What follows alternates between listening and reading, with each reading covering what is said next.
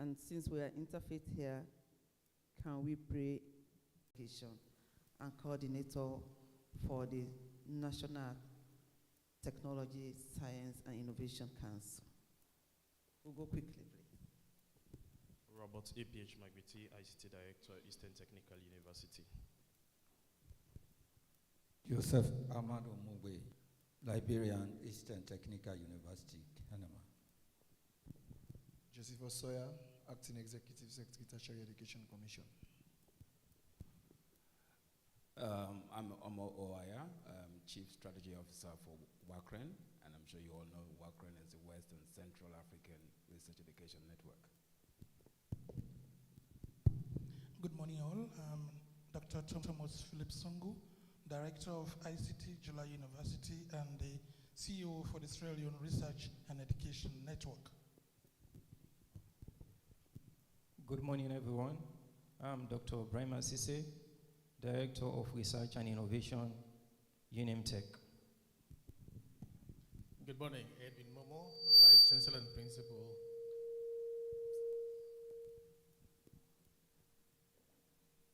Trying to get the correct, I'm right. Edwin Momo is my name, and I'm the Vice Chancellor and Principal of the Johannesburg University of Science and Technology. Good morning, everybody. I am Patricia Yandi Conte. I am the head of IPAM Library. Thank you. Good morning, Engineer Hamid Milton Mansare, Acting ICT Director, Johannesburg University of Science and Technology. Good morning, I'm Desmond Dumbia, Senior Librarian, Johannesburg University of Science and Technology.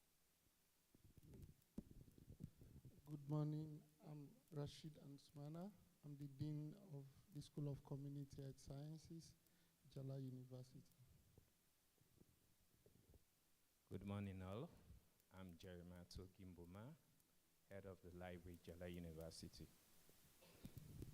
Good morning all. I'm Santigi Sise, the Director of Physical and Plant Services, Jala University. Good morning, Desmond Williams, ICT Manager for Bay College, University of Sierra Leone. Good morning, I'm Alusai Nulan, Finance Director, Jala University. Good morning all. Alaji Bondo Koroma, Librarian, Central University, Silicon Hills, Melintiwan. Good morning all. I am Isaac MCC, Director of ICT Central University. Good morning, George A. Dambo is the name, the Personal Assistant to the Minister of Technical and Higher Education. Good morning, I'm National Coordinator of the African Technology and Policy Studies Network. Good morning all. Mohamed Kombo Kamanda. I am Secretary General for the National Commission for UNESCO. Good morning all. I'm Mrs. Glenna Christie Macaulay. I lead the Data Science Department at the Directorate of Science, Technology and Innovation, the STI. Good morning. My name is Mariam Khadija Rogers, and I lead the Communications and Media Department at the Directorate of Science, Technology and Innovation.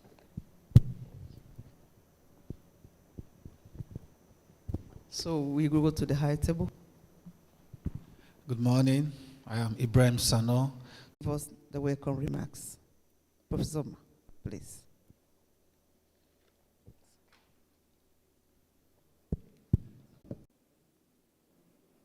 Communication, Technology and Innovation, and the Ministry of Technical and Higher Education. So to have all of us in one room at the same time, deliberating on the future of open science in Sierra Leone is really, it's my pleasure to be able to be here and be a part of all of this, because this is history making. And it's been long in coming. But I think later on we'll all get to hear from Thomas, from Omo, about how LIBSENSE and WACREN and SLREN have all come together. Let me once again welcome you all, and I personally look forward to seeing what today and tomorrow would be. Have been kind of pioneers of the Sierra Leone Research and Education Network in Sierra Leone. And I must confess that because of the distance we have traveled, and like I mentioned earlier, there have been peaks and valleys, and there have been more valleys than peaks. And there were times when I was ready to throw the towel in. But here we are, and I know the momentum now, because that has been gathered, would propel this whole open science initiative. In the interest of time, we are going to skip through,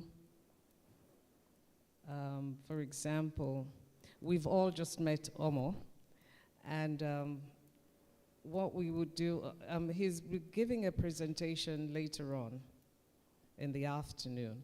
So I crave your indulgence, Omo, if we'll just kind of skip your initial remarks here so that the ministers can have their statements and make their statements before they go into their other engagements. And on the agenda, we also have what would have been a statement from the UK Foreign and Commonwealth Development Office, as represented by the British High Commission in Sierra Leone. Unfortunately, they cannot be here. So I'll just take this over now to the Deputy Minister of Communication, Technology and Innovation for his remarks. Thank you.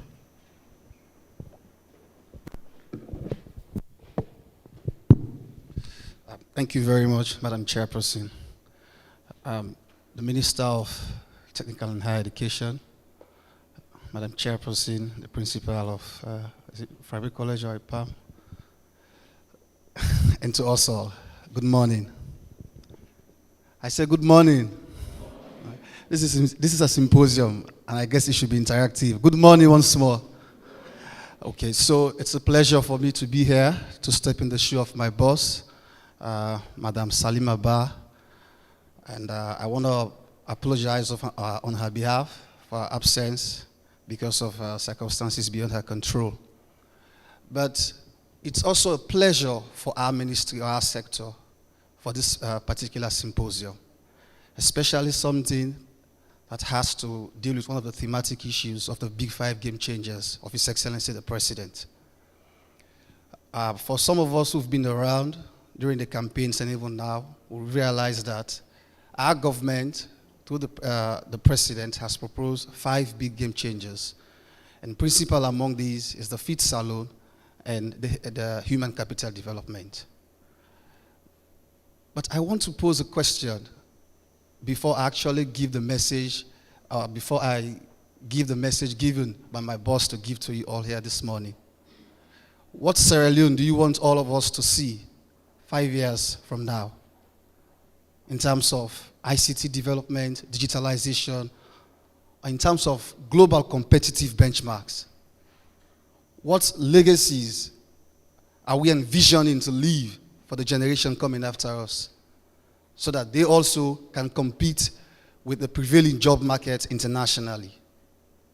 So as we meet in this particular symposium, targeting the human capital development, trying to enhance the ICT capacities of different universities or schooling institutions, let us ponder on these particular questions that I've posed to you.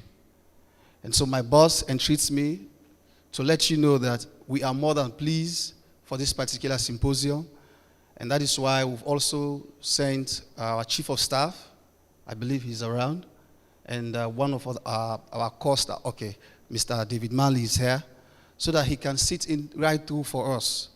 Because we want to see and we want to partner with this symposium, the outcome of this symposium, the deliberations that will be coming after this symposium. The overarching objective of our ministry is to create the enabling environment in Sierra Leone to accelerate digitalization. How are we going to enhance that in 5 years? We want to ensure our country scale up from from a cash society to a cashless society. How do we seek to achieve that in the next 5 years?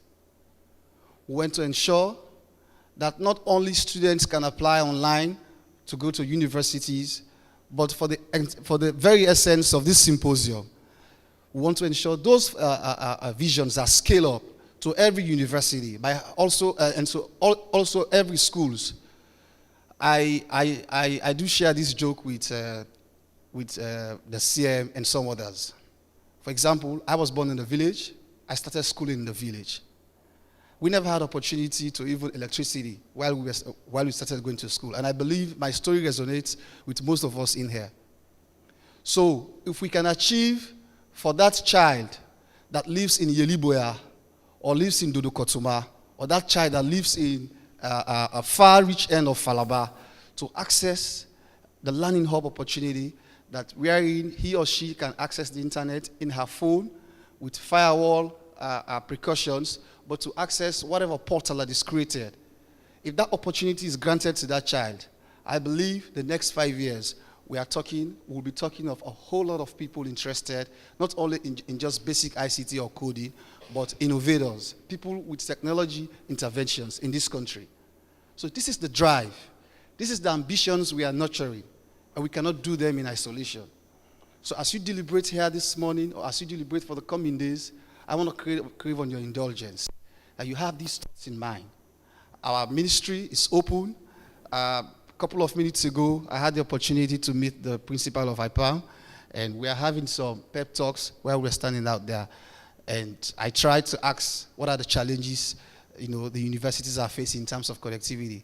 And she was just telling me, and I gave her my simple suggestion, which I believe if she'll have to work on, and then that one will scale up the ICT connectivity in the universities.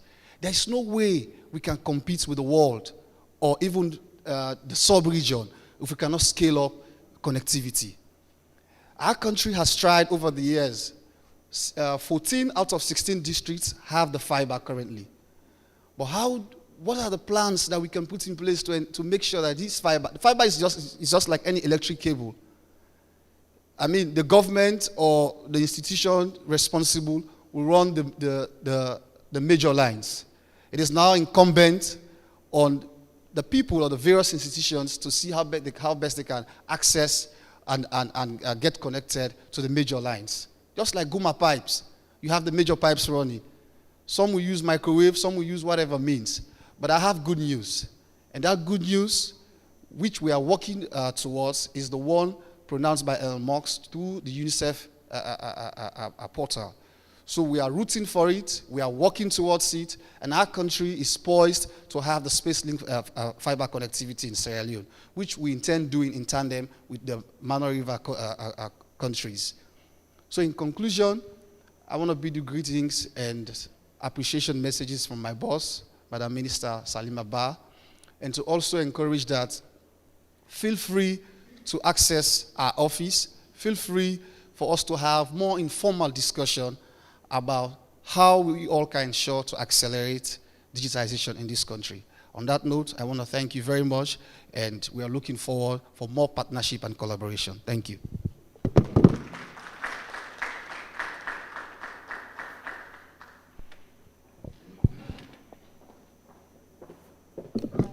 Thank you, Honorable Deputy, Mr. Ibrahim Sano. Again, welcome to the Sierra Leone Open Science Symposium. And we've gathered a group of experienced stakeholders, not only in innovation, but academics, researchers, partners.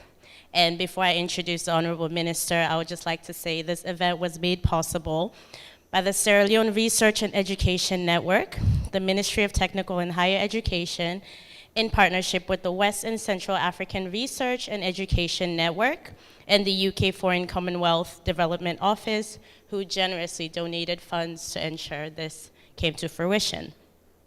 Without any further ado, I would like to introduce a very high esteemed woman that President Bio has entrusted in leading technical and higher education.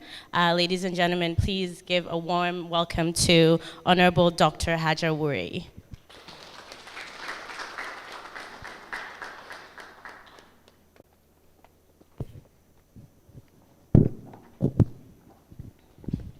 Thank you very much.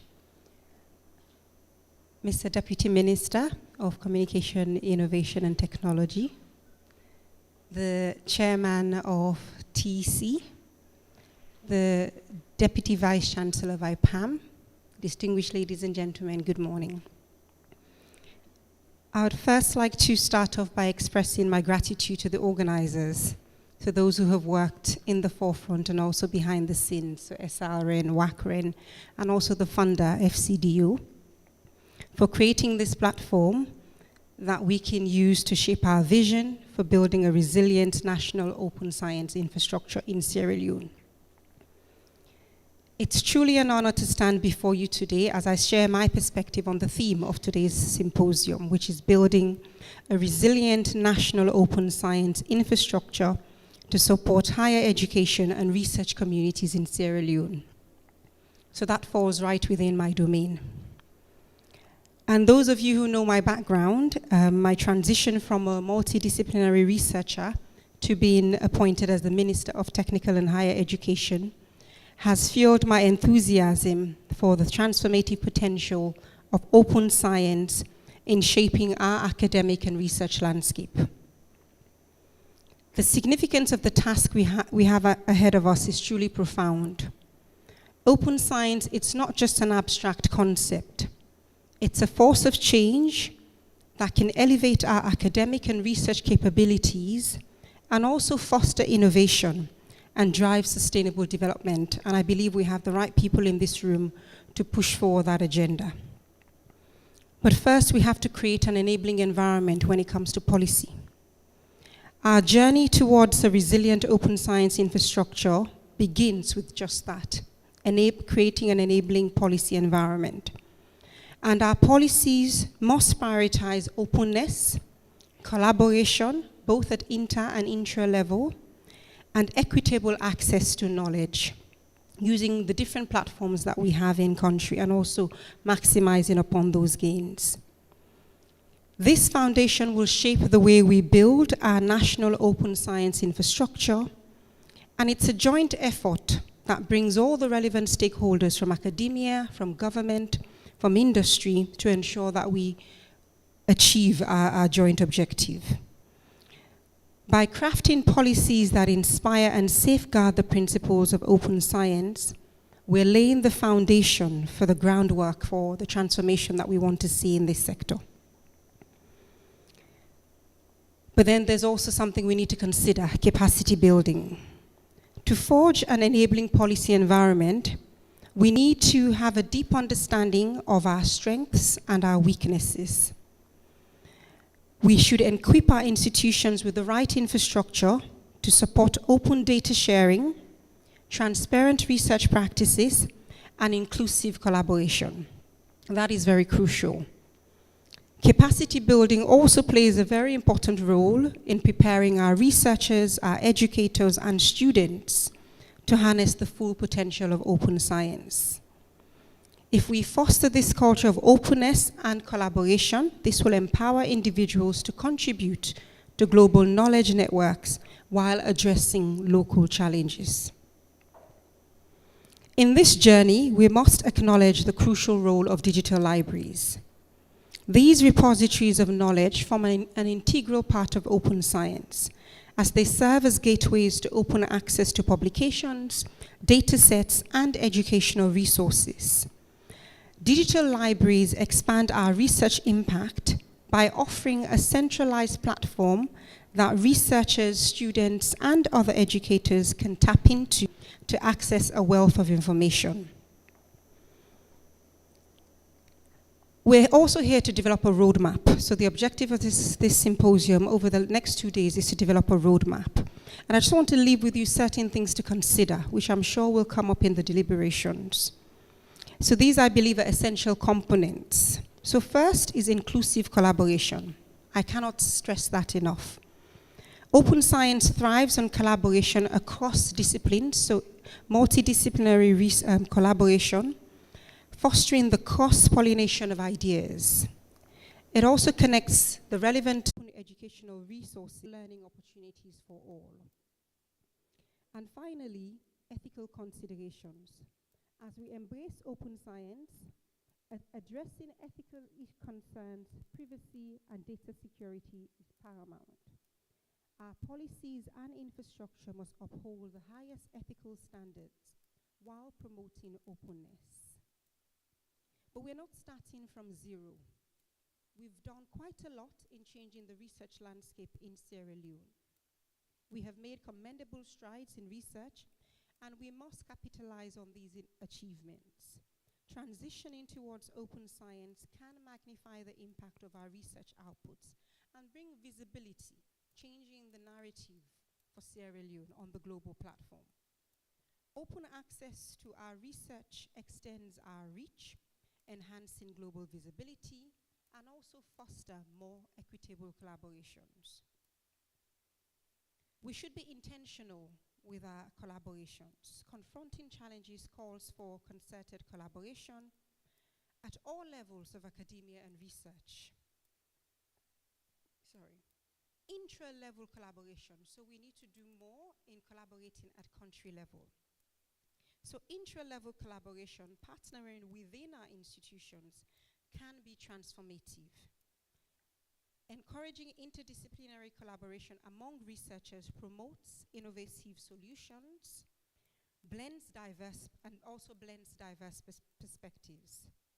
And we cannot forget our students. If we involve our students in collaborative research, this helps to nurture an open inquiry and help them to foster hands-on problem-solving skills. And then we should blow our own trumpet.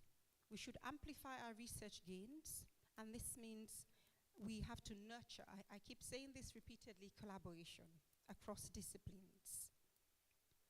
It needs a supportive ecosystem.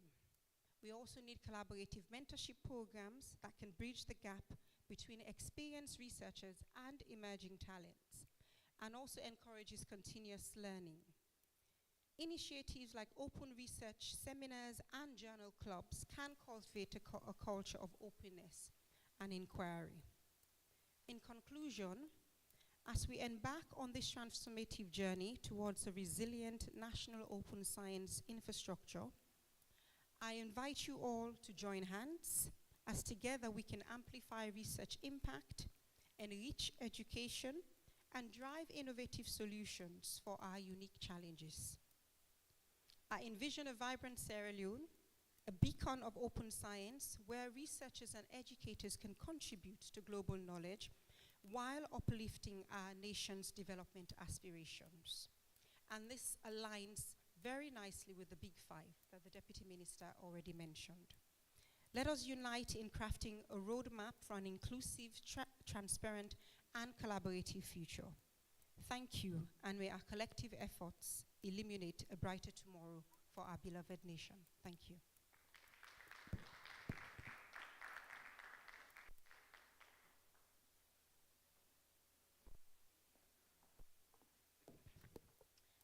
Thank you very much, Madam Minister. And as we continue with the activities outlined today, I think we can take some words about from what Madam Minister has stated here, and that is for us to be intentional about our collaboration. So now we have tea break and photos. Mr. Songo, we can move on to tea breaks and photos, right? Or do you want to continue into the program? Okay, so let's do the photos. I think we can start with the high table.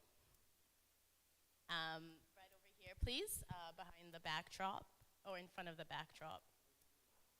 Yes, sir, you can make it right here. Yeah. Just here, let me just, right over here, please. Thank you, sir. Right here.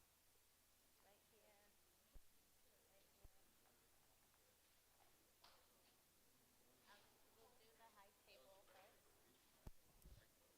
The high table first, please. Then we'll have Mr. Songo. Let's just do the high table first. I'm sorry. Just move this first, so we'll do the high table. table first. Perfect. And then after we'll take the high table first. Sorry, sir. We just do them first. Please go ahead.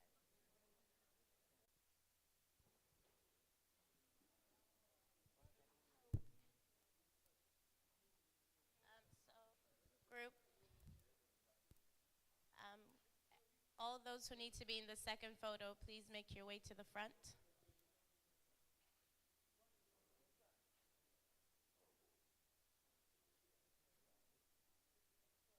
Okay, when I get together, please.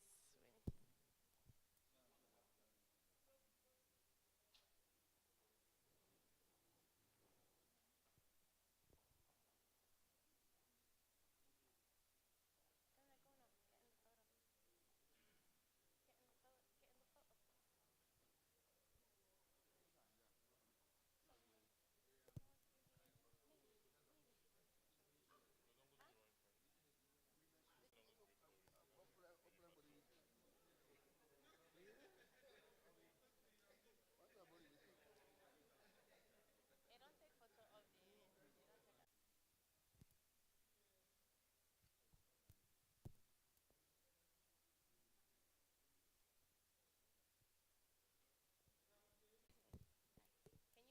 hello, hi, hello, hi, hello.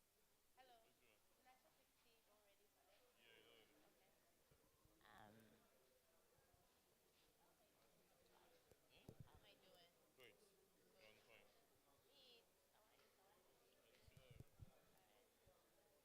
Tea break is outside. Tea break is outside just when you exit the doors.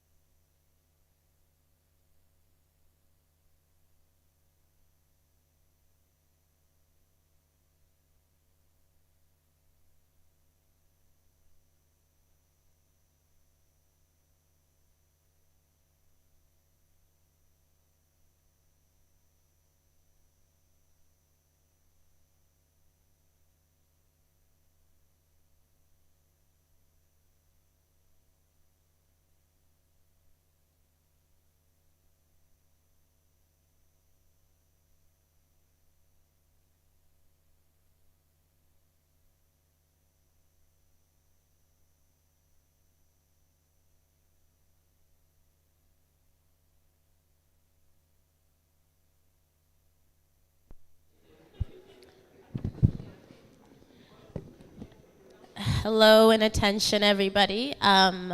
Tea break and the photo session is ended.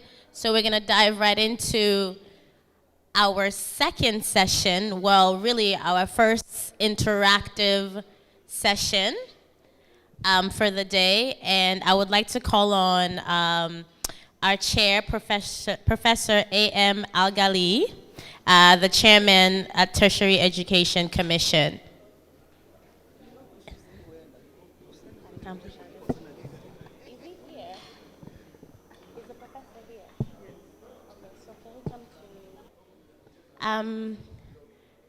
Okay, perfect. Yes, sir. Yes, sir. Oh, no, it's okay. Thank you. So if you can see from your agenda, the session is the open science as a policy priority. And first on our list of presenters is Dr. Mohamed Kombo Kamanda of UNESCO Sierra Leone, and he's here to present UNESCO's recommendation on open science in Sierra Leone. Please give him a round of applause. I think we can do better than that.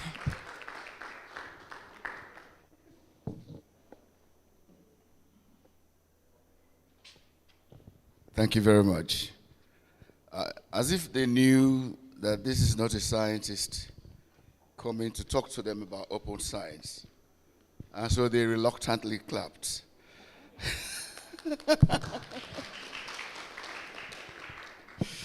Madam Chair, please permit me to stand on protocols already established. You know, the task I have is a very simple but very difficult one too. I am not UNESCO. I am the Secretary General for the National Commission for UNESCO. Two different things. But the work we do is very, very much connected to UNESCO. So yesterday, you know, I had a phone call to the Director of Science at the UNESCO regional headquarters in Abuja. And we were talking about this. And she says, Mr. Songu, Dr. Songu, sorry. Dr. Enan Moma was saying she was wondering why you didn't contact the regional headquarters and inform them about, you know, this very, very august occasion. They would have loved this particular presentation to be done by science experts from the UNESCO headquarters. But then she did say, on a lighter note, that she thinks I have the, you know, the qualification to talk, to read what I have on the UNESCO recommendations for open science, because I have interacted with UNESCO for quite a long time now, and I have been involved in activities relating to science. For instance, we have promulgated and now launched the new science, technology, and innovation policy in Sierra Leone, about which we are very, very proud. So I really wish to thank you for taking this on. What I plan to do is, because you know UNESCO would do very, very elaborate document. I'll share the soft copy of this with you. Thomas, I'll share this with you so you can let every participant have a copy of what UNESCO recommends on open science. Okay, but I'm going to read the preamble and then I will read the recommendations that UNESCO has made. It goes back to the General Conference of November 2021. The General Conference of the United Nations Educational, Scientific and Cultural Organization meeting in Paris from the 9th to the 24th of November 2021, and at its 41st session. The preambles are about 26 of them. I don't plan to read through 26 of them. I'm only going to read through some, and then I'll go straight to the recommendations.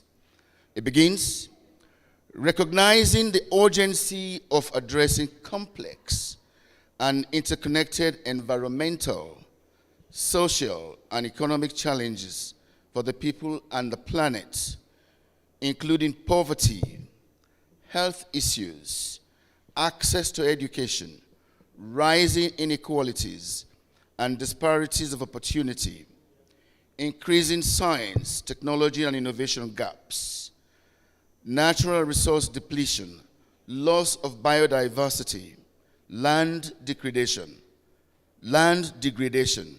climate change, natural and human-made disasters, spiraling conflicts, and related human crises. Number 2, acknowledging the vital importance of science, technology, and innovation to respond to these challenges by providing solutions to improve human well-being, advance environmental sustainability, and respect for the planet's biological and cultural diversity, foster sustainable social and economic development, and promote democracy and peace. Number 3, also acknowledging the opportunities and the potential provided by the expansion of information and communication technologies and global interconnectedness to accelerate human progress and foster knowledge societies, and highlighting the importance of narrowing the STEAM and digital gaps existing between and within countries and regions. Number 4, noting the transformative potential of open science for reducing the existing inequalities in STEAM and accelerating progress towards the implementation of the 2030 Agenda and the achievement of Sustainable Development Goals and beyond, particularly in Africa, least developed countries, landlocked developing countries, and small island developing states. Number 5, mindful of UNESCO's global priorities, namely gender equality and Africa, and the need to mainstream all these aspects in open science policies and practices with a view to addressing the root causes of inequalities and providing effective solutions to that end. And number 6, considering the more open, transparent, collaborative, and inclusive scientific practices, coupled with accessible and verifiable scientific knowledge subject to scrutiny and critique, is a more efficient enterprise that improves the quality, reproducibility, and the impact of science, and thereby the reliability of the evidence needed for robust decision-making and policy and increased trust in science. Also noting that the global COVID-19 health crisis has proven worldwide the urgency of the need for fostering equitable access to scientific information, facilitating and sharing of scientific knowledge, data and information, enhancing scientific collaboration, and science and knowledge-based decision-making to respond to global emergencies and increase the resilience of societies. And it continues, committed to affirming, recalling, building on also the 2019 UNESCO Recommendation on Open Educational Resources, OER, and the 1971 UNESCO Universal Copyright Convention, and taking note of the strategy on UNESCO's contribution to the promotion of open access to scientific information and research, and the UNESCO Charter on the Preservation of Digital Heritage, adopted by the UNESCO General Conference at its 36th and 32nd sessions, respectively, and so on. And that carries on to the recommendations. There are 5 of them.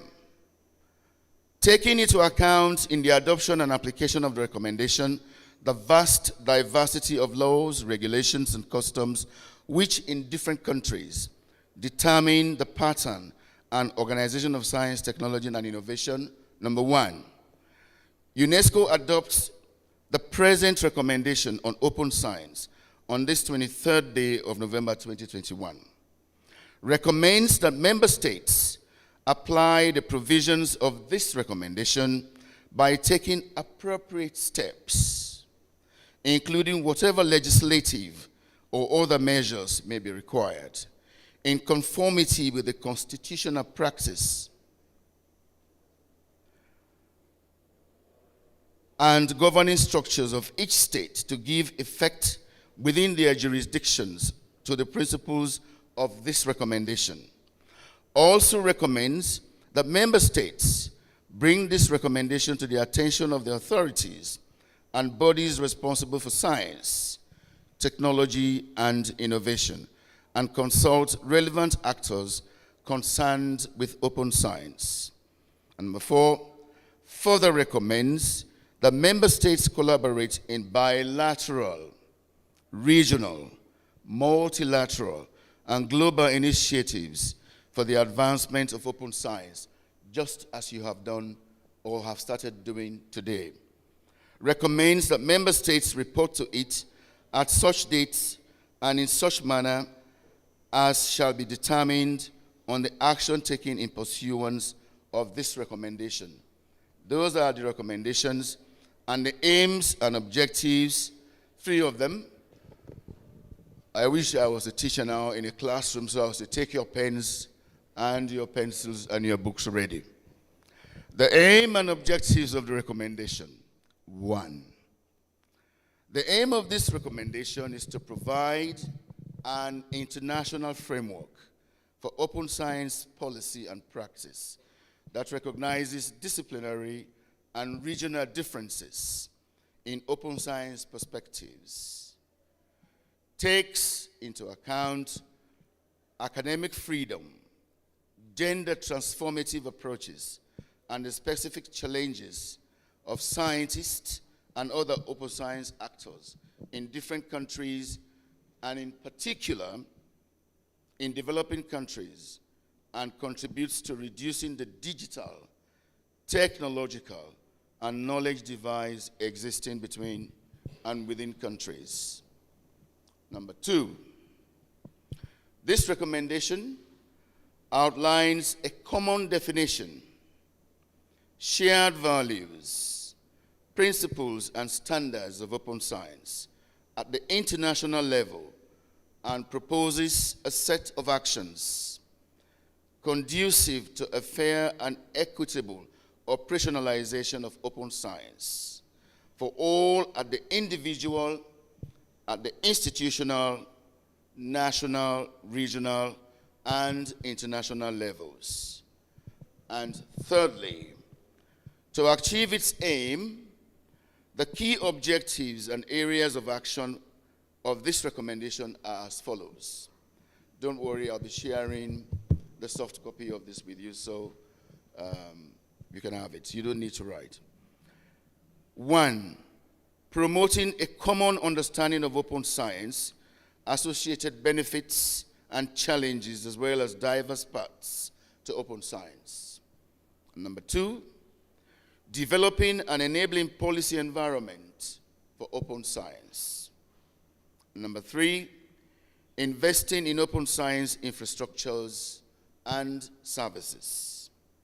And number 4, investing in human resources, training, education, digital literacy, and capacity building for open science. And number 5, fostering a culture of open science and aligning incentives for open science. I like aligning to the incentives of open science. Number 6, promoting innovative approaches for open science at different stages of the scientific process. And finally, promoting international and multi-stakeholder cooperation in the context of open science and with a view to reducing digital, technological, and knowledge gaps. So I'm as confused as you are, because I have just read a document produced by UNESCO, which is the standard setting instrument as far as open science is concerned. But what I gather from this, what I glean from this is that you researchers, particularly at university level, have to look beyond the researches you do. So when you publish the outcomes of your study, you make sure they are accessible to the wider public. Because when I went to Frobe College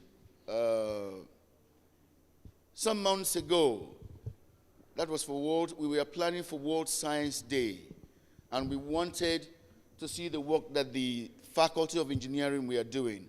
And believe me, we saw piles and piles of undergraduate research projects, not published, but packed and accumulating dust. So I asked the head of the department, I said, what is this all about? Surely these students are doing exceptional work. How do you let the people of Sierra Leone, the industrialists, know that such researches have been conducted at the university? To what use are you going to put all of these research projects? And very good ones.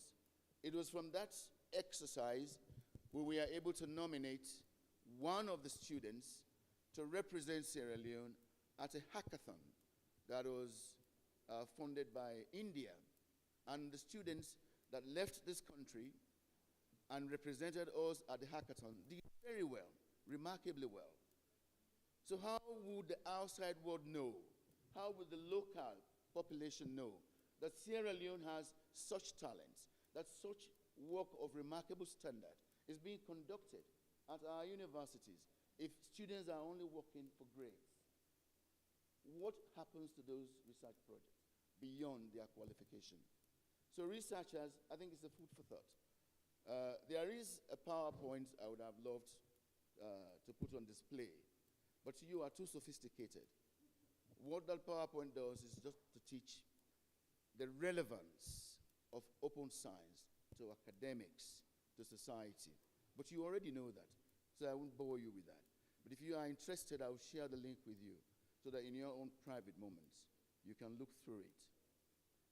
So that is what UNESCO says, and it is not what UNESCO says that is important. It is how we practicalize it. It is the use to which we put it, particularly at our own country level. You know, it's interesting, they always call us least developed. Yes, we are, but we do have talents that are very sophisticated. We need to not only look outside, but look inside. Let us look inward for the solutions to the problems that confront us. It's so important, because if we rely on outside world to solve those problems, we have a long way to go. I thank you for listening.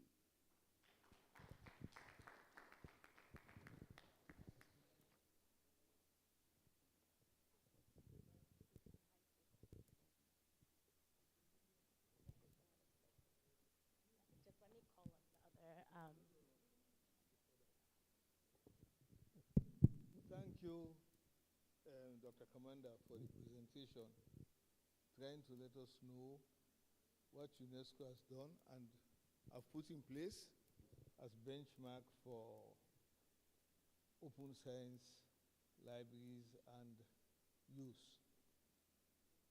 We want to make this as interactive as possible.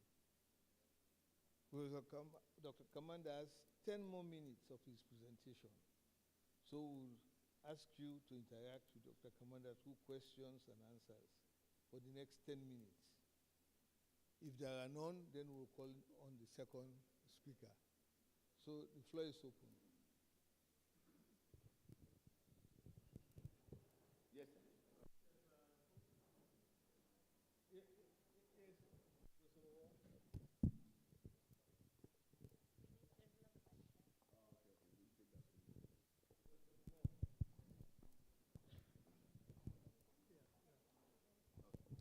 Yeah, just a quick one, Dr. Commander. You've read through the recommendations proffered by UNESCO. Yeah. My question would be, what would be UNESCO's contributions to these recommendations? Good question. Do you want me to answer that, or do you want me to wait for some more? Okay.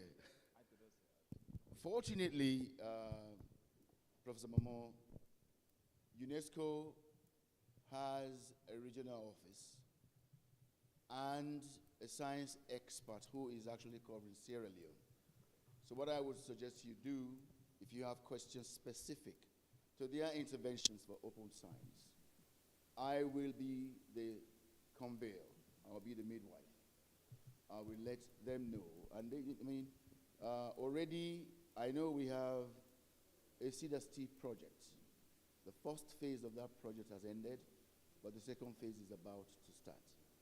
And there was a component really on open science. Mrs. Kiowa, the Director of Science Education at the Ministry, was at the forefront of that. And so UNESCO has a lot to do with open science. A lot to do with open science. And any questions specific to what they can offer in contribution, you let me know and I'll convey it to them. And just to add to that, since the recommendations, UNESCO has been developing a number of toolkits to support this awareness. So there are toolkits for policy. About public debt. And the argument that came was so context. The person was completely out of context in terms of evidence. But the evidences are there, they are published. So that's why one way is UNESCO can help to see how best we can have not only published research, but also discussions on this public research once in a while, where academics can interact on them, especially on sensitive issues of national importance. They are there as well, but how do we make use of them in terms of interaction, in terms of understanding, in terms of reach and use that when things are implemented. That's my own submission. Thank you very much, Doc. I think this came up a few days ago at a workshop I attended, intellectual property rights. People are so conscious of the rights of their publications that they don't publicize them. And you're right about creating a forum where people really discuss the work that has been done and how related that work is to trends, current, as well as future trends in the country.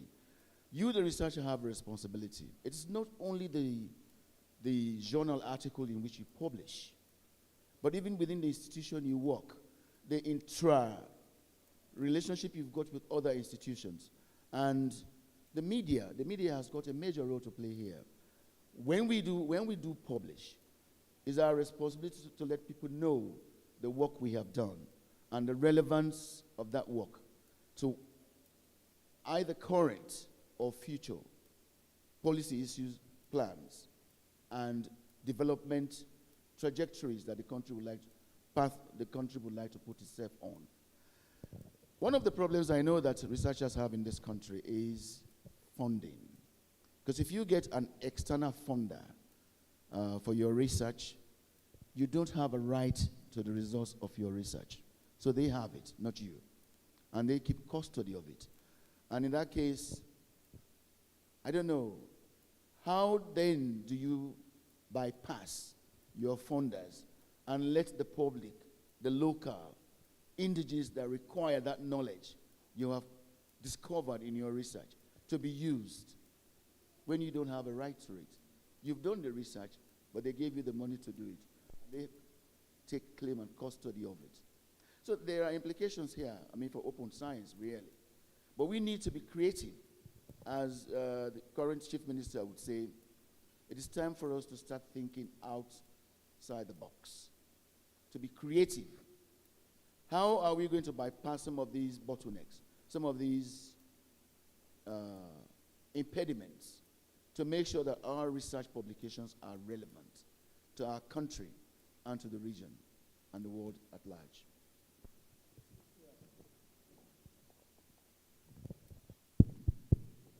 I think the point you just made is a bit contentious. Definitely. Because if you take funds from somebody to do research, there are agreements as proprietary rights. It's contentious. I don't want to go into it, but I think we should be research proposal, and when you are collecting data before you start, there's this consensus view that you should engage stakeholders, getting them involved right from the beginning and sharing data with them as well as you get results. And so this is the new norm. Now, so how do you publish your data? If you publish your data, it's open, it has identifiers. Who is going to use data that's already opened and identified by everybody else? Because if you do, that's the whole attraction of open science. So if the data is out there and it has been identified as you provided it, so anybody else who needs to use that data has to attribute. That is the opposite. It's now an advantage for especially early career researchers who don't have the provenance of more senior people who are published. And that's on one hand. On the second hand, I've lost track now, but you actually mentioned publications and this being the norm. And yes, you're very correct. So I was going to mention that to the chair. So we've had the UK is talking about, open science for global resilience and a focus on low, medium income companies. Countries come up with a similar what is popularly called the Nelson Memo, saying all government funding, as is mentioned, they even provide funding for you to put this in open data repositories. The same thing has happened with the European Commission. So there's been, again, a continental drive towards open research.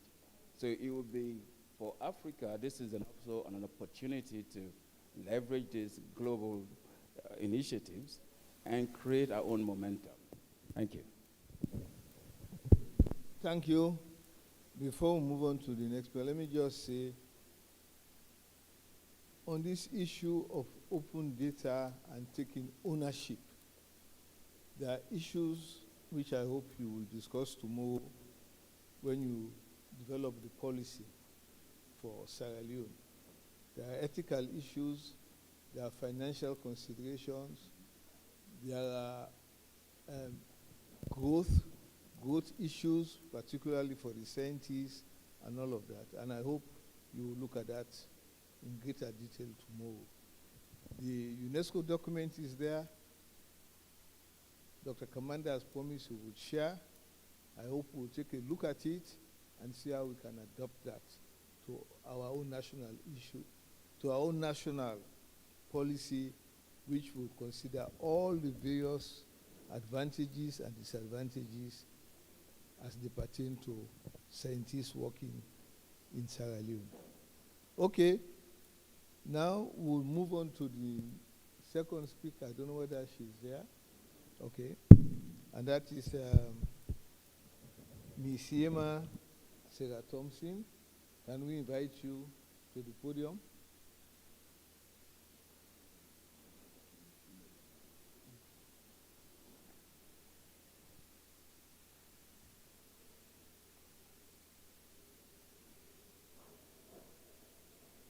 She will be talking on the right to access information commission and open data. Yeah.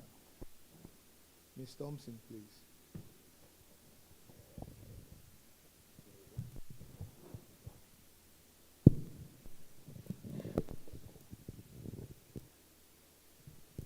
Mr. Chairman, fellow panelists, all protocols duly observed.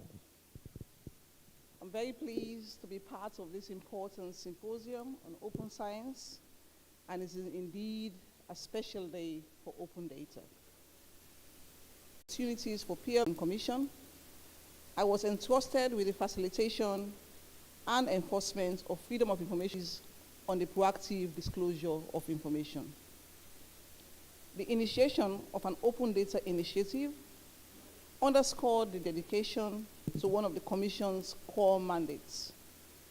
This initiative revolutionized collaboration for the enhancement of data quality and accessibility to ultimately foster collective distinguished guests, to move the needle on the Open Data Initiative, right to access information, and Start Sierra Leone, champion the establishment of a multi-stakeholder Open Data Council. This council was co-chaired with invaluable support from the Ministry of Information and Communications, which played a pivotal role as the ministerial lead. With a forward-looking vision, the council aligned with principles that underscore the importance of accessible the need for and effective policies aligned with institutional needs and foster and enhance collaboration. I am pleased that the Sierra Leone library community remains dedicated to building local capacity, ensuring leadership and nurturing ownership of data development processes. And I see Professor Miriam Conte-Morgan and Mr. Thomas Songo in the room, who were dedicated leaders who contributed greatly to the discussions when we incubated the Open Data Council. As we continue to push the boundary, I will recommend an assessment and a stakeholder engagement in these assessments.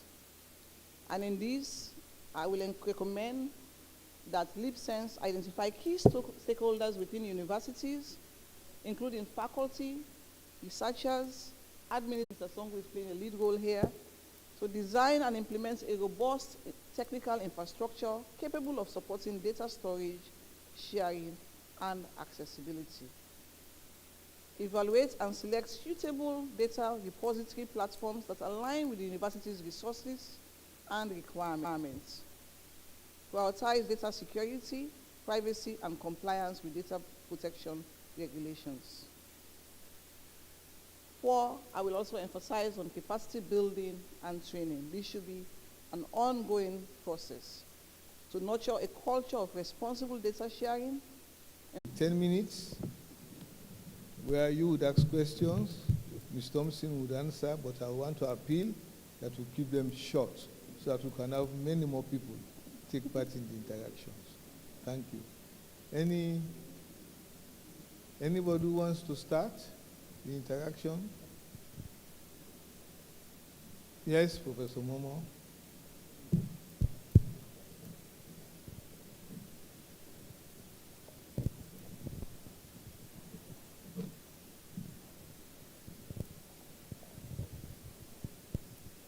Thank you very much, Madam Thompson, for some clarity had been given here in terms of the Right to Access Information Act, which gives certain rights, those pieces of information.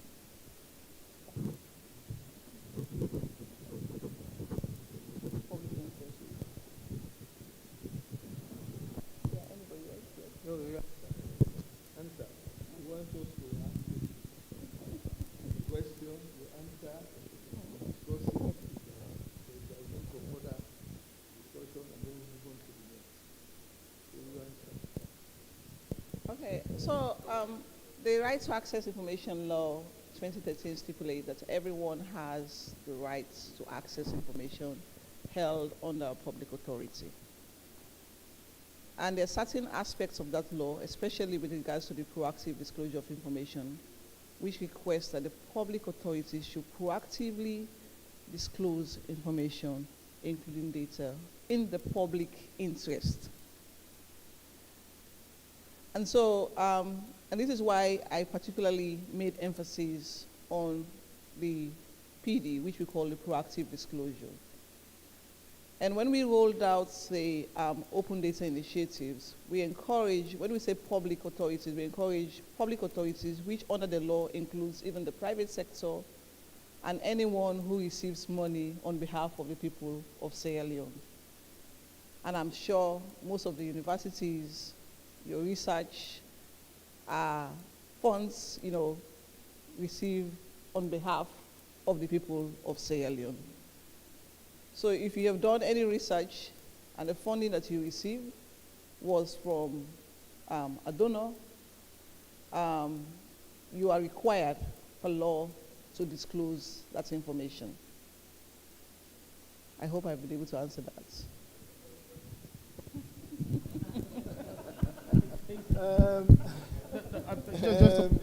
Just one. It's just a clarification. Not necessarily, because there are times when you are sourced and asked to do a particular work available to the public. And it's only when probably what I am looking for is not available, that is what triggers the request. There are data, open data infrastructure is supply driven rather than demand driven. And so therefore, the traffic to the open data portal is very limited. So you have a lot of people sending FOI requests because what is on the portal does not necessarily meet the demands of the populace. And that's also lessons learned for commissions across Africa to reduce the demand for FOI, to reduce the number of FOI. Very essence of an open system. Take, for example, the RIC Act, Section 6, demands fees in such that if I were to be demanding information and requested fees for that, it can give me the very essence of an open system. That's what we were really talking about. So do we have to go back to this and perhaps look at the best way possible that all of these pieces of information that will be requested will be given for free? Yeah, definitely that has to be reviewed. I know when the RIC Act was being formulated, the reasons behind that was because of photocopying, paying for photocopying services, for example. Somebody needs information. But we are now saying, and this is why we want the records management law to be passed, we are now saying we do not need somebody to come to your office to photocopy documents. If you upload them in an open format, the need for photocopying will be discouraged. So yes, and this is why we're saying we also need the records law. Definitely. I hope the rapporteurs taking note of these fine points for tomorrow, because tomorrow you're going to develop or look at the development of a policy.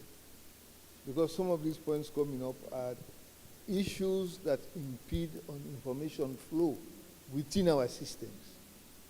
So I hope somebody is taking notes. You now have no control over them. Once they go into print, the subject teachers will take custody of them. And before you know it, the markets along Godrich, will be peddling the products of your heart and, labor. Thank you. Well, I think we should drop in the preparation of generic drugs.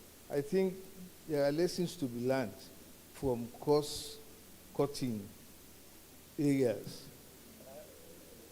I agree with you, you want to protect your rights, but already in place and in some other discipline,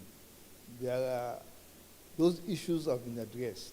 So let's look at what they did and adapt in our own situation.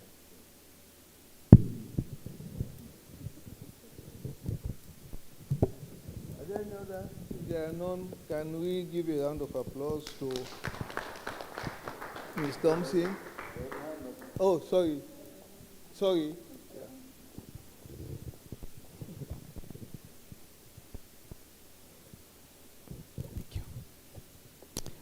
Yeah, just a brief one. I would like to know the position of confidentiality on to Access Information Act. That certain information will not be given access to because of confidentiality. So, how does the Act say, or what does the Act say regarding confidentiality and the restriction of, the need for the restriction of information for certain protection of human rights? I just want Professor or the speaker to, That what is the position of confidentiality? We have the right to access information, but there is a caveat. There are caveats like there should be a restriction for the provision of certain information for confidentiality and for the protection of human rights. I want to get more. You'll get it. I'm sure if you go to the Freedom of Information right, the law, there must be limitations and protection of confidentiality. There are in the Act as it is now. So I think you should make reference to that as you go along. But Okay. there are safeguards Okay. in the current Act. Okay, that's all. I said not professor, because I'm not the one presenting. Please, she is. Thank you. Go through our act, and so please go issues of the act, which includes personal identifiers. Okay, thank you. I don't see Professor Malam O here. But somebody is here. Okay. Well, again, another round of applause for Ms. Thompson. Professor Uthman Sankor is supposed to help us strengthen the national systems. And he will give a presentation, ably represented, I suppose, by, your name please? By Dr. Brahma Sisi from Unimtech. I will be the last speaker of the last session. So it's like it will be more challenging for me, to speak after professors, head of UNESCO, have spoken. For me to be able to repeat what has been already said and to summarize, it will be very, very difficult. But I'm sure the audience here is very clever to know the pressure that I am in at the moment and will therefore forgive me for this. Mr. Chairman, ladies and gentlemen, in this era characterized by rapid technological advancement and interconnectedness, the role of this open science in boosting our national system cannot be overemphasized. The title of my talk, given to me by the organizers, actually forced me to make two assumptions. One, that the national systems in question are the soft and hard infrastructure that make open science flourish. And two, innovating with openness. It's about using open science for innovating within the national system. As have been said by previous speakers, I will now try to put them in, by emphasizing open science that embodies a fundamental shift in the way we conduct research, the way we collaborate, and the way we share knowledge. Conducting research, collaboration, and the dissemination of knowledge. Open science entails transparent access to data, methodologies, and findings, transcending geographic boundaries and fostering a culture of inclusivity. Efficiency, and impact of open science practices. Now there is a big question. What do we innovate and how do we go about doing that? A comprehensive national open science infrastructure permits me to call this soft and hard infrastructure, which consists of a variety of interconnected components and resources that support the implementation of open science practices at a national level. This infrastructure aims to facilitate collaboration, transparency, and accessibility in research and innovation. Mr. Chairman, ladies and gentlemen, I will now try to mention some of the key components that need to be innovatively developed where they do exist and reinforced where they already exist to achieve a transformative impact of open science in this country. Number one, open repositories and platforms. We need like centralized repositories for research data, publications, and other research output, where researchers can deposit, access, and share their work openly.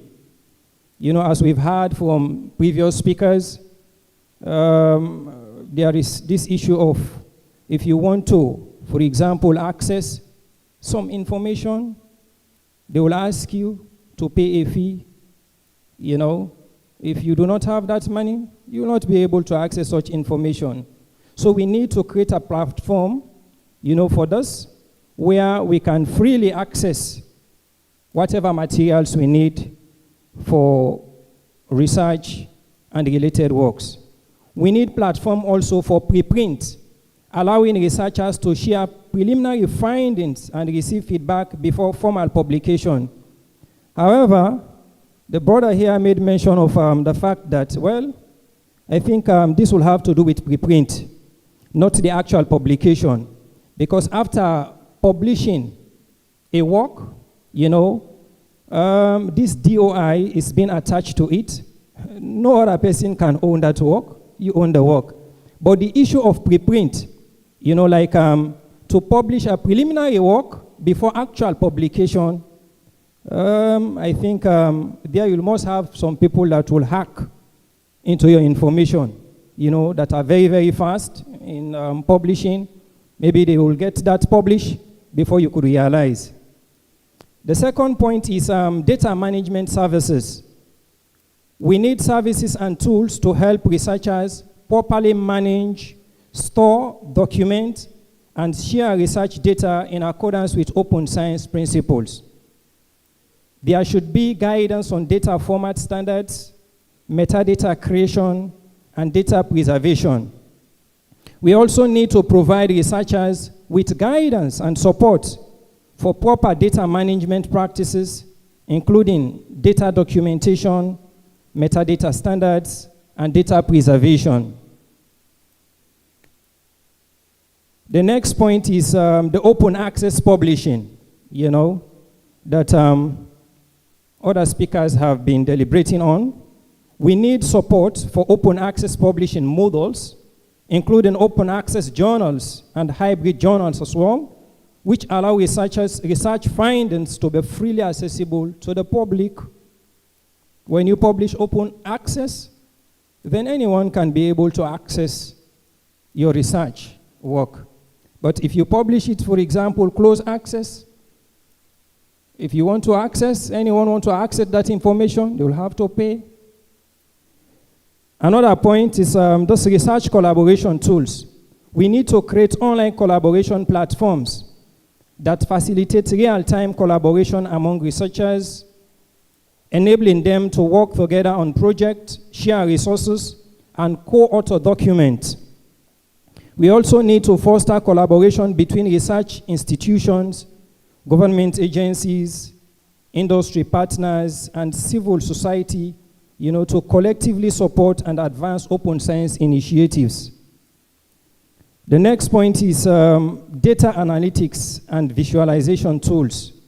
We need also to provide tools for analyzing and visualizing research data, enabling researchers to extract insights and communicate findings effectively. The next point is open educational resources. Here, we need to create platform, you know, for creating, sharing, and accessing open educational resources that promote open and collaborative learning exercises. We should also allocate resources to develop and maintain open repositories, data management systems, collaborative platforms, and other necessary tools for researchers to share and access information. The next is metadata and interoperability standards. We also need to adopt standardized metadata format and interoperability protocols to ensure that research data and publications can be easily discovered, accessed, and reused. Training and capacity building programs as well. We should provide workshops, training, materials, and resources that educate researchers, educators, and students about open science practices, data management, and related skills. The next is policy and public engagement initiatives. We also need national policies, which I think that's one of the key components of the symposium. We need national policies that promote and mandate open science practices, as well as advocacy efforts to raise awareness and foster a culture of openness. We also need to engage in outreach activities to engage the public in science, including science communication platforms, citizen science projects, and initiatives that promote science literacy. Those activities should include advocacy, campaigns, conferences, and seminars. Ethical and private guidelines as well, ethical issue in publishing or in writing. We need to develop frameworks and guidelines for ethical conduct in open science, addressing issues such as data privacy, informed consent, and responsible research practices. Another very important point has to do with funding and support. Well, maybe the reason why most researchers will tend to publish their papers, their research work, in closed access publishing outlet, it will be as a result of they do not have the fund, to pay to get it published open access.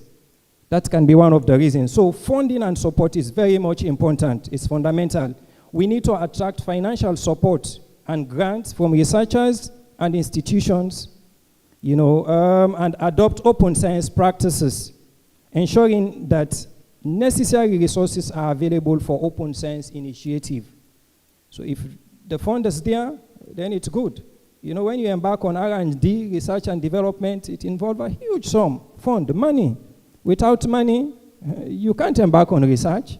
Quite impossible. The money should be there. And also monitoring and evaluation. We must consider important mechanisms for promoting the impact and effectiveness of the national open science infrastructure, including metrics related to research outputs, data reuse, citation rates, collaboration, public engagement, and knowledge dissemination. This will allow us to regularly assess the effectiveness of the national open science infrastructure, gather feedback from stakeholders, and adapt strategies based on evolving trends and needs. International collaboration also, very important. We will need to participate in international networks and collaborations to share best practices, learn from other countries' experiences, and contribute to the global open science movement. Mr. Chairman, ladies and gentlemen, of course, if you are listening very carefully, you definitely observe that my emphasis on we. Is that not so? Who are the we? All of us, the government, universities, as well as other stakeholders and the researchers. We each must play a role to make this work collectively. There is another important question to answer, which is, how open should open science be? How open? The degree or the magnitude of openness in open science can vary depending on the context, the type of research, and the ethical considerations involved. While the ultimate goal is to maximize transparency and accessibility, there are certain factors to consider when determining how open science should be. For example, data sharing, publication access, intellectual property, ethical considerations, and transparency in research process. But unfortunately, there will not be enough time to go into the details of all of these. Mr. Chairman, ladies and gentlemen, in conclusion, strengthening national systems requires an ecosystem where knowledge flows freely and barriers to entry are largely diminished. Open science provides us with this ecosystem by promoting democratization of information. Whether it is scientific articles, databases, or software tools, open access empowers not only researchers, but also educators, policymakers, and the citizens. It is also essential to recognize that the journey towards fully embracing open science will not be devoid of challenges. There are lots of challenges. Striking a balance between openness and protecting intellectual property, ensuring data privacy, and addressing issues of equity and representation are some of the hurdles we must navigate. By actively engaging with these challenges, we can refine our approach and build a more inclusive and equitable open access landscape. This journey, of course, unquestionably requires collaboration, perseverance, and a collective commitment to knowledge dissemination. Now, as we embark on this voyage, let us embrace innovation as a beacon guiding us towards a future where our national system are fortified by the transformative power of open science. I thank you all.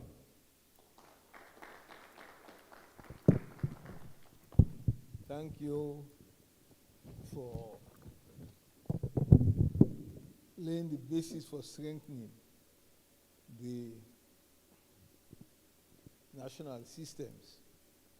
I will now open the floor for people to ask questions on points of clarifications, make comments, additional areas that you would like to see strengthening, and we have 10 minutes for that interactive session.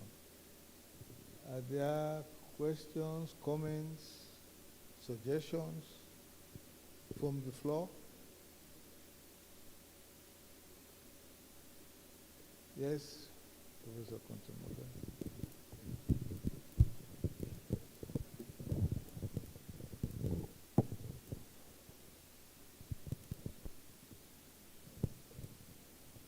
Thank you, Dr. Sise. You kept my interest, and I just want to make a comment, not really not ask a question. But much of what you outlined is really what libraries are all about. And I hope then this would be bring an appreciation for what libraries have to offer. And I am appealing to heads of institutions, VCs, through the chair of CVCP. Are you listening, sir? Just to pay more attention to libraries. So this is my call. And yes, that's the librarian speaking. And also for the TEC to mandate.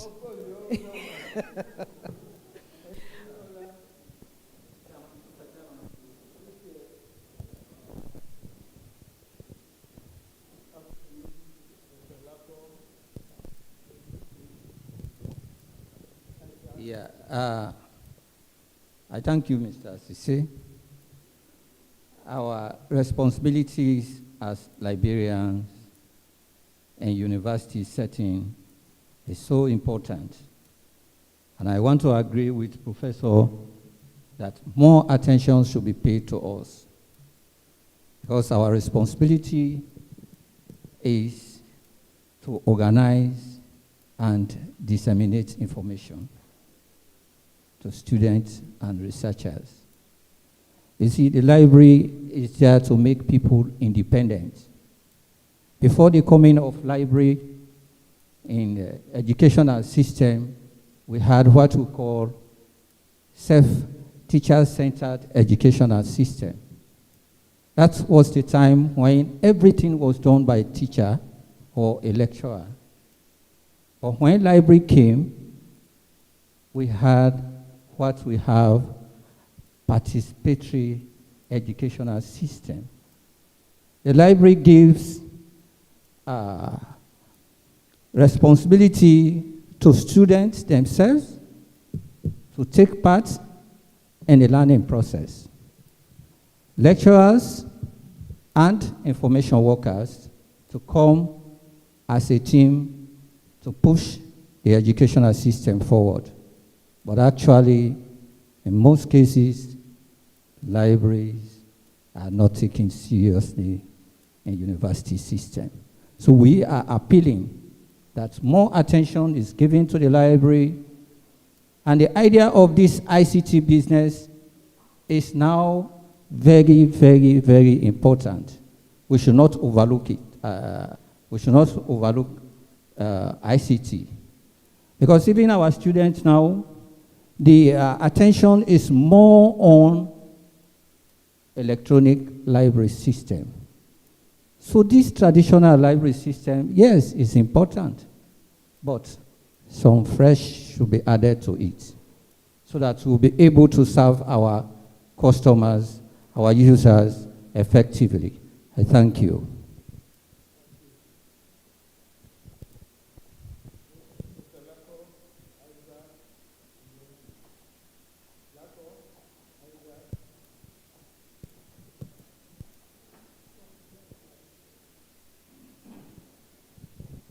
Okay, thank you. So, thank you, Dr. Asise. So, Prof, this is for you. I've been thinking, how open are open access repositories? How open are they? Because most times you will have, I remember you gave me a link, sorry I have to say this openly, where it's a very good publishing outfit, several time. And then I had a very nice piece that I want to share, and they love it. And then it was $4,000 if I don't want it to be open. But if I want it to go on the open access, it's about $1,000 something. So I have to pay for it. So that's one. And then this brings me to the issue of commercialization of research as well. Most often because of the cost of conducting research. And in Sierra Leone, I will not, for us, our focus, most times in academia, the focus for research is for upward mobility. Most times, that's the focus. But now, with the intervention of these programs, our focus are now redirected to access, to how we can collaborate, we can partner and make our work be accessible, and then but the question there is, it is. So, if I can recall, one of the speakers said, he said, all that we are discussing here is not about abstraction, it's about implementation. And while most of my colleagues here have talked about the side of political and social aspect of the whole idea, I want to shift from that a little and go more technical in terms of technological infrastructure. So I want to know how, because all that we are discussing here right now is about implementation. And by implementation, we need the infrastructure. And the infrastructure, we mean technological infrastructure. So I want to know how prepared are we to implement this one in terms of technological infrastructure.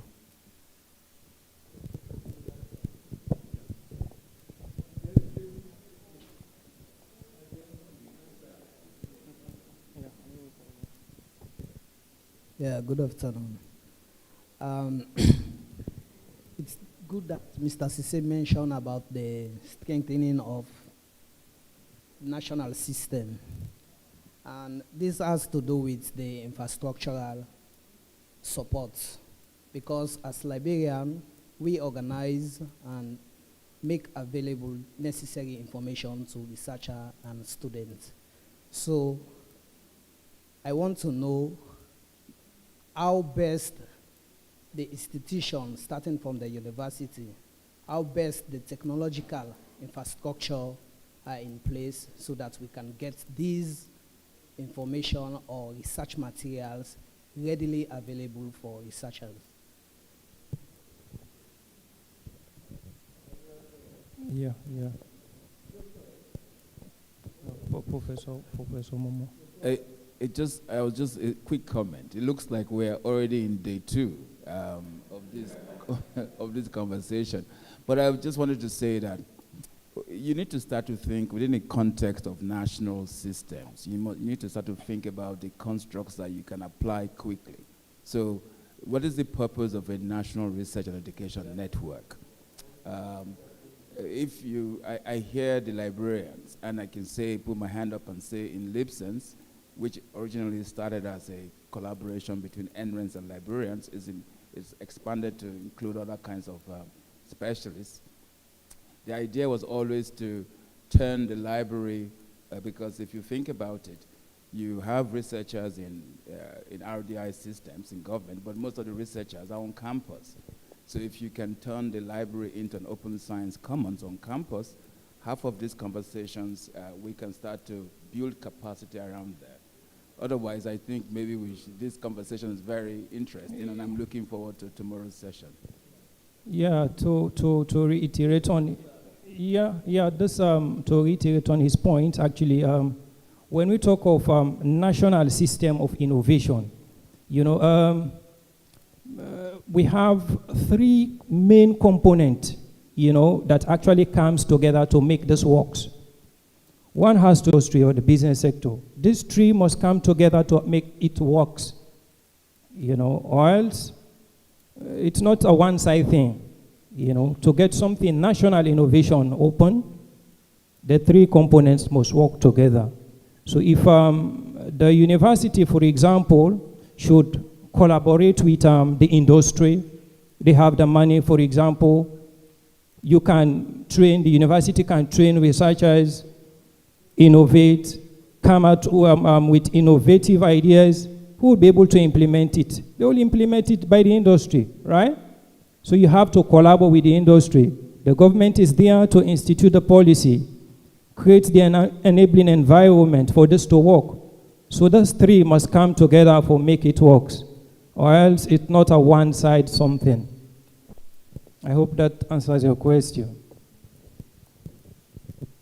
Well, we would have to round up. But let me just make 1 or 2 quick observations and share my own personal glimpses with research, with regards to research funding, availability. There may be problem with internet connectivity, but there is internet connectivity. It may not be high speed. If we look at those, can we honestly say we do not have the basis to start? We can't. Honestly, we can't. The basis to start, we have. There is need for improvement, there is need for more equipment, there is need for more commitment. But we do have the basis to start. So when people say, when I started off as a researcher, I was told a couple of things. One of them, that all you need to be a good scientist is a pencil, a ruler, and a piece of paper. You deny that. A pencil, a ruler, and a piece of paper. That's all you need to be a good researcher. And believe you me, if you think deeply, that's all you need. There are other things that would aid you in doing your research. And that does not cost too much money. Take, for instance, in the social sciences. Somebody can go and do a survey and come up with a book. In agriculture, if you have the land, you have labor, you have seeds, you have fertilizers, it's the way you design to get your results. That's what you really need to look at. That does not cost too much money. So when we don't think outside the box. We're always looking at, oh, we need these resources, we need this before we can do research. It's not always true. There are instances when you can actually do fabulous work with the little that already exists.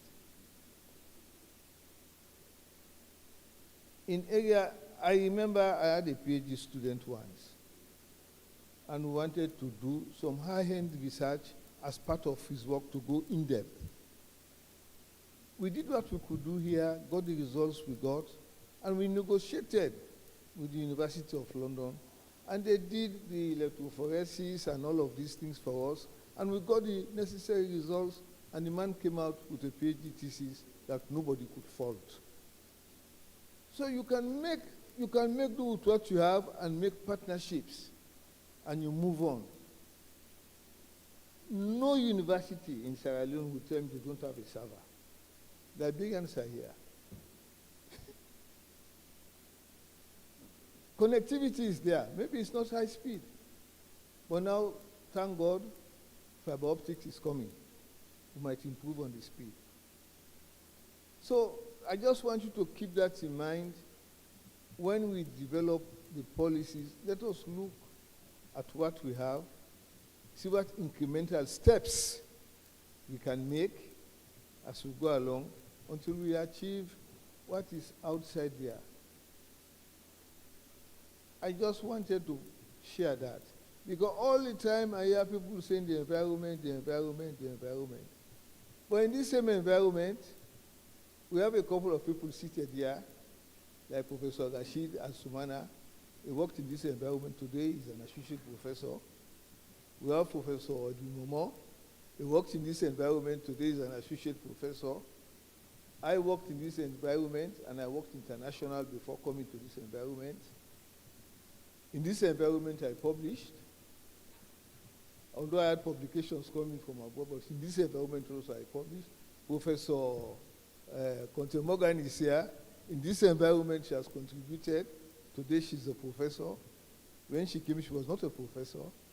But I believe if she's now a professor, she must have done incremental work. So it's possible.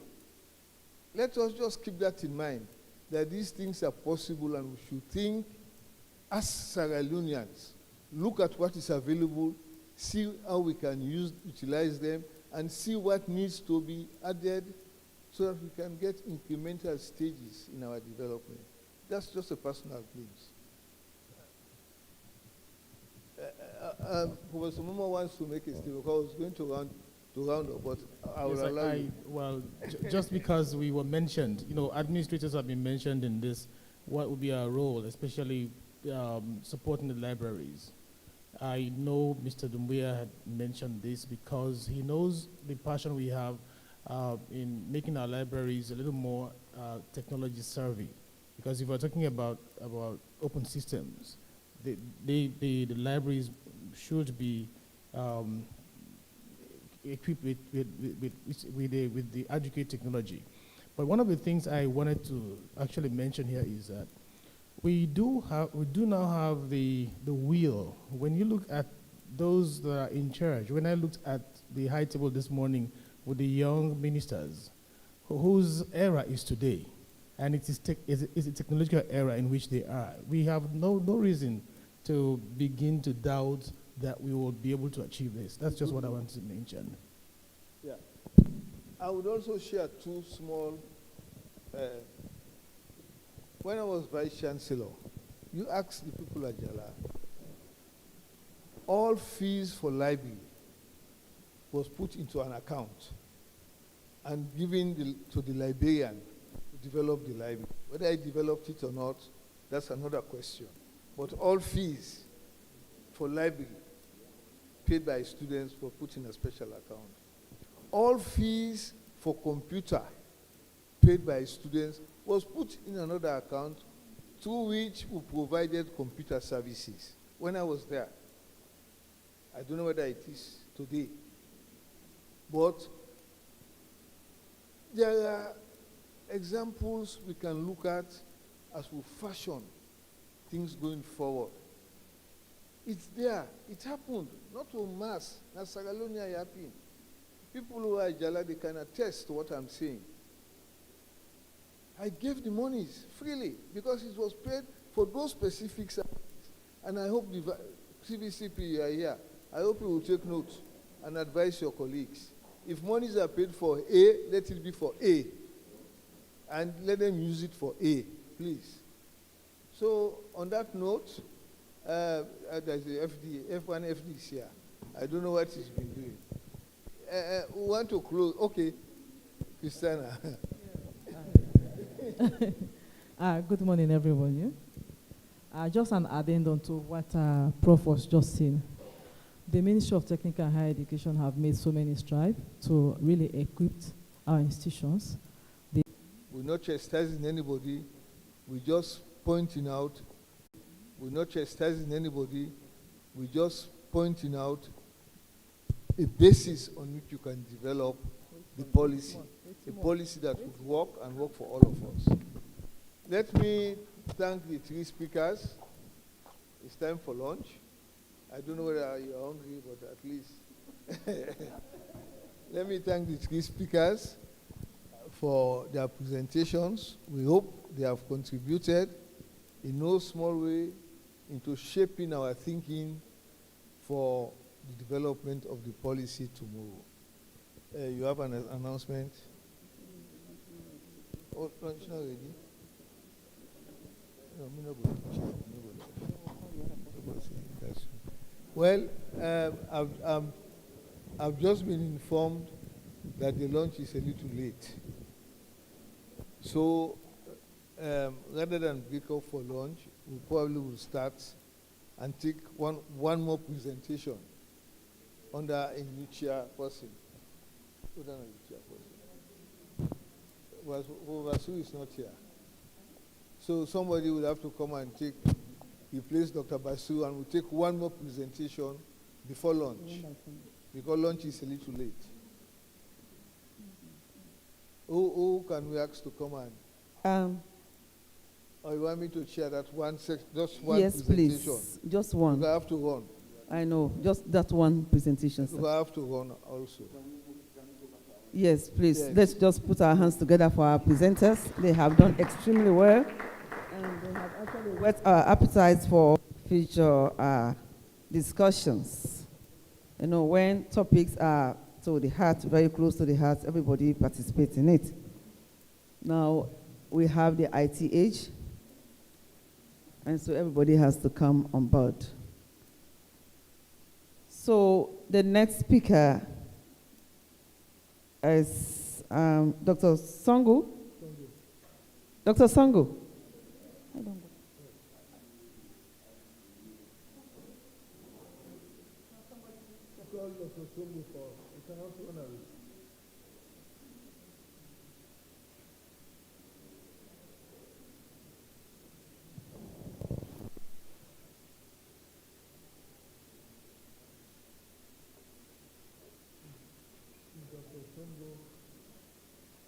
Dr. Songo, are you prepared for your presentation?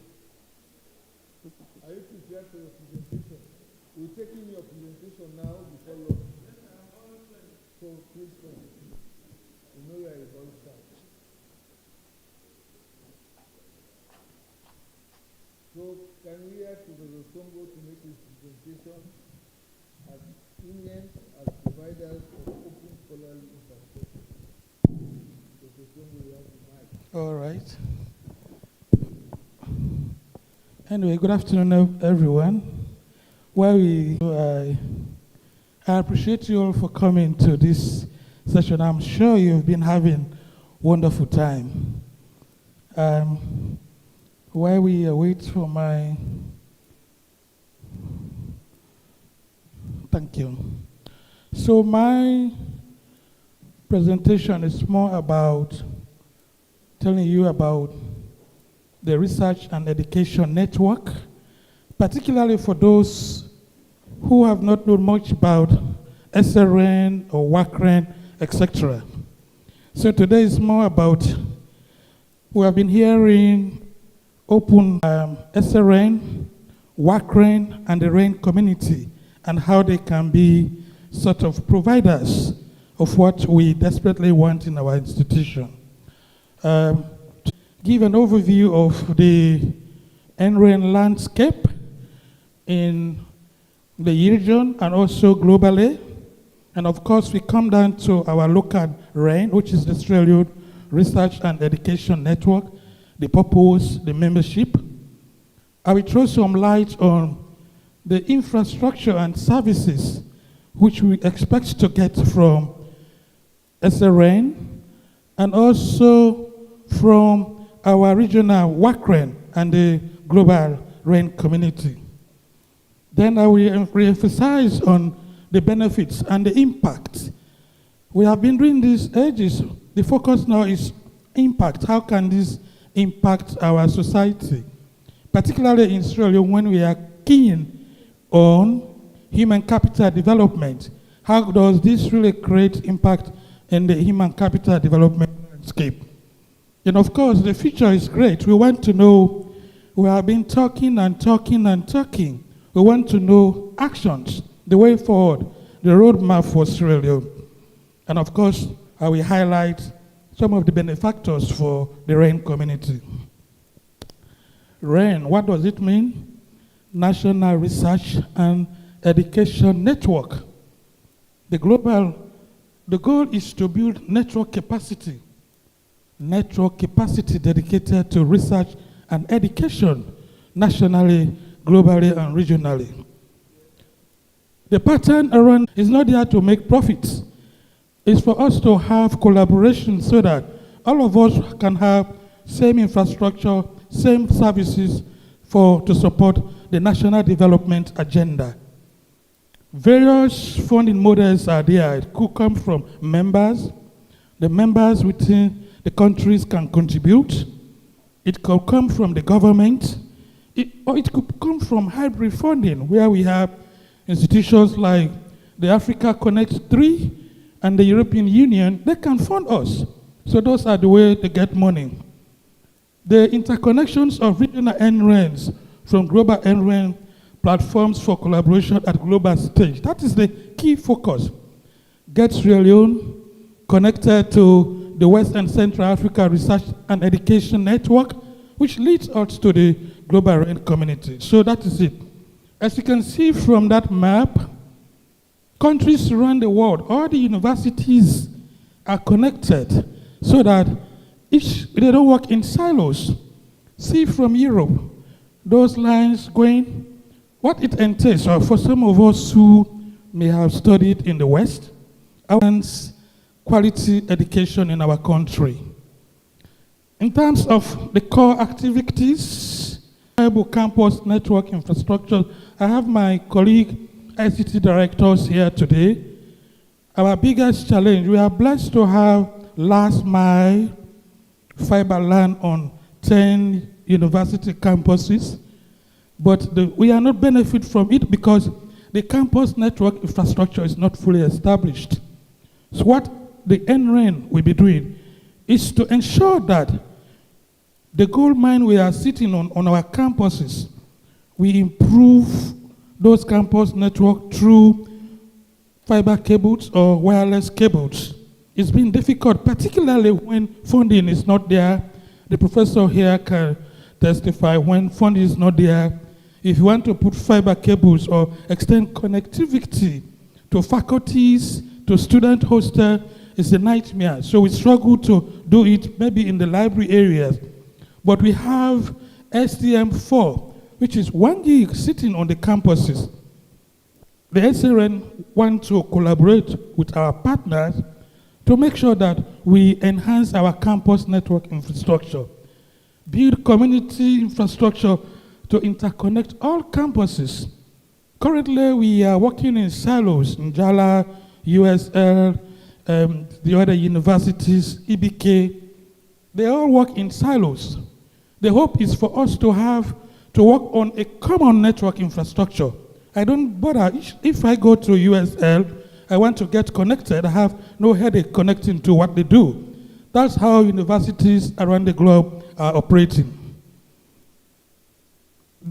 Providing direct technical support to member institutions. There are institutions on the globe, because we are SRA membership, our regional parent partner, WACREN, can help us to do direct support, wherein funding, technical support can come to enhance our capacities. In the end, we need to enhance the capacity of our librarians and our IT staff in these universities. We need to focus on that. The only organization that can do that is SRA or the REN. Acting as buy-in clubs to negotiate for better pricing. We know how much the cost for connectivity. We are lucky yet. Probably one day the government is going to stop giving us those bandwidth we are currently getting. But it's very, very, very expensive. I understand my colleagues in US Ed, they were written letters by Metro that they are going to charge for bandwidth. And I'm sure that will extend to us. I wonder if they start charging us where we can get that money. But the fundamental fact is, if we are working collaboratively, we negotiate. The mobile providers are there to make money. You know how much it costs on even your data that you use today. But if we are working on a single platform, it's easy for us to negotiate. And I'm sure with our NREN links, with WACREN, with the global REN, we will be looking at 10 gig, more focused on research and education. Have one voice of national policies on open science, which we are discussing today. In Sierra Leone, we will be lucky. The TC has been pioneering policies around ODL, policies around OER, and now we have already developed a national policy which has to be rolled out to institutions. I'm happy to say that most of the institutions are now developing their policies. Jala, Milton Magai, I know EBK is in the pipeline, etc. So it's a good way for us to have a standardized policy around open infrastructure. And in fact, one of the outcomes of this meeting is to have a roadmap for us to national policy around open science. Our membership, SRN is owned by members. Membership is really based on open access, and all HEIs, including schools as we matured, even hospitals, government institutions, they are members because it's really there to serve the community. So it's not a one-man business, it's not Director Songu's network, it belongs to all of us, all the institutions, if we build it well. Currently, as you can see, all of the public institutions are members. We currently have 3 private institutions that have joined us, and in fact, we are working collaboratively to see how we can even do sensitization to these institutions. There are plans to go to Central University. My colleagues in Freetwon, USL, have been doing some sensitization around a library with the MMTC and the FBC, the Central University. We are visiting them to work collaboratively. In the end, it's for all of us.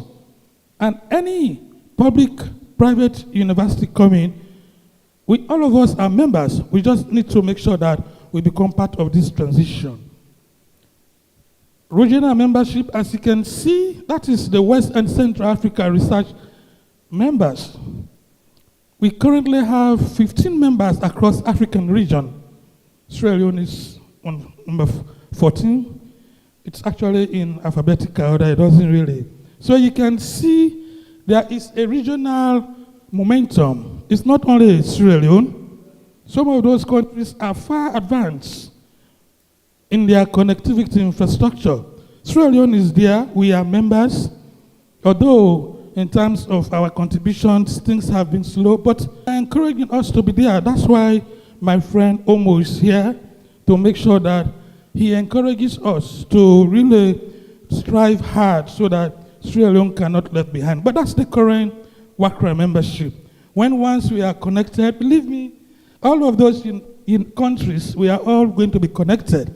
And there is also a link to the Ubuntu Net, which is for the South and East African bloc. Our infrastructure, the core areas for NRENs is to provide a common infrastructure where in the provinces I've put Mokonde, wherein if anything breaks in city, the Mokonde can serve all of the institutions. So that is our high level in fellows. The TEC has been pushing us, talking about ER, wherein these materials are there for you to go and get. No need to reinvent the wheel. If I'm teaching computer science in Jala, it's the same. A repository wherein researchers, our thesis, go to our libraries or our departmental heads. Students give their thesis, lecturers do research, the material is non-visible. If we have a repository, we will have access to those materials. So that's one of the pleas which we have been making to WACREN. Rome, probably this is not quite popular here. If I go to South Africa or the UK or the US, as somebody on Rome, from an academic perspective, I don't need to bother about connectivity. The moment I go, my system works. I can get to the internet, even at the airports. That's one of the facilities WACREN will be doing for us. Rome, I can roam. I come to FBC. I don't bother about connectivity. The moment I'm there, I have wireless connection. I go to Accra. I go to South Africa, in America. That's one of the facilities that we want to get from WACREN. Of course, video conference is quite popular these days. Zoom is a bit expensive. If you are doing 2 hours, etc., you know how much it costs. Let alone you have 20 or 30 students on a Zoom. WACREN has a package which is very cheap to nothing. During the COVID era, that's what we were using. You know, and fundamentally, human capital development aspect, skills. Everybody is a technologist, but technology change with the speed of light. As I speak, things are changing. How are we training our young IT guys, the startups in the area of digital skills to match with the 21st century digital agenda? That's one of the things that we can get from WACREN or REN community. There are people there who will come and train our staff, train technologists, train librarians so that they can be independent. So these are some of the services. So there are so many, but these are the key ones which the REN or SRN will be providing to our communities. The infrastructure and some of these. Can you go ahead? Are you through with, okay. The impacts, that's the key word. We want to make sure that whatever we do add impacts to our day-to-day activities, improve access to internet for students, faculty, and researchers. If we have a well-stabilized infrastructure, we extend it to faculty staff. For we living on hosted and in resident, we can even send it to faculty homes, let alone the faculty offices. Wi-Fi to student hostels, computers, etc. If we want to be open, we want our students to stay in their hosted and access their online resources. If we don't build the infrastructure, they are not going to be open. So, I mean, once we join this connectivity, our libraries, our student hostels, our computer labs have connectivity. Of course, access to online resources. This is another area for the librarians.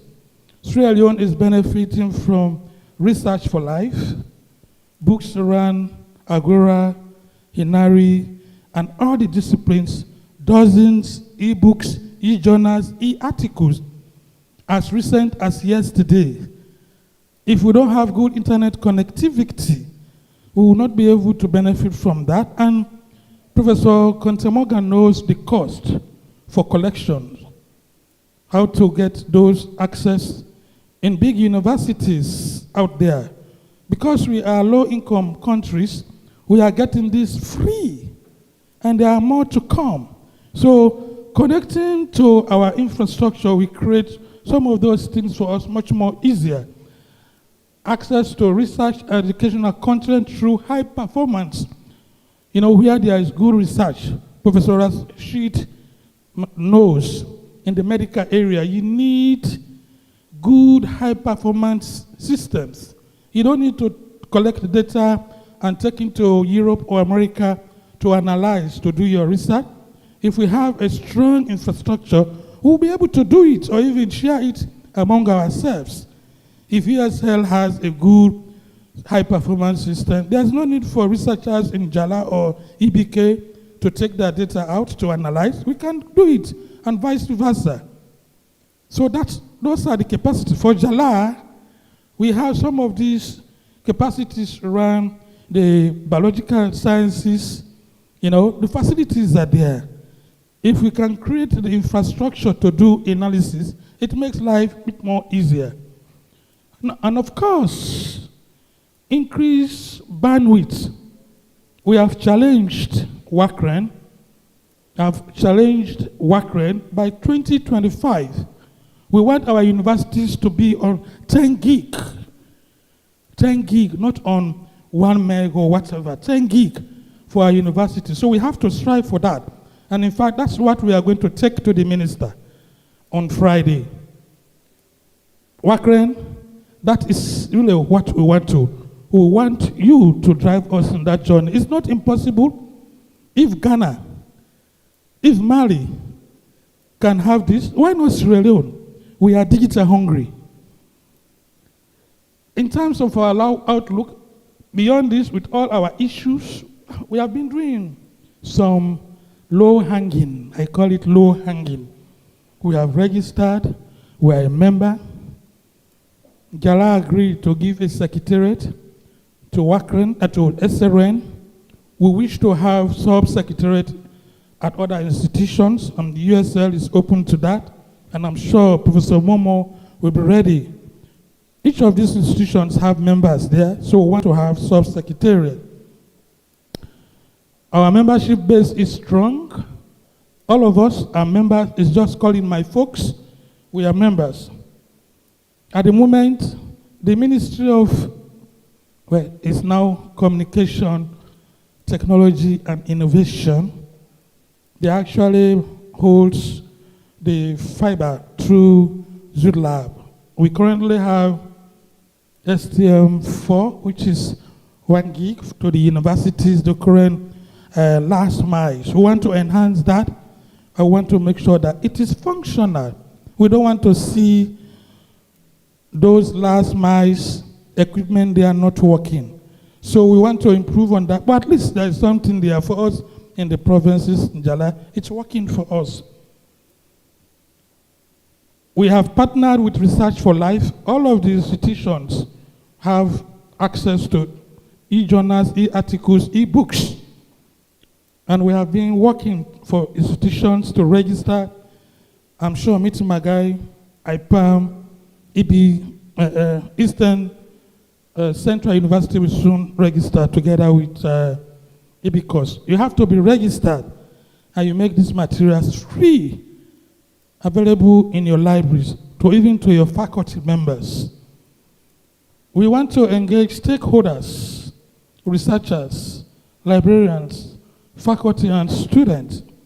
In Jala, normally we do this through our induction, wherein we talk to faculty students. So we want this to happen. In fact, SRN, one of the things we do before the COVID was we used to visit these institutions to have workshops. We want to collaborate with LIBSENSE and stakeholders to promote open science. That's why we are here. The journey has just started. So going beyond, David, from the new ministry, this is really what we want. collaborate with MTHE and your ministry to secure Africa Connect 3. It's a big project from European Union that support all of the universities. We want to collaborate with the ministry to enhance connectivity through WACREN to our campuses. We want to work with you to develop the open infrastructure, national shared platforms like open access journals, repositories for publications, research data management, and open discovery services. David, that's really what we are thinking of. We want to use trust-federated identity, single sign-on. Sometimes I forget my login name, so many username, password, etc. As a university, I want when I come to USL or whatever, I don't need to bother single, federated, but secured. That can be got through WACREN. In a Rome, as I said, I don't want to be bothered when I go to USL to connect to connectivity because I'm on IDROM. We want national Wi-Fi roaming federation for universities in our institution. Next, we want to embark on skills development to grow the RAIN human capital through training workshops. We want to train librarians. We want our IT guys to be trained. Maybe even some of our researchers need to be retrained to do how to research and publish. You don't publish, you perish. So we really want to embark on that as part of our human capital agenda. We want to keep the momentum going. Public sensitization, like what we are doing today, awareness across the HEIs and the communities. And we want to encourage more institutions, schools, hospitals, once we have the infrastructure, we want them to be connected to us. In terms of our benefactors, those we are working with, nearly everyone, MTHE, Ministry of Communication, Technology and Innovation, of course, DSTI, they have been our partners in the struggle. Of course, the secondary school, the Tertiary Education Commission, we are collaborating with them.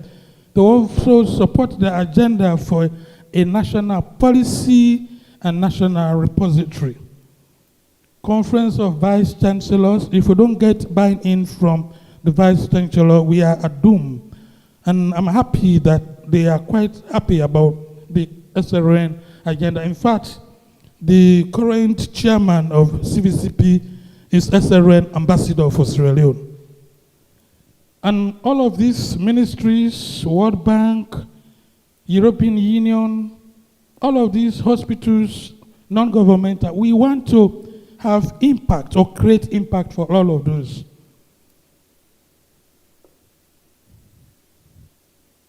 And on that note, I think I have to stop my presentation. Thank you.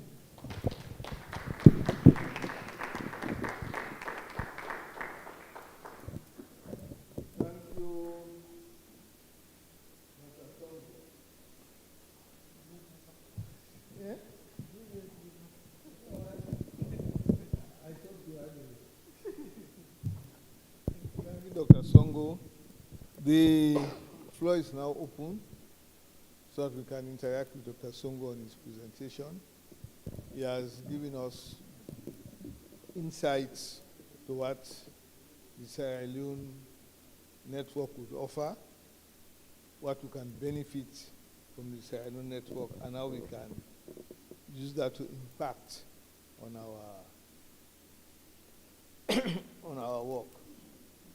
So the floor is now open. If people want to interact with him. Yes. Yes, sir.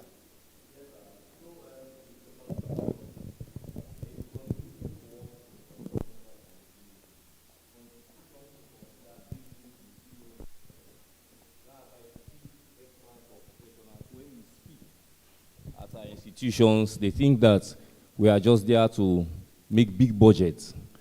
But take a campus like Fobe College, which has been established long years ago. There was no provision for ICT. The only way we can go is to run a fiber cable across campus, connect all faculties and departments. And when we talk about networks, of course, you know, Doc, we have to have the core, the distribution, and the access areas. This is what will sustain a network like what we are talking about here. But without that infrastructure, it will be difficult. Funding will be a problem for most of our universities. As Prof said, it was a good approach for institutions to direct ICT fees and library fees to the directorate. But presently, that is not happening. And that is a big challenge. So going forward, even nationally as we make a policy, infrastructure is very important. And we can phase it out, as Doc said, as Professor Algali said. We don't need to take everything wholly at one go. If you are building the infrastructure from ground up, it will help. For example, if you run your fiber optic cable, the next step is to connect these buildings with the basic infrastructure, the switches and all of that, until you reach the top level, so that everybody will have access easily. Because if we have 10 gig and you don't have a proper network, that will also be a problem. We used to have good connectivity when Zood Labs was there. It was privatized. Salcab, it was privatized. And now we are having issues with Zood Labs because what we are having is 100 meg. What will 100 meg do? By the time the students are on campus, you are connected, nothing is working. So that is a major challenge we have to look at. So these are some of the contributions I think for now I have to submit. Thank you.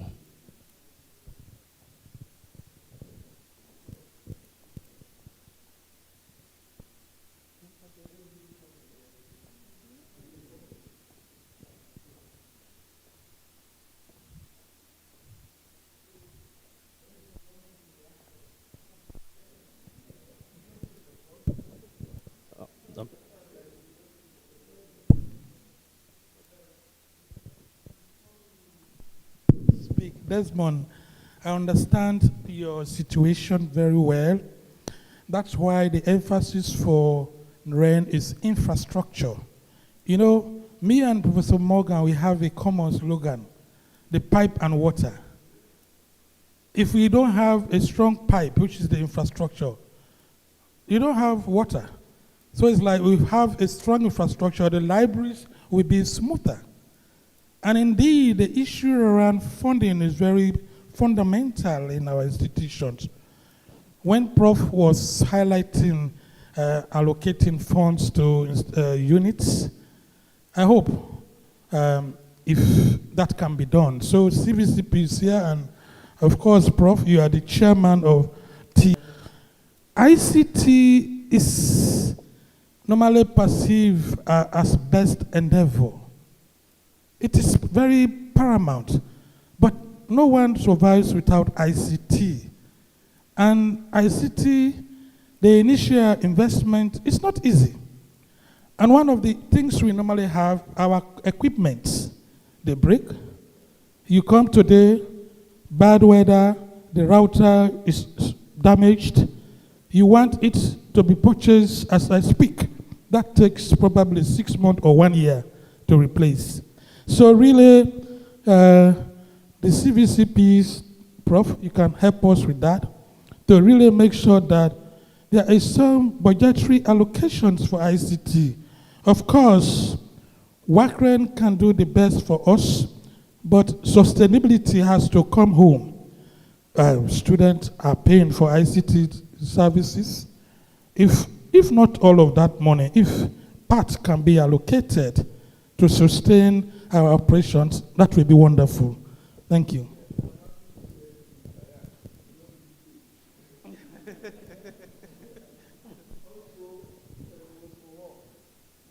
think it's high time we have that meeting which I've been asking with the vice chancellors and other people.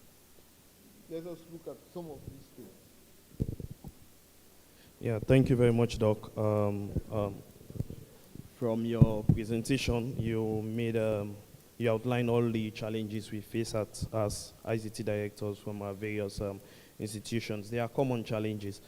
And, normally when government or projects or other donor partners come in play, They come with beautiful ideas, but keeping them going further is the challenge, as you rightly said. You were talking just now when responding, talking about sustainability. Looking at when SALCAB came initially, you know, I think to me when I joined the Eastern Technical University, I observed the challenges they are having there, and I noticed that as ICT directors or managers, there was no proper negotiation done with SALCAB or through the Ministry of Information back then. So that was why the last time I asked you that as ICT directors we should meet, we outline our challenges, we share our challenges with the ministries, and let's think about how they can come in. And we involve the various vice chancellors and registrars so that we can see how we can be able to profile a solution to the various problems we're having, especially if we want to get what we want to achieve based on your presentation. And we should not forget sustainability, because this project might come, but if we don't think about how to keep them going, then I think we will go back to the same zero line. Definitely, I share your aspirations, and these are common things to me, being an ICT director for some time now. Definitely, public-private partnership is the way forward. Our institutions don't have money, you know, so these are some of the things which our leadership should encourage: public-private partnership. The other day, I was talking to all of the telecommunication providers. Hey, go and connect all our campuses and our hostels, put everything there. We want connectivity, but then it has to be supported by someone. So I share your aspirations, and this is the fundamental reason why we should embrace SRN.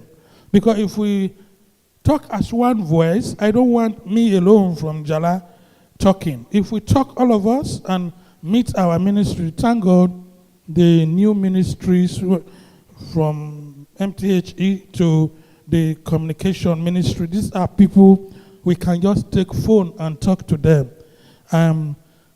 We go collectively with common agenda, which is focused on benefiting no single institution, but all of us. So I hear that, and from SRM perspective, we will strengthen that. Thank you.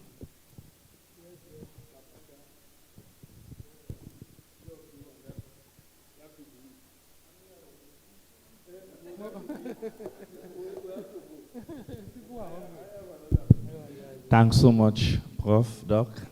It's really important. I just want to support on what ETU director is saying in terms of sustainability, and I will also bring the backup plan. Is very much important. Of course, you've already stated most of the problems or challenges in terms of the network. Of course, it's really in place if this project or process is being fast-tracked so that it will maybe start picking up where it's necessary. Because when we look at Zood Labs or SALCAB in general, of course, you said it all. They will tell you, we are giving you 1 gig or so, but what you receive is maybe a bit. But most importantly is maintaining the fiber cable. I think that's the major issue, because you will notice the connection in as much as they have backbones in the provinces and the rest. But majorly when it goes down, at times it will take you months. 2 weeks or 1 month ago, there was just a simple problem that was difficult unless the university has to come in to purchase the SFP. It's to their end. It's not even to the university's end. It's to their end, wherein they should be the ones in charge, taking charge of these things. But they had to cut that off until the university has to make payment to replace that SFP, which is really, of course, when you look at it, it's really a problem we're having. So imagine we are looking at research, of course, students are on the campus, they want to do research, want to access these resources. Of course, we are looking at students being in their dormitories or maybe in their classrooms, accessing these resources or materials, because of course when we study out, these were some of the things we are enjoying. So if we want to emulate it here, means we really have to look at a backup plan. If maybe SALCAP goes down, I think we'll just use the backup plan to continue our research or to continue our network infrastructure or the network going on. Thank you.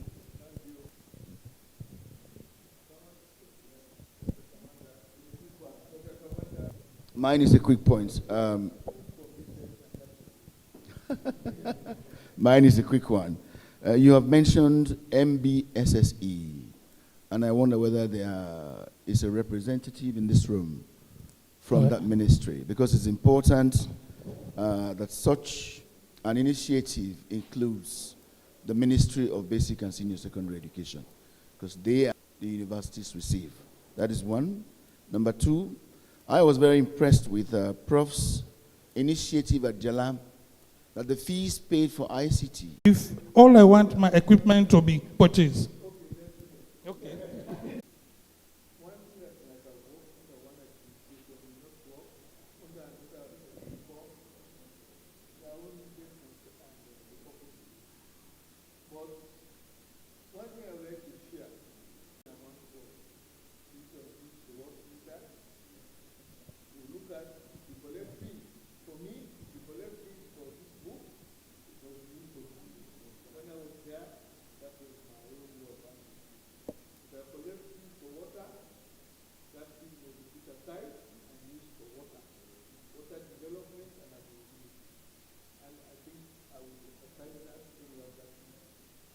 Because I remember we used to have serious problems at private colleges. Fees are collected for computers, but there was no computing facilities for students. And it created a whole lot of problems over 50 years. But when I left the university, the system,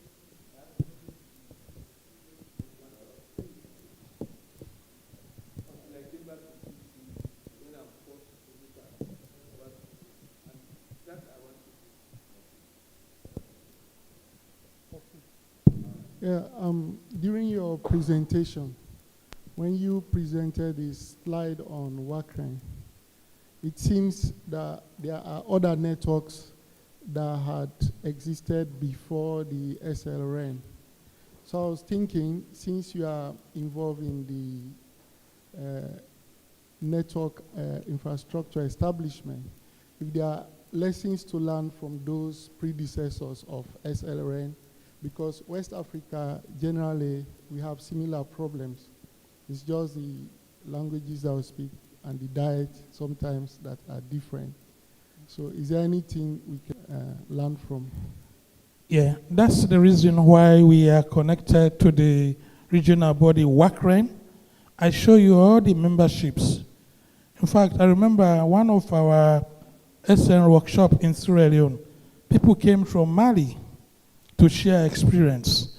So one of the things which WACRAN is there to do is to make sure that we learn lessons from Ghana, from Cote d'Ivoire, and other countries. So definitely, that's the beauty of having a regional in your research area.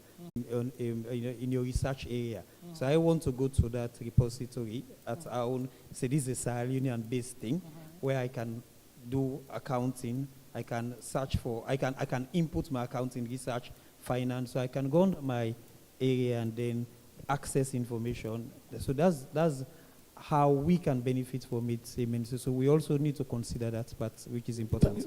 Yeah, thank you. Yes. Resources. Yes. And if I can extend on that, the TEC has been very much helping us to come up with a national repository where it doesn't matter which institution here, there is somewhere you can. I want to make this, that we are interrelated from the ancient days to now. No one country can survive without the other. And technology is one of global risk. It's one of the examples of global risks. And the report, the GRPS report of 2021 states that risk of these, which include economic, geopolitical, desert plague. So what if we take similar measure? There are two things you give when you want to fix a problem, either your knowledge or your money. When you don't have the knowledge, use your money. So if we don't have the required knowledge, we make partnership internationally. As you stated, just an example, that's what we have to make partnership with international institutions. This is what I have.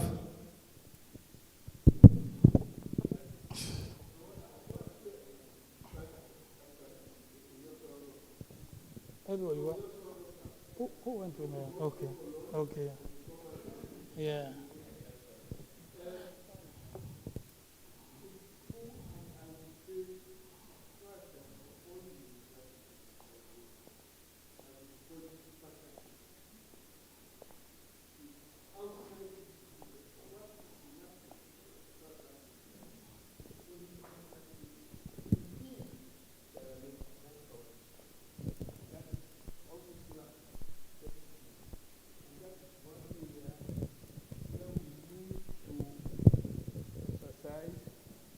That people should come together. For instance, I will tell you, we do not have enough lecturers, adequately trained lecturers. But at University of Sierra Leone, you have some professors, you have some senior lecturers. At Jala, you have some professors, you have some senior lecturers. At EBK, you have some professors, some senior lecturers, right? Who may have requisite knowledge to assist the supervision of students if they come together, but not any one of those institutions, because we see some of the theses coming out of these institutions. I'm sorry to say they are not fit for purpose. I'm sorry to say. But I know we have competencies within Sierra Leone, not in any one institution, but within Sierra Leone that we can pull together and we'll get the requisite results. Why don't we do that? That's why I keep emphasizing development of partnership. For outside partnership, yes, we've been doing things. But internal, local partnership, these are lacking. And there is so much strength derived from local partnership. I just give you one example. Let me thank you for your presentation. And can we give him a round of applause? I want to thank you for your cooperation during the session and the extended session. I think lunch is now ready. We'll wake up for lunch. We'll come back and continue with this session. I am afraid I would have to run because I have some other engagements. And I think Mr. Sir also will have to run because there's a meeting at the ministry for 2. Professor Mama, you're also going to that meeting today. Because it's because of you that it was not concluded yesterday. Eh? I will not be there, but Sawyer will represent me. I've briefed him. Thank you. Okay. Thank you. I think we want to also thank Prof, who has chaired 1.5 session. Let's give him a clap, a round of applause. He has done extremely well, and I think the conversation has been very entertaining. So we now break for lunch. We have 45 minutes lunch, and then we'll come back and continue. Thank you very much.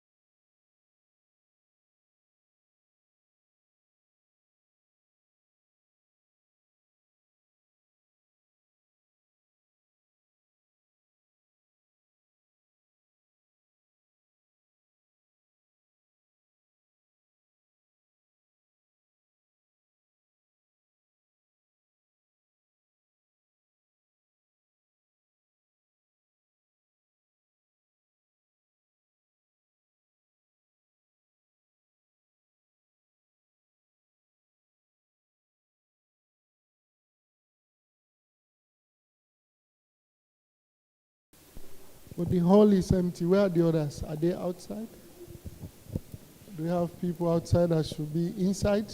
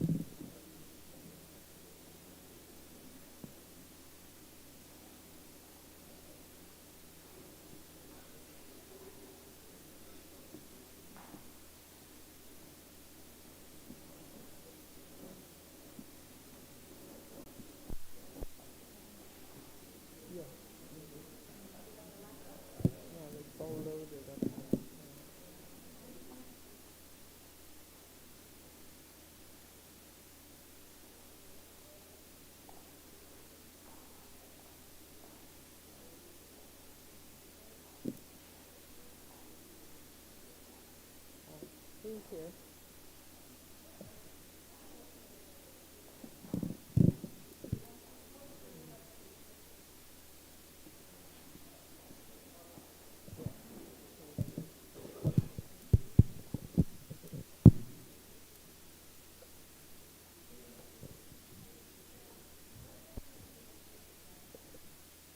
Library.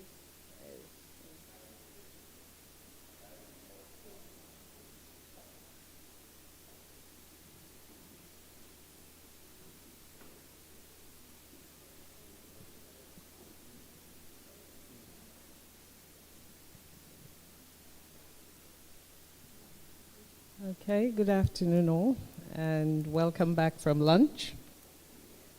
That was a good one, I think. I enjoyed lunch, and I hope we're also energized for the afternoon session. Before I get to the presentation, there was a question from Dr. Lacko in the previous section, in the previous panel. And now, free is free to the user. So it doesn't mean that, you know, these materials came out of the blue. So there is the technology, the people who bring it to freeness, if you want to call it that. So this is why some of the open access journals would ask for APCs, article processing charges, because, so it's free to you, the user, but that does not mean that the back end is not, well, there has to be costs. Okay. Okay. So I think I've already given an inkling on what I think about the role of libraries in open science, but let's just walk through some of them. So we'll first start with defining what is open. Well, not defining, but talking about what is open and what is science. We'll look at, over the period, some of the policies and initiatives that have brought us to where we are. And then look at the role of libraries as enablers, and a call to action for HEIs and academic libraries in Sierra Leone. So, again, this is what we've been talking about, open here. So if you see something that has a charge attached, it's not open. If you, the user, have to pay upfront. But open access also opens up possibilities for more than one person to collaborate on a project. And if you're like me, normally when we hear the term science, we're all thinking of our labs and things like that. But when we talk about open science, it's really all scholarly research. So, typically. So it encompasses more than what we traditionally refer to as science. Next slide, please. So this is just, again, there are so many definitions and perceptions of what open science is, but I'm taking this from a library perspective. It's the movement to make scientific research, data, and dissemination accessible at all levels of an inquiring society. In other words, if somebody has a need, you have an information need, you are part of that inquiring society. And going in search of sources that are freely available to you, that answer your particular information need, is all what open science is about. Next slide, please. Dr. Kamanda talked about the UNESCO recommendation. And part of what the UNESCO recommendations are, is a description of the elements of open science. And this graphic lays out clearly what those 12 are. So we can quickly go around clockwise. Citizen science. Now, some of us may not really not aware or do not quite get the role of the average citizen in open science. So let's take an example. If you're my friend on Facebook, you know that I love flowers.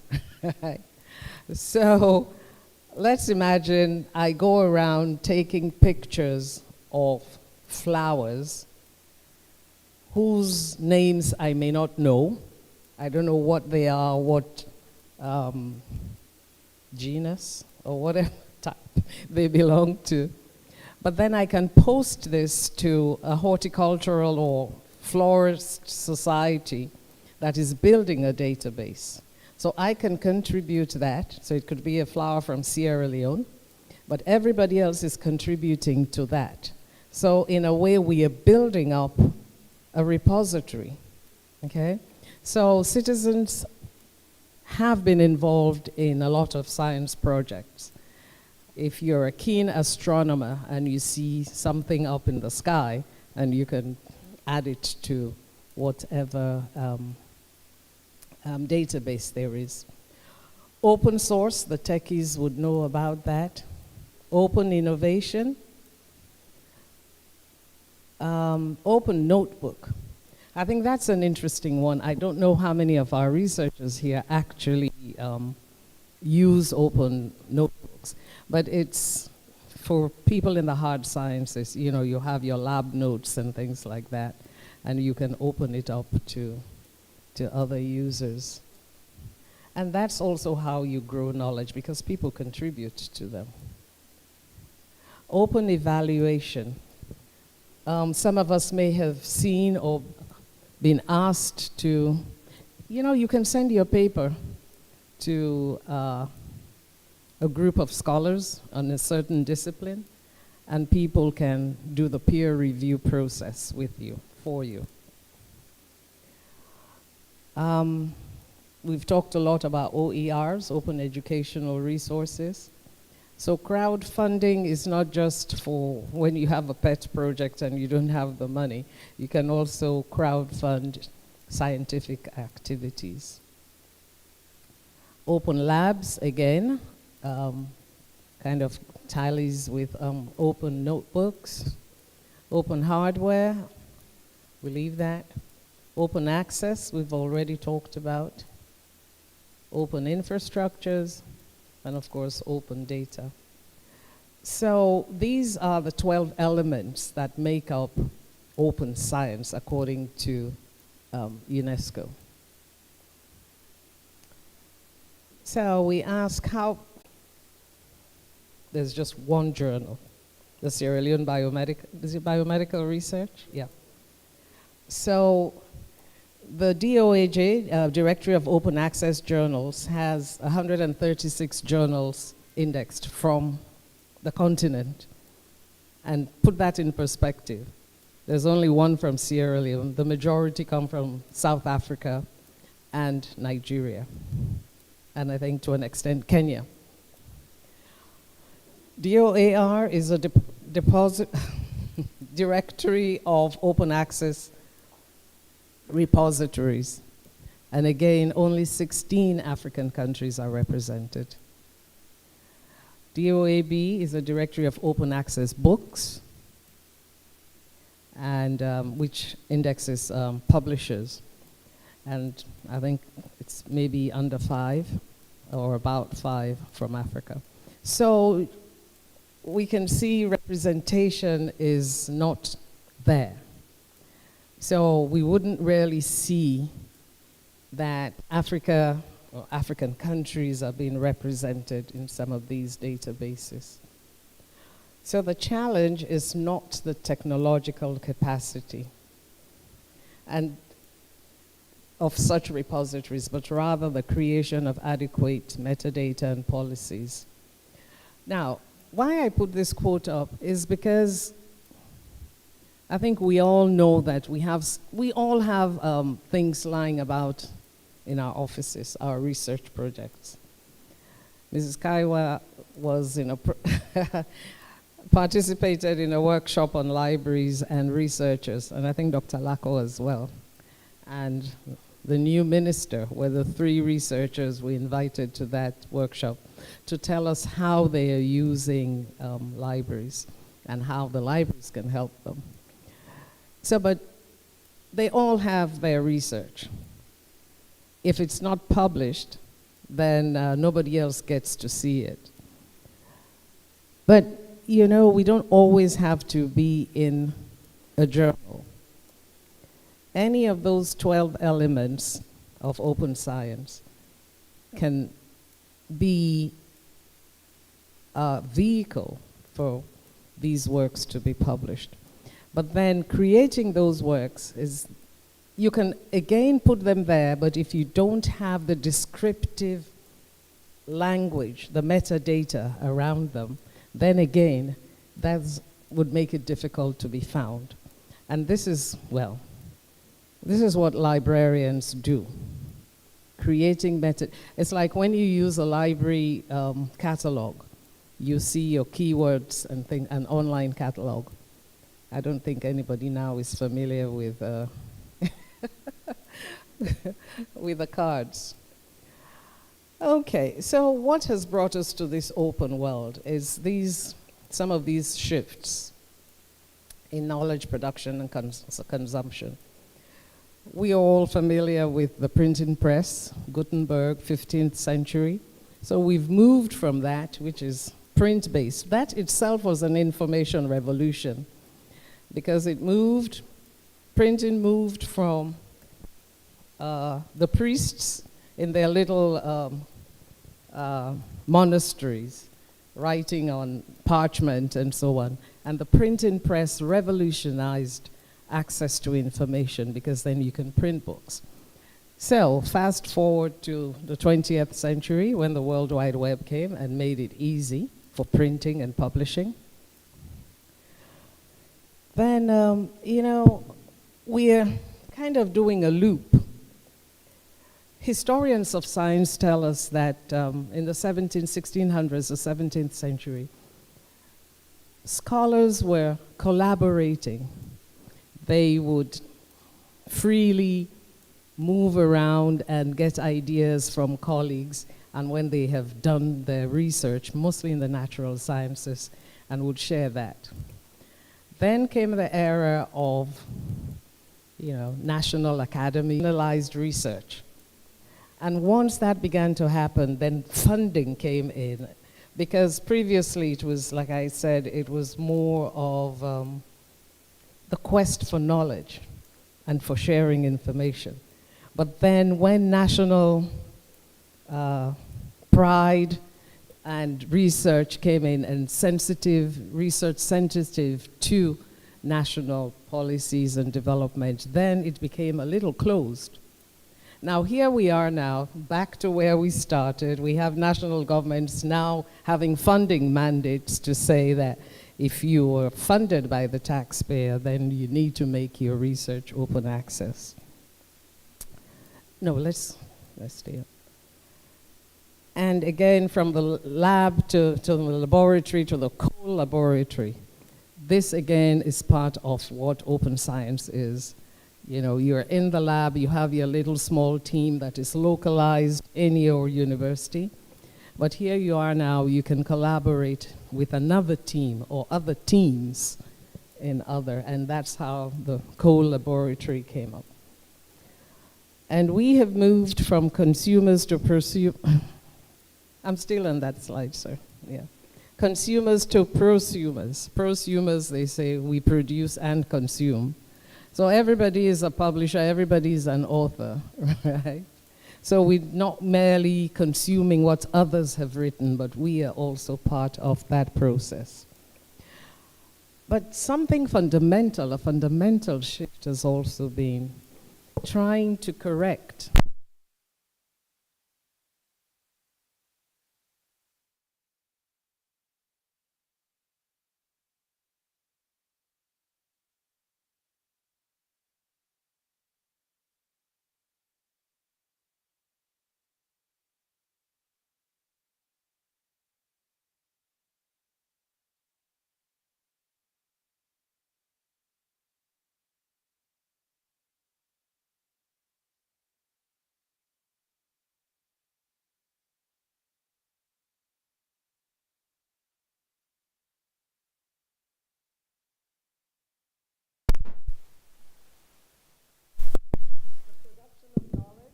is based on funding.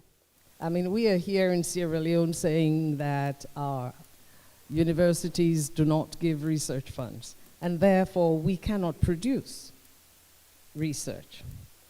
So what open science also has done is to try to correct. There's a kind of social justice underlying open science. How can everyone participate regardless of your geography, regardless of your location? So there's this whole thinking about the commons. And Prof. Rashid, probably do a Google search and you find the full text of an article that's just what you wanted, right? Well, somebody put it there and somebody wanted to share. So that's the commons thinking, you know, we all put in and we all benefit. So these have been some of the shifts in the production and consumption of knowledge.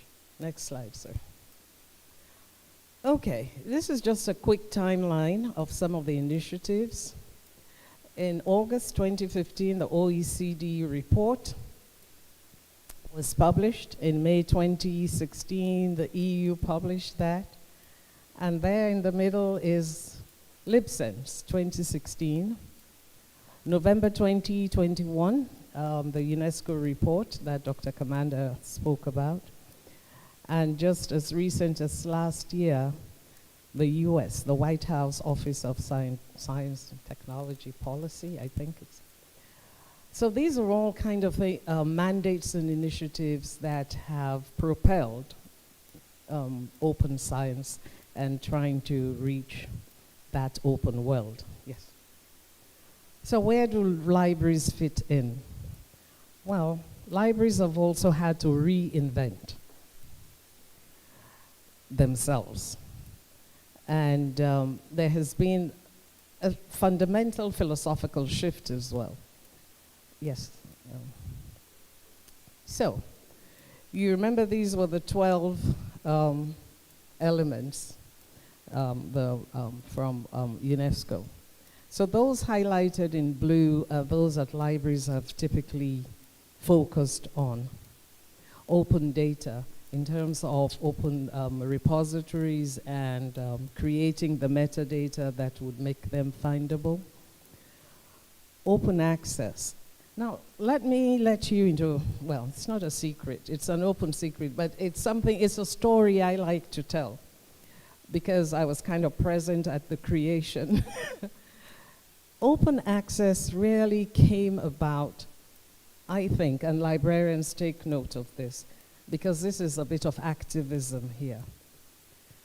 You know, when publishers, journal publishers put out their content, their issues, who buys them? Well, not in Sierra Leone, but in other countries, it's libraries. So libraries are their main customers. Now, it got to a point, budgets were shrinking in the United States that I'm familiar with. Budgets were shrinking, and yet journal prices were going up. I remember we had to make a case to the university, and one of those was an annual subscription to Nature was, this is maybe 15, 16 years ago, cost $15,000. And that was the equivalent of a brand new Mitsubishi at the time. So when you put it as starkly as that. So what that led to was kind of libraries voting with their feet. So we all had to cut subscriptions. Of course, the researchers were not happy. Oh, we need this journal. My linguistics faculty that I was working with, I mean, were up in arms. There's this one book, one journal that is limited in scope, but it is the journal in morphology. But it costs so much. So we put that on the axe. And, you know, my head was almost chopped off. So then the whole idea of editors working with libraries to see how they can go open. And that's how that movement kind of gained momentum. So don't underestimate your power, librarians. Okay.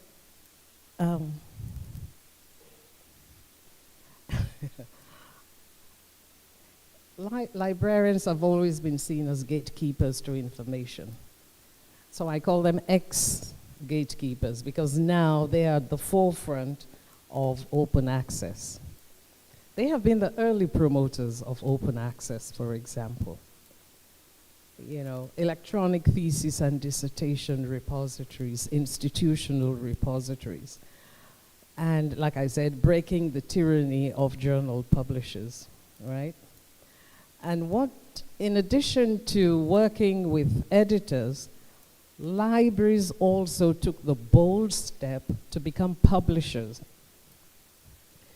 So again, I give you an example from my old institution, Ohio State University.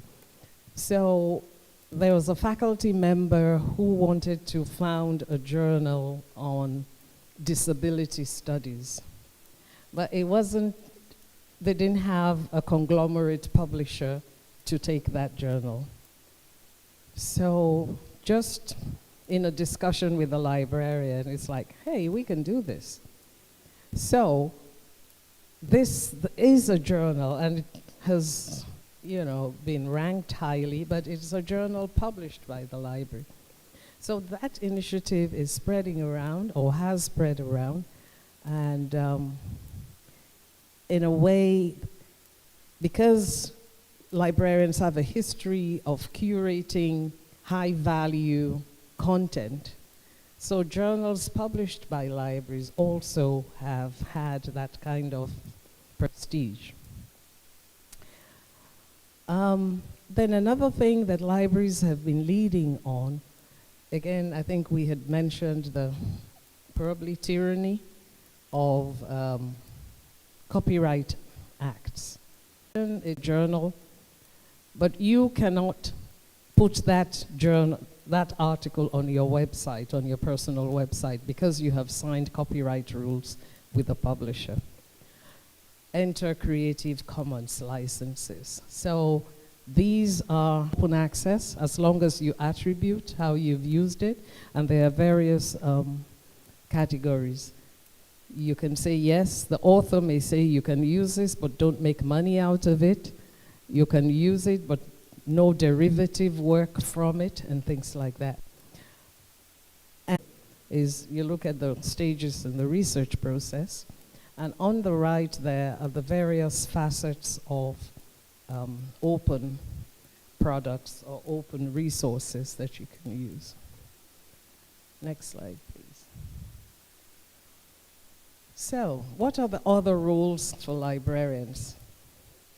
What has happened in this open world is that because librarians have been moving more center stage in the or further upstream in the research process, that is working more with or being partners with researchers, there has been a shift also in the types of qualification. So you can have the basic MLS, the library degree, but then we've seen them going to read computer science, to read IT.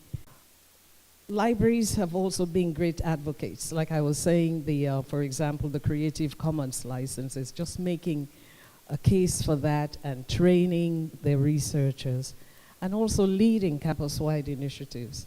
Of course, when it comes to, say, dissemination of information, I mean, this is old hat. We've been doing that. Those were the days when we would photocopy the table of contents of journals and circulate among researchers. That's the old way. But now we can talk about tools, about resources. I remember, again, over a decade ago, there was a tool called, they have a critical role to play in strengthening open science practices. And I think that's my last slide. I leave the word, that's my last word. Thank you. Thank you very much. Another round of applause for the professor. So the presentation has been very eye-opening. The definition of open science, very clear, and the timeline of open science. She highlighted the 17th century, or is it 15th century? The discussions, up to present day, and also the role of librarians, what they do, what they should do in the open science conversation, and their role and their importance as well. So the floor is open for questions and comments. Let's make it brief and to the point.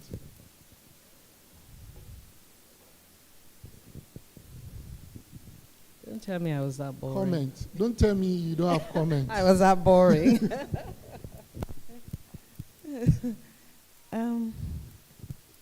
Well, I don't think mine is a question. I just want to state something. Generally on library use, I know that's one area that is a bit lacking in Sierra Leone population. And maybe the practice of the use of the library actually died down in the schools. And so that kind of practice had gone up to the... I could remember when I went to Form 1, we had a library on our timetable. And you must go to the library every week, take one book, write the title, read it, a write-up on what you read in that book. So it was a practice. It was non-scoring, but we followed that on to Form 3. And that actually aroused my interest in literature. Now, coming to open science, I think I penned down the definition that it is a movement to make scientific research actually a way to encourage all researchers, educators to embrace knowledge sharing, trying to gain new ideas. Now we are talking about the National Science, Technology and Innovation Council. And what is it about mainly? It's to have collaborative research and publications, and how we can harness fund for research. Now you want to research, you have to have the tools for the research. You may have the fund if you are able to access grants. But then you also need tools. You need collaboration. So these collaborations these days really have to come through a platform where you can sit either in your laboratory or at home or wherever, and you access other partners, other collaborators who can share knowledge with you. And I saw in one of the elements, the open infrastructure. You may want to do something in the laboratory and you really don't have it in Sierra Leone. But then if you are collaborating, some of the collaborators might not give you money, but then they can give you either the expertise or even share the equipment with you. So I think this is really an opportunity for us researchers if we want to see research in Sierra Leone going forward. And collaboration is key. I was in South Africa back in December where I met Omo. And, you know, they were telling us how they participate in calls for research. Is that when the calls are about to be made, or when the calls are made, their councils make the proposals available. And then you have universities, faculties in universities coming together to do their proposals. And they do mini presentations within the faculty and the university before presenting to the research foundation. And that is what really I want to encourage, or the council is trying to encourage locally in Sierra Leone.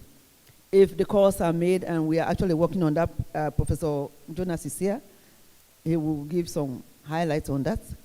If we are able to make the call, we really want to encourage collaboration, because now, for all of us in the university, one man in work not a pass. It's like you have to have another person to give credence to whatever you have done. At least you take that kind of plagiarism and other things away. So we want to see that kind of collaborative research. And you know, one thing that interacting with people have shown me is you don't have to collaborate only in the same discipline. You can be in the arts and still participate in a scientific research. You can be in social sciences and still participate in technology or biomedical research. So let's have that kind of collaboration using our open science and the library as our main platform. That is my own appeal. Thank you. Thank you, Ms. Kaiwa. In fact, one of the best examples of of universities in Sierra Leone collaborating was with Sphere. The Sphere grant that was from the British Commonwealth, what is it now, FCDO, right? So we all went into the room, all the universities had their own little plans, all had their projects. But it seemed that we were all kind of circling the same beast. And in the end, we put together, was it 7? Yeah, 7 institutions came together to win a proposal. And that was highly competitive. I think out of 206, I forget how many, 260 something, only 4, am I right, Prof. Jonas? Yeah, only 3 were funded, and the Sierra Leone bid was one of that. So there is strength in numbers. Yeah.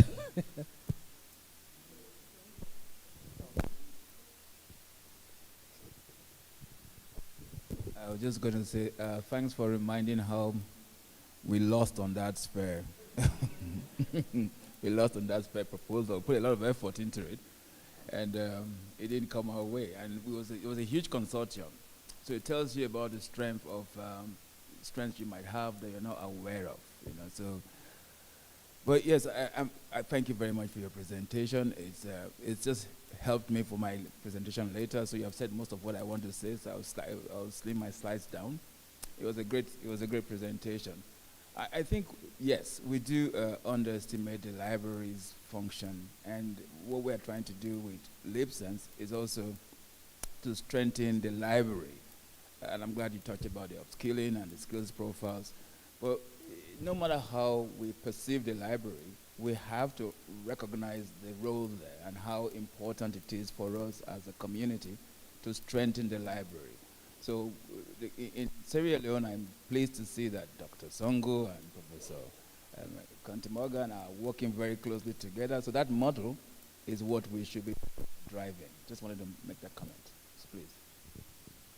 Thank you. So, Prof, the issue of this openness again, I'm getting so interested in it. You spoke about the democracy of, and then I remember reading something about the tragedy of the commons in Nash equilibrium. It's a mathematic thing, where whenever there are commons, there's always a tragedy of who have access whenever, even though the cliche of non-excludability or non-diminishability is always there, because you cannot diminish my access because you're having access. But because anybody can have access and it's free in terms of getting out and putting in, how credible can open access be when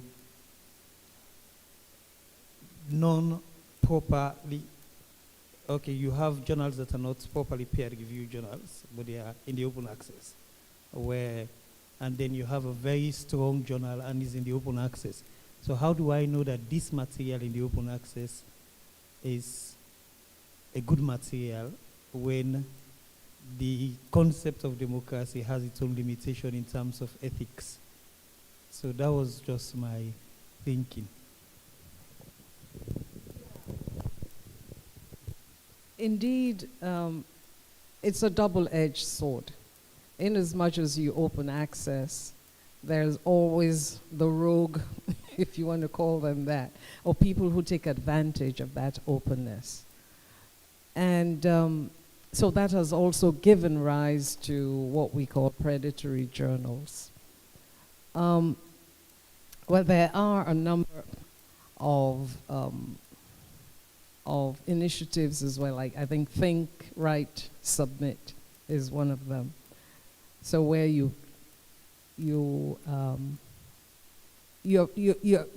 very conscious of where you are publishing, because what these predatory journals do is, especially for emerging scholars, it's more like, well, you know, I want to be published, I want to go for promotion next year. And so one of the main things is how long it takes them to peer review. Some will tell you they do peer review, or they do none. Or so you send your article in a week, it's ready to publish. And so yeah, there are red flags that you can look for. And again, talk to your librarian. They have they have some of these kinds of things. So yeah, there is the danger. You're quite right that openness has become so open that there are stumbling blocks along the route to openness.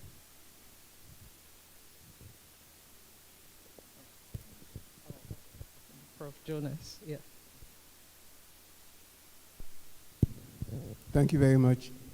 Thank you very much, Mr. Chairman. Again, may I apologize for not having been here in the morning session. I got caught up with some other issues. But let me again join others in thanking Professor Conte-Morgan for the presentation. Just one or two comments. Mrs. Kaiwa, mentioned the matter of when we were much younger, going to school and having school libraries, and you are forced to read and to comment. I believe that there's some onus of responsibility on us educators to see how we can change the landscape in bringing to the front burner these practices for early learners. Because if we don't create the foundation, and the foundation is weak, then that will have a knock-on effect on our ability to do research in our later life. So I believe that libraries nationally should see what kind of structures they can put together to create a sense of awareness as to what exists, especially for early entry researchers. Like you said, somebody is appointed, maybe an RTA, and is struggling with a given topic and may not even know about the existence of some of these tools. Although really, if you are really of an inquiring mind and nature, you would go to the library and find out. But then let us look at the broader area for those who may not even know where to go. So I think there's some element of responsibility that the libraries should call to bear and run seminars or whatever to sensitize, as it were, researchers of what is available and how they can make good use of these various tools. I was just browsing at the enormity of access and facilities on the open science framework. It's just mind-blowing as to how collaborative and the length and depth of collaboration you can have using those various platforms. But many people might not even know about them. And that is one of the things that, as she mentioned, the National Science and Technology and Innovation Council will be trying to promote to build up our research capacity. So thank you once again for these comments. This is getting sweeter. I said the conversation is getting sweeter. So this issue, like what you said, I remember when there was a demonstration, a strike action in South Africa, and they said they looted all the stores. And the only store that was not looted in the street was the bookstore. So people don't go to bookstores where the value is. Because education is so valuable, right? And so I think academics also, as lecturers, we also have a role to play. I'll just give one instance. So my postgraduate student, the first day I go to class, I give you a couple of articles that are compulsory. You have to read them. And then I'll put 2 of mine. And then I will not give you the article. I will show you where to get it, how to get it. Go to ResearchGate, and then this is the link, and then you have to download it. Because what I do every year, the postgraduate question, the first question is a case study on an article that you have to access, and you take it to the hall. So we give it to exams, they print, we sign, so that you don't put any foreign materials.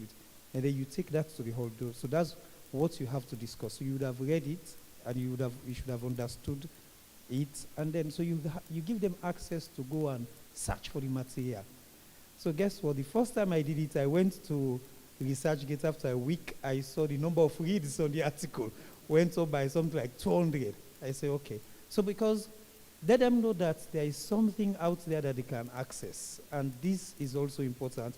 You force them to read the material, not only forcing them to read, but you also force them to access it, to know how to get access to these materials. It helps them a lot. So this brings me up to what you said, Mrs. Gagwan, Professor. Yes, thank you, Prof. Jonas. Yeah, we do take responsibility. I mean, we all are responsible in our various ways. Like Dr. Lako said, as educators, are we really giving our students assignments that will take them to the library? I've had supervisees, they come to, have our first meeting, and I said, okay, go to the library and bring me 3 articles on your topic. Some of them, I'd never see them again. Because obviously, last night with Omo, it hadn't hit me until Dr. Lako mentioned something in a meeting yesterday. There is a direct correlation, I don't know, but there has been an uptick in the number of publications that we are seeing, publications being done by our lecturers. And most of the time, they use the librarians' services for that. But that is because we have made that, it had been more or less like a policy, be in that space. So, to other universities, so that she can nurture those upcoming librarians. And the discussions on the use of the library, as we see that there has been an evolution, innovate the reading culture by syncing social media use and literature, scientific literature. This is something that people have to think about. But I think if we want, because the traditional way of using the library that Mrs. Kaiwa referred to, I think that's in the past. We are now in a new era. So that new era requires also us who are leading to think also innovatively and use what people are already using and to let them do what they should do as it used to be in the past. So with that, we move to, thank you very much again, to the next speaker, Ms.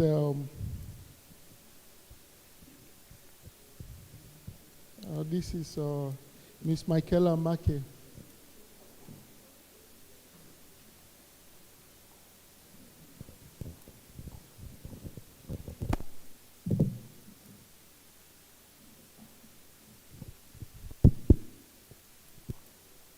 Hello.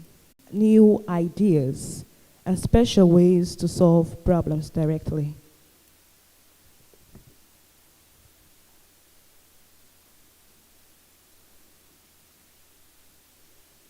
Now let's talk a little bit about open data. Open data is data that anyone else, and for many data sets. Reuse. Once the user has the data, let's say for example, Statistics Sierra Leone being the main authority in terms of data, do a research or a survey, and we requested it because the STI basically is a data user, a data enhancer, and innovators in the country, which can lead to widespread collaboration, allowing them to build solutions with the highest quality while maintaining standards and building global innovative networks. Holding data privacy and transparency.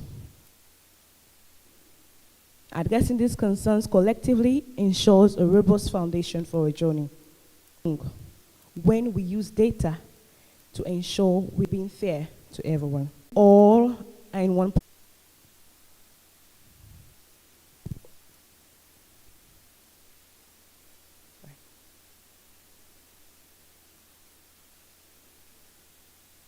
We know that it's important to make sure everyone can use technology, improve skills, and create new ways of doing things. So I'll just talk about a little bit of some of the work we've been doing at the STI. We have the programs like the eSystem Server, which offers effortless, structured, and dependable access to high-quality STEM content offline, even in the last mile. We have the Project Giga, which provides internet connectivity to all schools in Sierra Leone. With 12,000 schools recorded from the 2021 annual school census connected, funded by the UNICEF. These show knowledge in data science, data analysis, software development, etc. In conclusion, I would say embracing open data and innovation brings exciting opportunities. Giving voices to those not heard. Data is within the government or HE's agenda in terms of projects. So whatever we develop comes from maybe what His Excellency is requesting for. We looked around issues that are addressing some of the current problems within Sierra Leone, and then we try to develop those solutions, try to procure those solutions, and we do it in line with the respective ministries. So if we are going to do something to support water, we have to work with Ministry of Water Resources. We have to do something about health that we are working on right now, press track, because we've looked, well, thankfully, I would say Sierra Leone, we are not in the category of maternal mortality anymore. We have escaped that, thankfully, thank God for that. But then we also want to maintain that pace to ensure we don't come back down. So we are working currently with MOHS or MOH on a maternity platform. So we do this project based on the needs of the respective ministries. So the ministries, they come and they share their needs and ideas with us. Oh, we need this. We work with assets because they want an asset too. So what we do is, of course, we reach out to the university, but also it's also your own part also to play, to reach out to us to say we have top students that are working on this project. Do you have a space for them to incubate them? Do you have a space for them to encourage them? And then we can say, okay, they can come and give some few hours internship. We can give some few hours. Maybe whilst they're working on the project, they might show interest in something else that we're working on, and they can be very impactful on it. We have worked on a toll gate application. We have worked on several applications that interns have been very, very, very effective in terms of supporting it. Yeah, thank you very much, ma'am. Just to add to what my brother was saying, you know, DSTI, you are the key promoters of the DPG project, the Digital Public Good project. So looking at it, we at the university, we are there year in, year out. We are having students who are undertaking projects or dissertation topics or which are related into solving problems within Sierra Leone. So I would just like to request that the STI should come and work with the universities so that at the end of every academic year, when we are helping, especially the engineering and computer science or IT students, when we are trying to coin their topics together so that we all can partner in ensuring that we are having very good topics which can solve the problem of Sierra Leone instead of going out there to outsource consultants for them to come and develop for us things we can do locally. And because looking at all the successful projects of DPG, these are open source things which have been there, especially like the DHIS2, which that is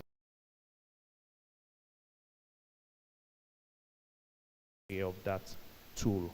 And again, you talked about projects in giving connectivity to some schools. So what's the sustainability plan for that project? Well,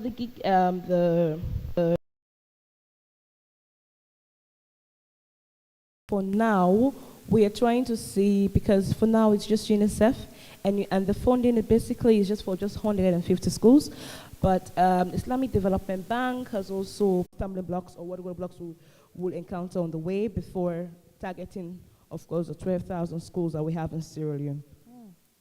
So for now, I can't say we have a 1 year or 1 month plan, but within the phase of the project, that is the sustainability plan within the phase of the project. Sorry, this is not really a question. It's more to add to what my colleague has said in relation to the conversations and questions around universities. We actually have been collaborating with some universities. We have digital learning hubs, which create, it's free, by the way. It gives you internet access, and it gives you access to computers and digital courses that students within these universities can use. We also have been, one of the reasons why we're here, it's because of our great partnership with Jala University. They've been instrumental in facilitating the way we engage with young, talented Sierra Leoneans. I think it would be a disservice to speak on DC without saying that all of our developers are trained in Sierra Leone and are from Sierra Leone University. In fact, there's a gentleman here through the mentorship of DSTI, his team, as young Sierra Leonean innovators, they went on to win a Generation Unlimited global challenge where they got a seed funding of $15,000 for their innovative idea. And right now, we're at the space where they're scaling up. And because we don't want to forgo young, talented Sierra Leoneans, he's currently sitting as a intern with our data science team. We, as DSTI, were open to collaborating because that is one of the things that President Bio established us for in terms of collaborating and making sure we're the digital and tech hub for Sierra Leone. We have our, what's the thing that I'm thinking of? The drone. Our drone corridor is actually at Jala in Makonde, and that is for the purpose of training young innovators to learn new skills like flying drones. Through DSTI, we have the only female drone pilot in the country who was also trained outside of Sierra Leone. So we are open to engaging with university students. We have access to these opportunities. I just wanted to add that so you know that we're here and we're ready to work with you guys. Thank you, Mama. I want to add something because anything about DST, I have to come in. because for Jala in particular, you know, we always see DSTI as our strategic partner. She's already mentioned about the only drone corridor within our sub-region.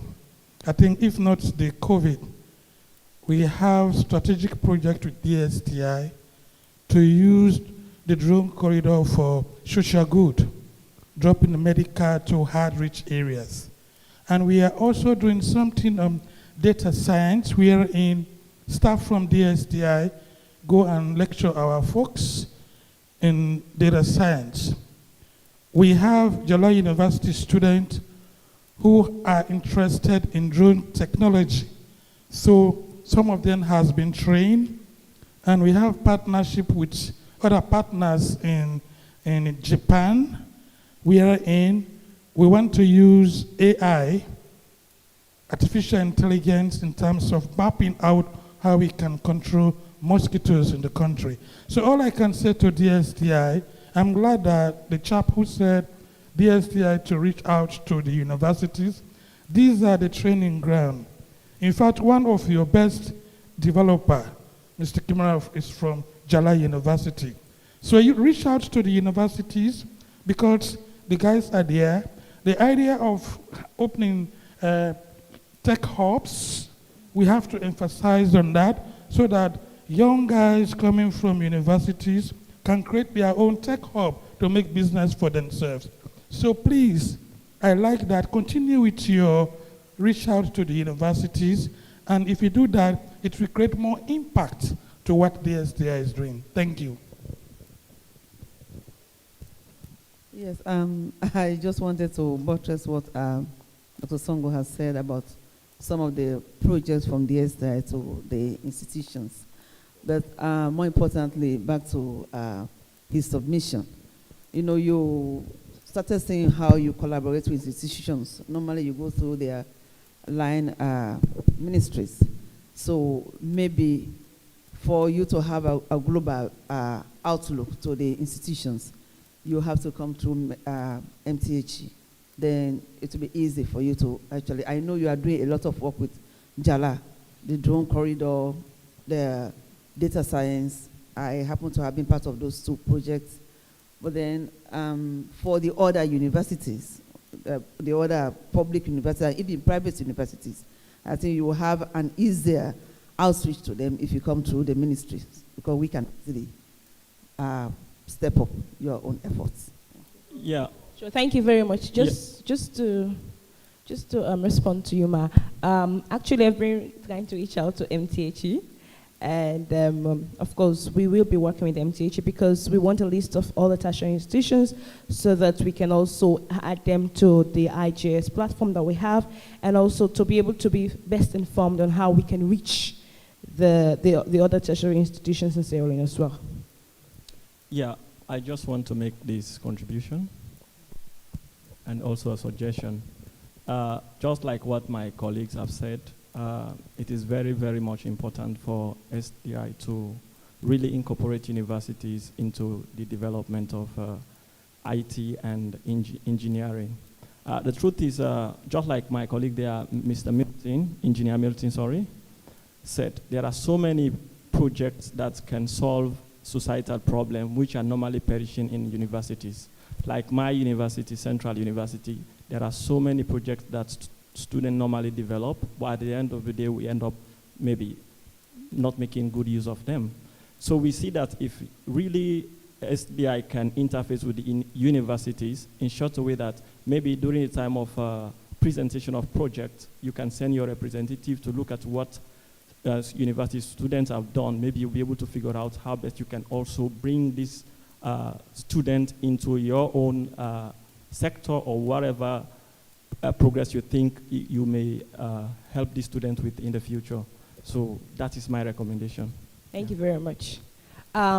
We'll be delighted, and to be a honor if you guys will reach out to us when you have your thesis presentation for us to be witness to those presentations, so we can have our own stake as well. Thank you. Just give her a round of applause for her presentation and all the discussion. Thank you very much. And now we have the other presentation given by, this is going to be delivered by the chairman himself, so I was just telling that he's going to chair his own session. So we are going to listen to Professor Rashid and Sumana as he presents on research, collaboration, and knowledge exchange in the age of open science. Thank you very much, Co-Chairperson. So yes, Mosiri.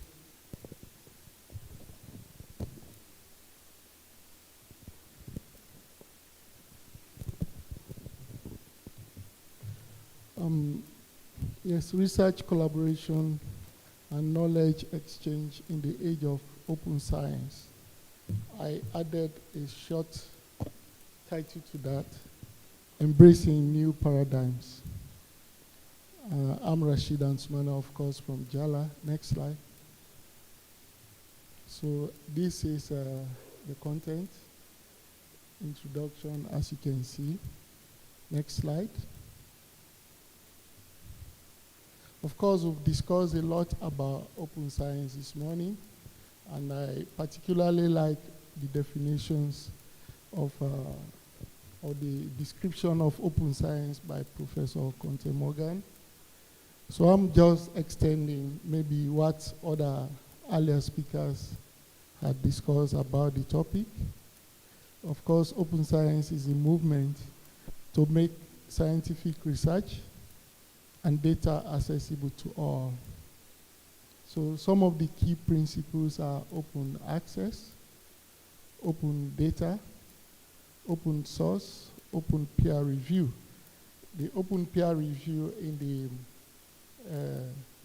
the slide shown by Professor Conte Morgan was the one where she looked at evaluation. That's peer review, open peer review. And that's what we see when they publish preprint versions of articles, and then the public have access to comment on it even before it is published. But as we are discussing open science isn't just science. It's science done right. That is what open science is. It is science done right. Next slide. So, of course, as I said, earlier speakers have highlighted things. So I'm going to be referencing them and relating them to my slides. Again, the slide of Professor Conte Morgan was very rich. She gave us a timeline. And you can situate this timeline with her timeline. The one in the 15th or so century is the pre-digital age. And the age, the digital age, and then the age of open science. The pre-digital age, science was localized. We had paper journals, limited collaboration. And there's a story about Isaac Newton and his colleagues at the time, Robert Hooke, Isaac Newton, and then Edward Halley. So Newton was a very bright scientist. That's the age before the digital age. And he had this very nice report that he had written, and Halley met him and asked him to help him to investigate something. He already had the result. So what Halley did was, okay, I'll support you to publish it. And so he supported Newton to publish, and that's why Newton became popular. And that's why we even know about Isaac Newton today, because there was somebody that supported the science of Newton and got it published. On the other hand, Robert Hooke saw Newton as a competitor, and he asked Newton to rather make him the owner of his work, that a sort of predator, because he was senior to Newton at the time and was blocking Newton. So you can take the work of Halley on the one hand as a form of open science in their own time, supporting publication, and Robert Hooke's own role as what maybe I may have alluded to earlier, trying to protect African science. I was just being Pan-Africanist in my mind. That's why I projected that. So then we have a digital age, of course, online journals, ease of access to publications. You just go online, you have all the materials that have been published. You want to start a new idea, you can easily do peer review, literature search, easy. You just click, you have databases, and you're having access to information that other researchers have done. And so for those other researchers to be contributing to the creation of your own science, it's really amazing.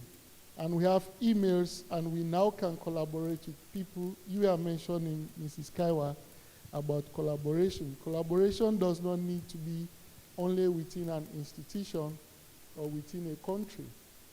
So you can very much partner with people all over the world if you choose to. It's just a matter of networking and a matter of taking contact.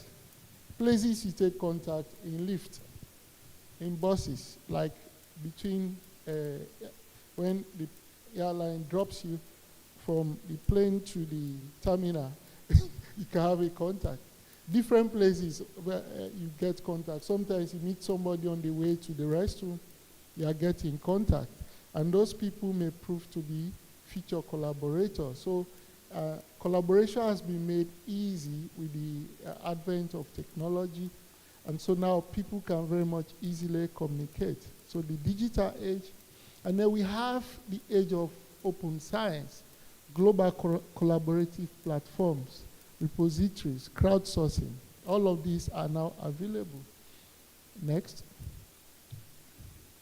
So, but for open science to function, we have the exchange mechanisms, knowledge exchange mechanisms, which are the open repositories, the collaborative platforms, the open data platforms.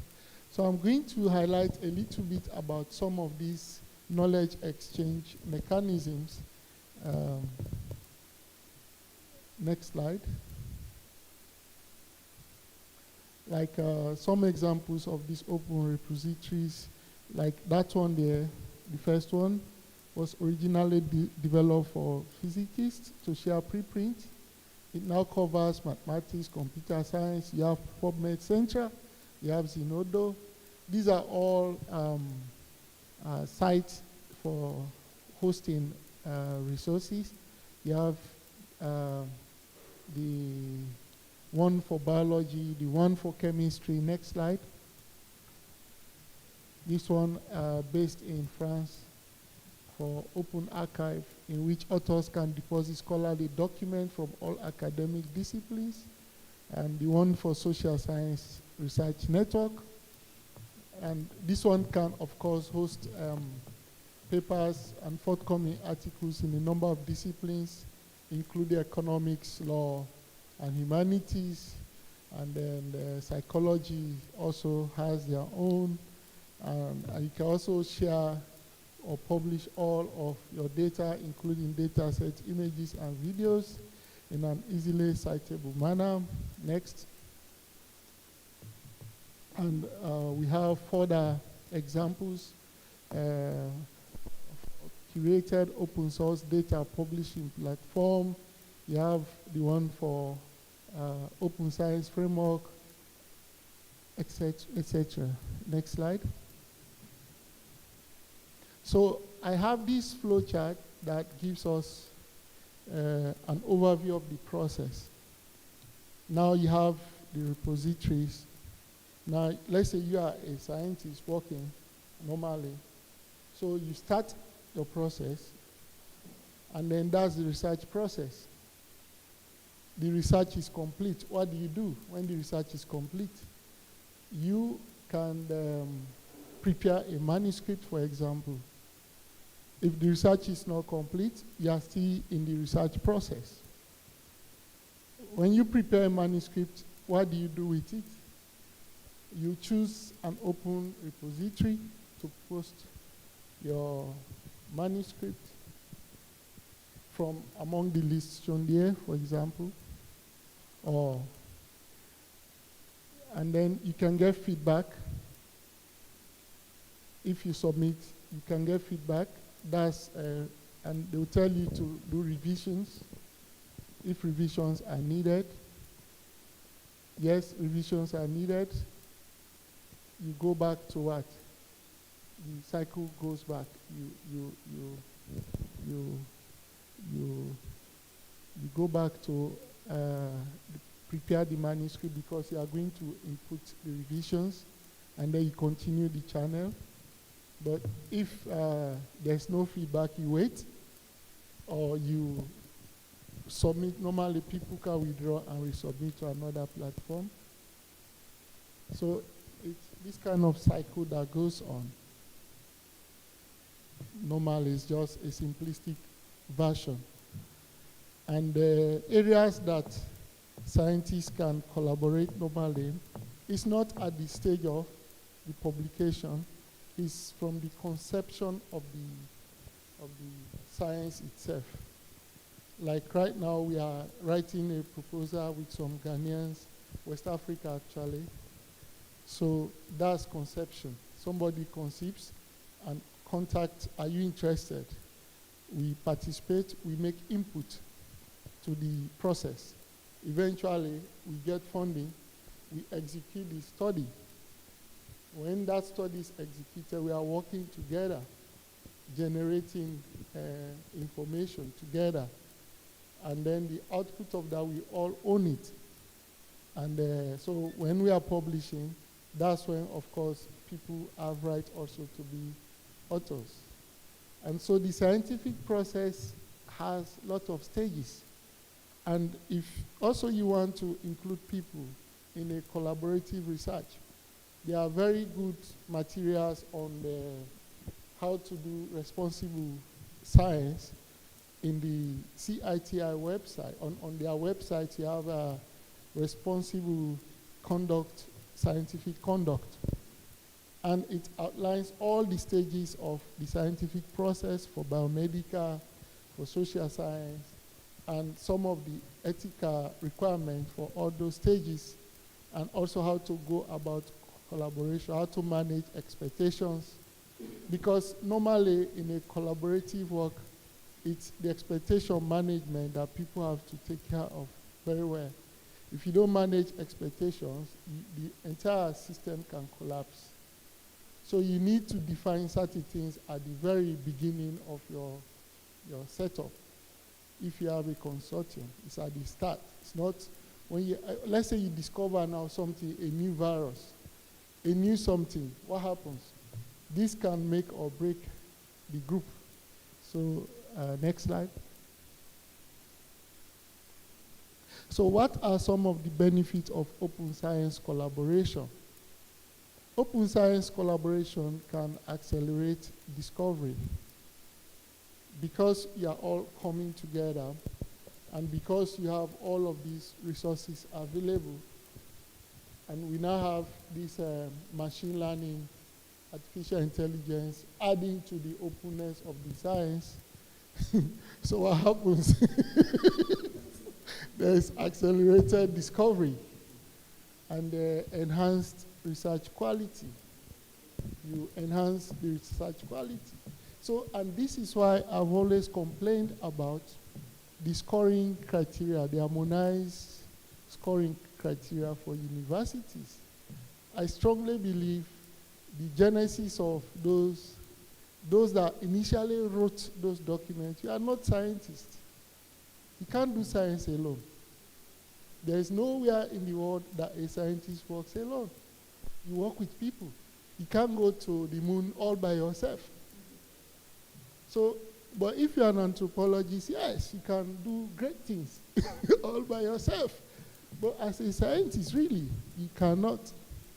So, and if you are publishing all by yourself, you get more points than when you are publishing with a group of people. And we know very well that in science, you have to collaborate. And if you don't put those people that are participating in the study, you have ghost authors. If you want to be the only author on the paper, then there are authors you are leaving behind that are ghosts, that contributed their intelligence, that participated in the research, but you've left them out so that you can get more points. So I think as we discuss further on collaboration, these are insights we should have. Don't move yet. It also enhances research quality. It increases transparency and reproducibility. Science, when you do a study, it has to be reproduced. That's why we describe the sample size, for example, to justify how did we come about the sample size. Somebody else trying to do the same should be able to reproduce your exact result. When you say we discovered this virus, somebody else should be able to follow your steps and discover the same virus. So a scientist in Japan published in Nature, very big journal, and she reported something that was just false. Someone tried to reproduce the same result. They could not. They had to ask her to retract, and I think she resigned from her place, the unit she was working. But then she reported something that when you put a cell in a liquid or so, that cell, you can get a whole multicellular organism from that cell outside in that saline solution. And that was a very popular publication. I think it was around 2015 or 2016. Actually, I saw the article. Then 2 weeks later, it was retracted. So, but that is how some of the benefits of open science. Someone tried to reproduce her results, and they could not get the same outcome. And then open science democratizes access to knowledge. If you go now to PubMed Central, for example, there's a whole lot so people don't even need to cite publications from 1990s, 2000. Some people are still in the habit of just citing old ones. If you are citing just papers from this year, if you go now to PubMed, if you are in our own kind of discipline, you have more than 2,000 maybe that have been published just this year. So why are you going to leave publications up to 2,000 this year, 2023, and go all the way to 2005? What's the rationale for that? You have the most recent data, and then you leave that and go to 2002. Except if you are plagiarizing, cutting and pasting. That's what forces you to go to 2002. So it democratizes access to knowledge. Next. But there are challenges and concerns, and many people have highlighted some of the challenges and concerns with open science. The lady from DSTI emphasized data privacy and ethics in many words.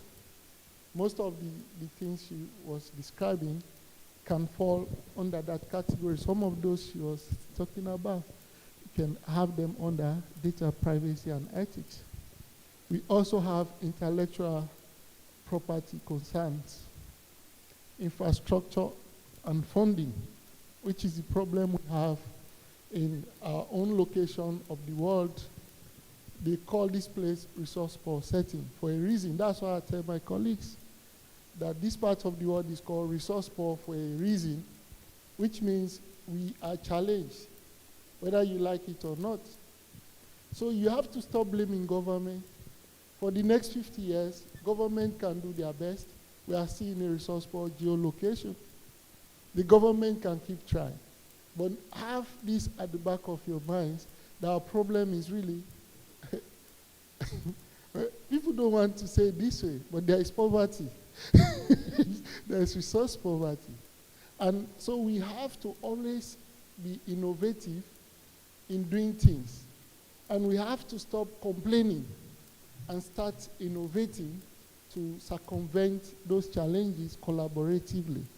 But we have infrastructure and funding problems. And then quality control and peer review. Somebody was mentioning about open access and the spate of these publications in journals that are predatory. Of course, that's a problem. Because I've seen in reviewing, I think I saw a colleague that published in one journal, same month, 4 articles. That's not possible.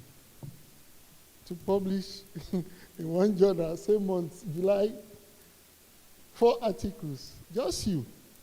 That one is definitely predatory. And if you have 8 articles from the same journal, how is that even possible?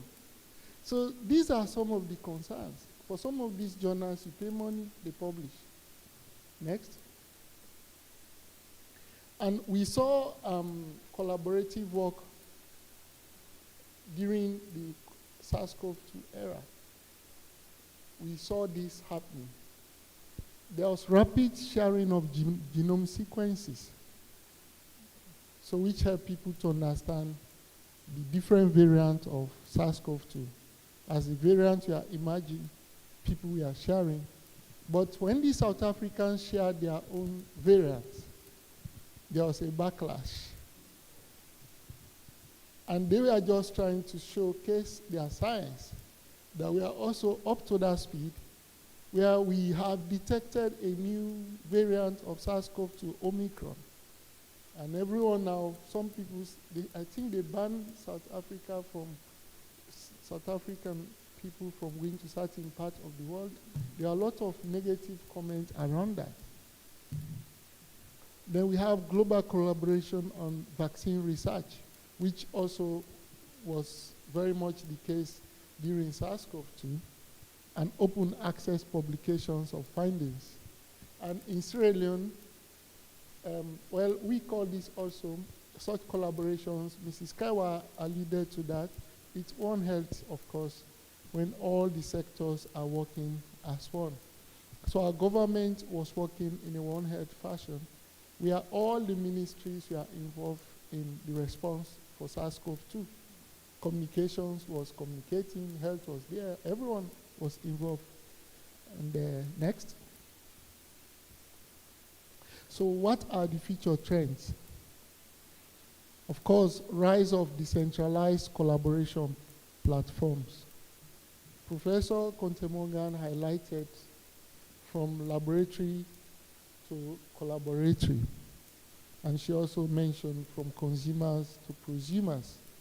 So the future trend is that there's going to be a rise of decentralized collaboration platforms. And that's what we are discussing even for Sierra Leone. And for the University of Sierra Leone, if the SLRN eventually establishes properly the infrastructure for the internet, I think there are free repositories. There's one, I think, by the University of Florida, where maybe if somebody knows how to set up, they can now set up a repository for student dissertations. People are concerned about the dissertations sitting and gathering dust and not being used. But there's even a bigger problem. What students are doing now, they are reproducing old dissertations. They take 2005 dissertation, they change the author name, they just repurpose it and resubmit. That's what they are doing. You need to be a smart supervisor to catch them, because they come with it in bits. They come with chapter 1, and you think this is a bright student. This is well written. It had been supervised. They come with chapter 2. They keep coming. You want to catch them, you know they don't know how to spy. They even attach the appendix of the author. They come with the appendix of the original author. And then you know, oh, okay, this has been done before. But if we have a repository for all dissertations. Just imagine, you can be able now to track and actually prevent this. This is called academic burglary, academic larceny, if you may. This is how we can call this kind of practice. They have expanding the open science movement to other disciplines. These are all future trends. Next.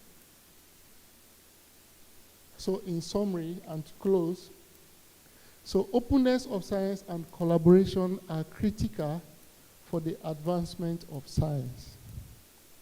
Openness of science and collaboration are critical for the advancement of science. If you go back to the story about Isaac Newton, you understand how Newton became popular through collaboration.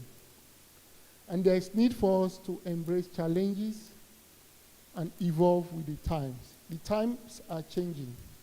So we just need to position ourselves. We are smart. Like people we are discussing, how can universities pay for the internet? We have existing structures. Students pay fees. They pay for computer or something. That's a code you can use to charge for internet. All university faculties,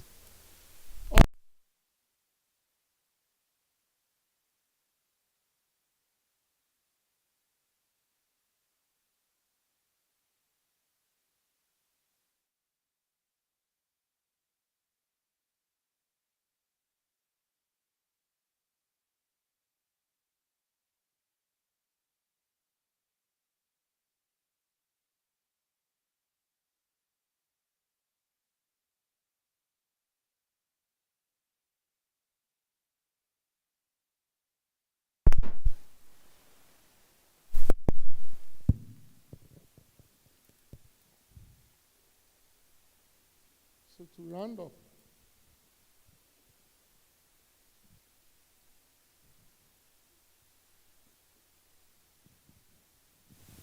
so in the open movement, because open science is also considered as a movement, it's like a revolution.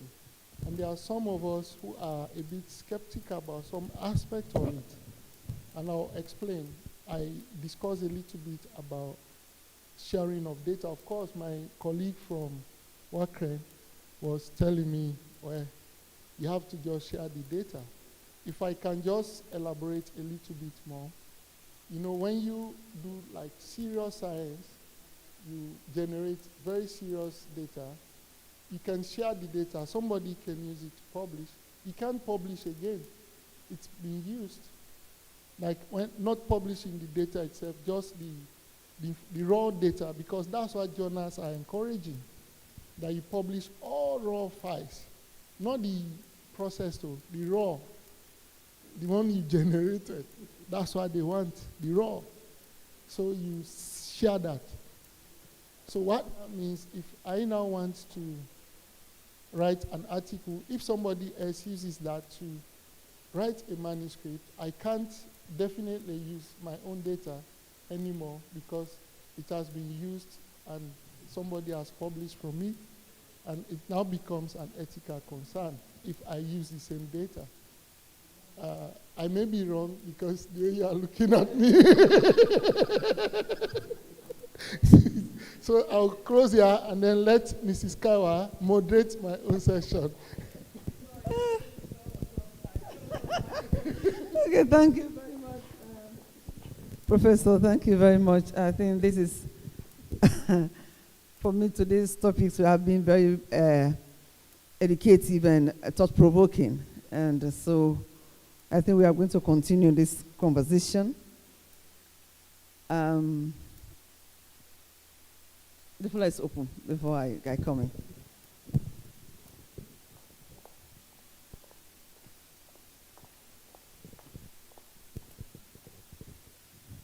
Yeah, thank you very much, Prof. Rashid, Prof. Ansumana. It's, as you're saying, you know, all of these presentations are kind of overlapping, but taking the discussion a little forward. So it's really interesting to see that. But yeah, so I'll take the last point first. So it's probably not about just sharing. The time, it depends on when you share. Because, in fact, oh, she's left. The lady from DSTI, I was wondering too, because most times with data, when you can mash up data from different sources and have something new. And that's where the innovation, the creation of new knowledge comes in. So I don't know, I don't know the disciplinary practice in your area. But I know, as you say, in some journals, you do the article, but you also publish the accompanying data set. But I don't know. Please educate me on this. Other researchers you've published it, and as Omo was saying earlier, the unique identifier is yours. So other researchers can do different models or whatever and create something totally new, not necessarily to reproduce what you have already done. I don't know. So I was, this was, I think, at the Council of Science Editors in 2018 or so.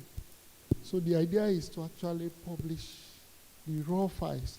In fact, some of the journals, when you submit, because there's provision, what we've been doing to bypass that, all right, that the raw files are available on request.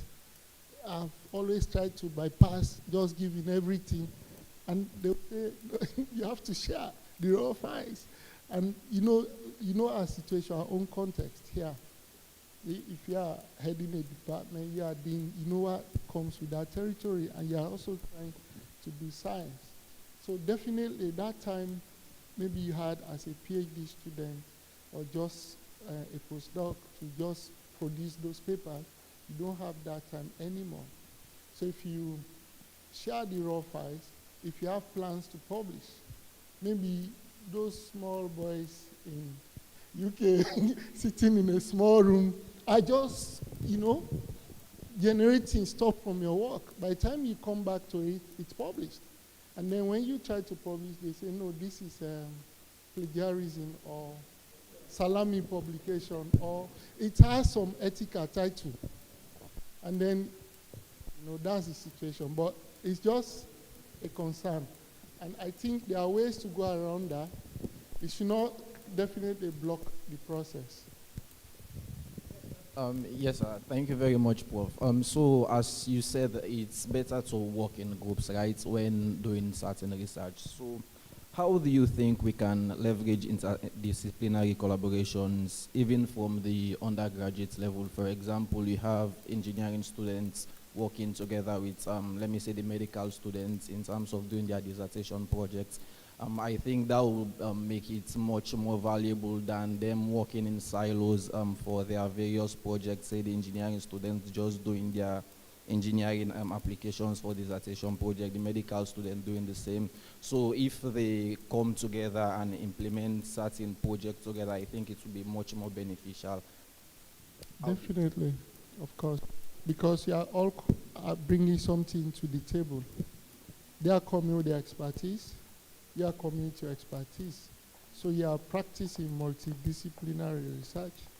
So you need to therefore come up with a topic or a research question that can allow both expertise.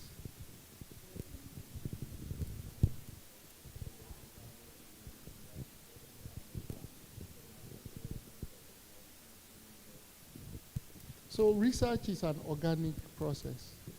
Research is not static, it's dynamic.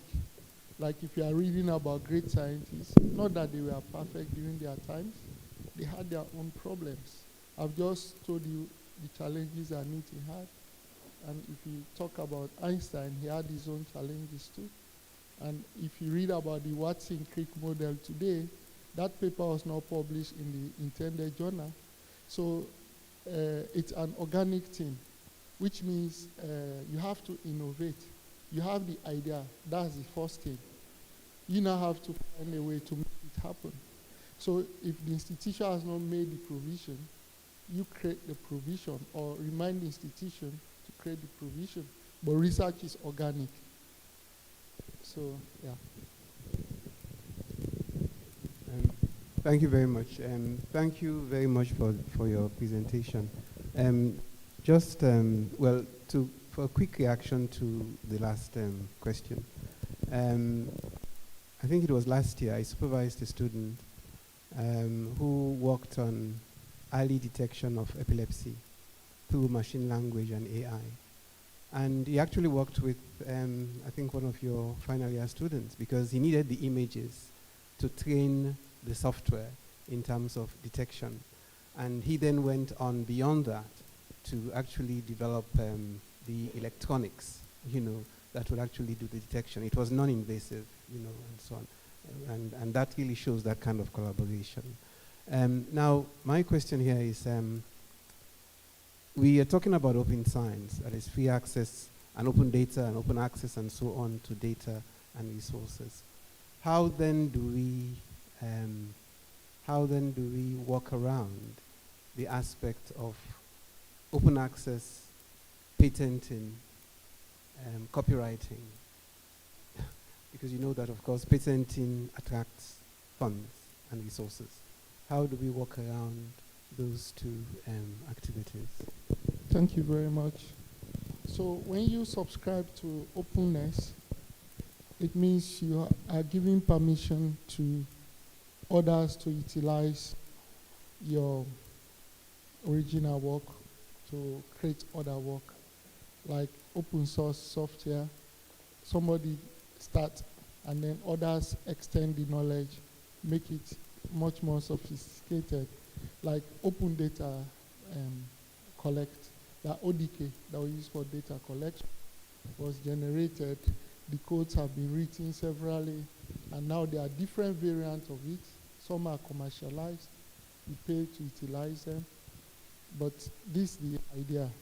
But I think I don't know, Professor, you can come in if you may. The patent is still protected, but when you subscribe to completely open everything up, you are doing this consciously. Nobody uses it unless you permit them. But maybe you are somewhere in your career where you want others to benefit from your science. And money is no longer a problem. So you make it open.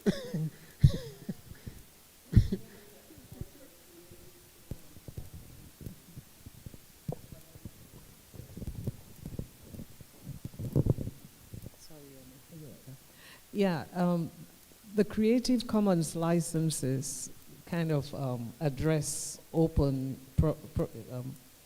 publications or whatever it is, and patenting and things like that.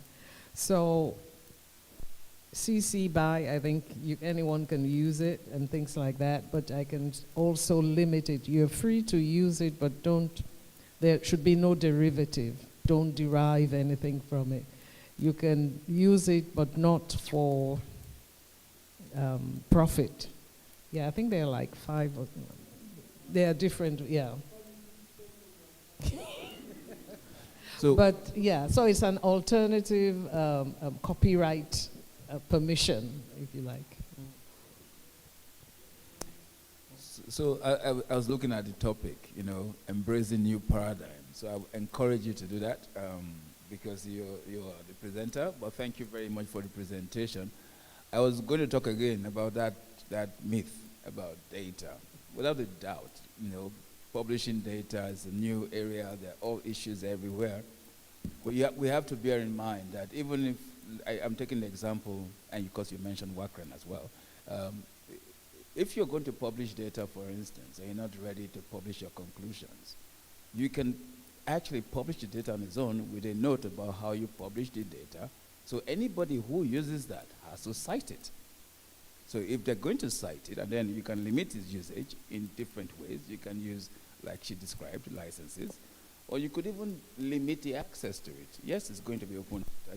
We have systems where you can place an embargo because you're planning to do some work in the future. So I will limit it to maybe my colleagues in Sierra Leone, for instance, which is why some of the identity federations that SLVN was talking about, and the platforms, those national platforms become very important because these are the mechanisms by which you will remain open, but you can control according to your workflow and process. I thought I would mention that. And it's particularly important for us. I like the idea about, it was a different topic, but if we have no data, we all know that AI is totally important to us. Now, if we don't have data that's ours, especially in some areas, like your area, health. I used to be a pharmacist. So at some point in the drug discovery, we're realizing that a lot of the data that's used to determine what drugs are used are from Caucasian populations. So if I take high blood pressure, for instance, the way the drugs we respond to as black people are different from, or respond to better as black people are different from Caucasians. So we need that data. We need data of all sorts. We just need to be able to continue to have this discussion, determine what's important and how we sort of manage that. Thank you. Yes, Professor Njai. I think that should be the final then.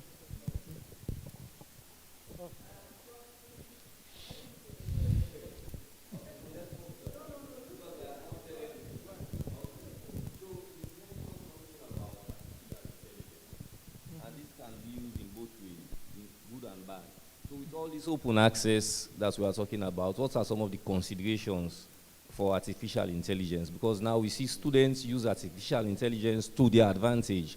So what are some of your considerations in that light? You're asking the wrong person. I use AI for data analysis. We have big data. We just plug that into ChatGPT. It's giving us interesting. So if you're asking me to, so the point is, the actual problem is, AI is like a research assistant. That's what AI is. It's like you have small research assistants in your lab, you send them to go find something for you. And then they come with it. You have to use your expertise to process. So for students, you don't want them to have it because they are going to use it and it prevents them from learning. But like for all those that have achieved their scientific whatever, you really need AI to make you think faster. Like before, if I'm conceiving an idea for a proposal, it takes me an average of a week to 2 weeks to have an innovative, cutting-edge idea. If I've seen a proposal and I'm thinking of submitting an application, it takes about 2 weeks to actually conceive properly. Now with AI, you just plug in something. It starts you thinking like 2 minutes, you're already having a head start. So why do you want to sacrifice that to suffer for 2 weeks? Why? So anyway, there are issues around that too. I think this is really good. Oh, Prof, yes. Yeah, I just wanted to build on, I think this young man was making a point about how do we build collaborations. And I think, part of our challenge in Sierra Leone has been we seemingly operate in silos at the university. And from the onset as an undergrad, if you are able to go through the span, like from medical school, you are able to come all the way to Frobe College doing sociology, doing anthropology, and moving all the way out. Then quickly you become, exposure, you begin to see the wide range of areas that collaborations are possible. So like currently I'm supervising a PhD student who is an MD, a medical doctor. He's doing MD PhD, but he's doing his PhD in anthropology. So we're doing work around anthropology. So he's basically bridging. And I've actually done another student who is neuroscience and African studies. So it's, it seemingly looks like, areas, but this is where the innovations happen.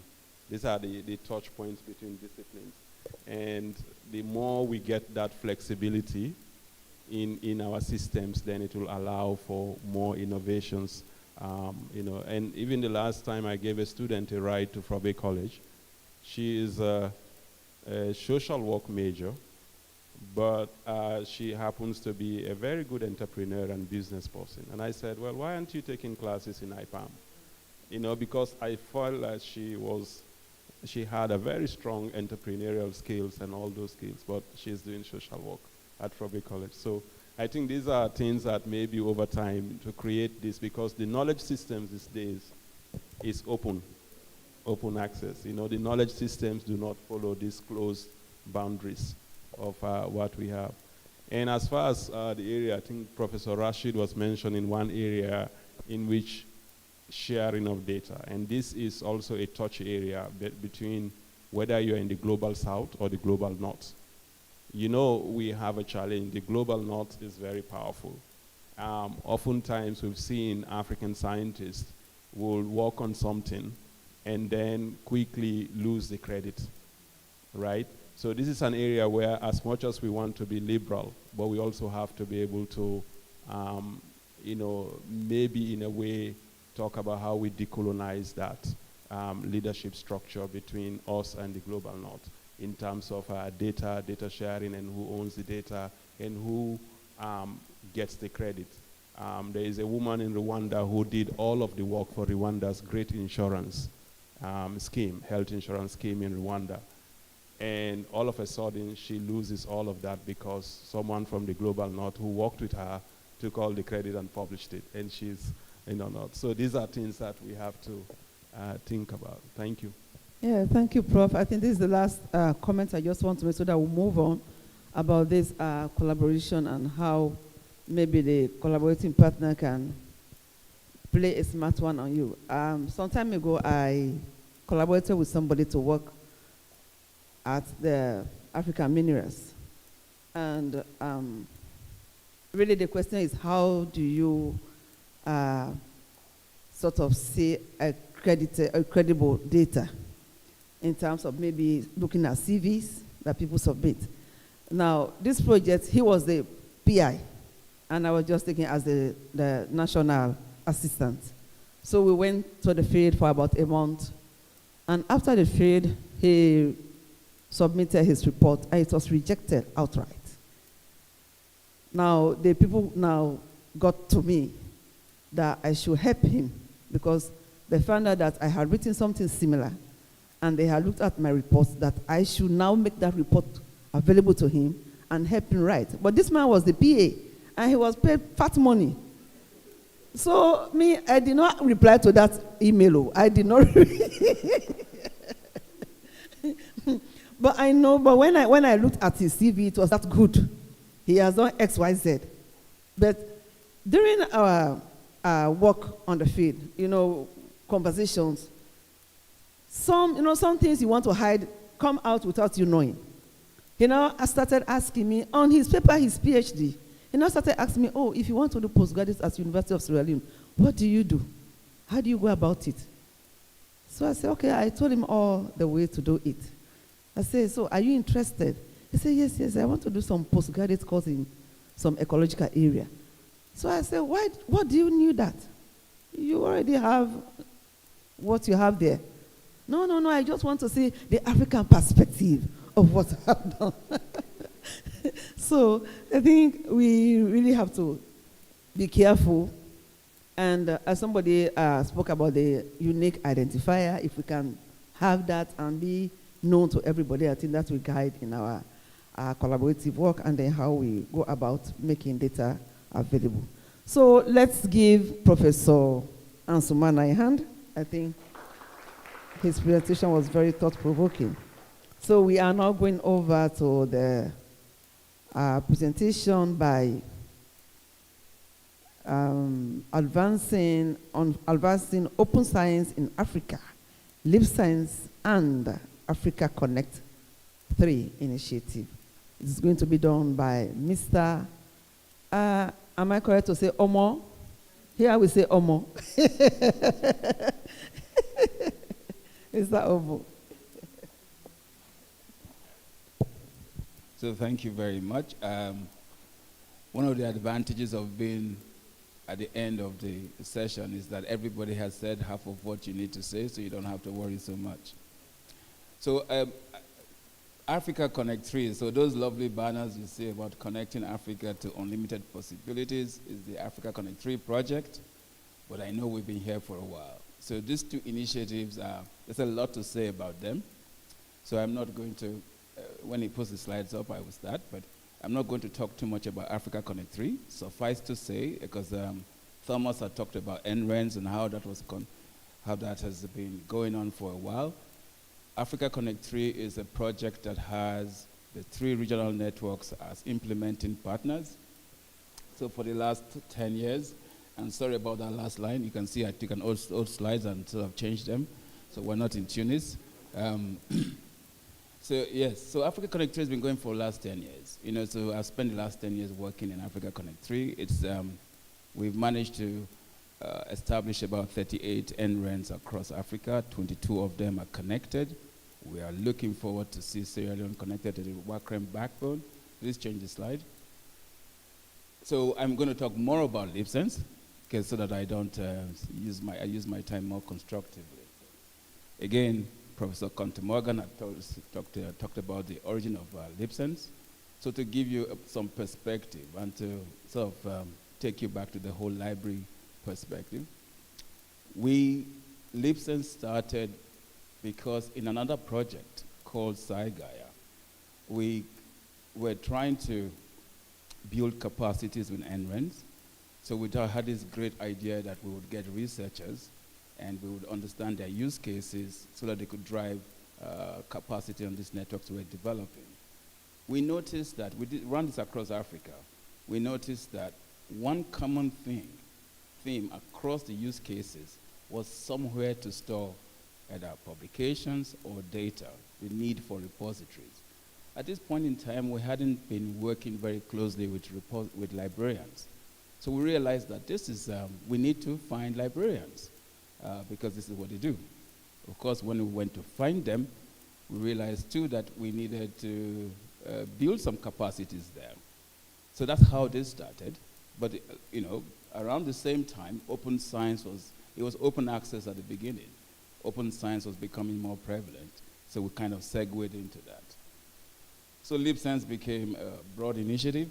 It's been supported by Africa Connect 3 largely, and recently by the FCDO. So those are the overarching goals. We want to support that cultural change we've been speaking about all morning. We want to, through the NRENs and other partners, provide technical support, human capacity, and some of the conversations you're already having about value-added services, you know, I don't know if they have come across to you concretely, but I can see them. And tomorrow we'll talk a little bit about how we build those services, whatever it is, whether it is having data to feed AI models or whatnot. Slide, please. Yeah, I wanted to give you a sense of the history, although I've kind of summarized it. So you can see the 2016 initiatives, where was the library open access workshop, collaborations with IFUL. I know some of you would know IFUL from the library perspective. Those of you that are older that can't see, I will help out. Just point out to me what you want me to say. So anyway, in 2017, all of that started. I think we can skip this. We share the slides. Same thing. So we've been growing. No, go back one slide. We've been growing. So some of you see the skills profiles webinars.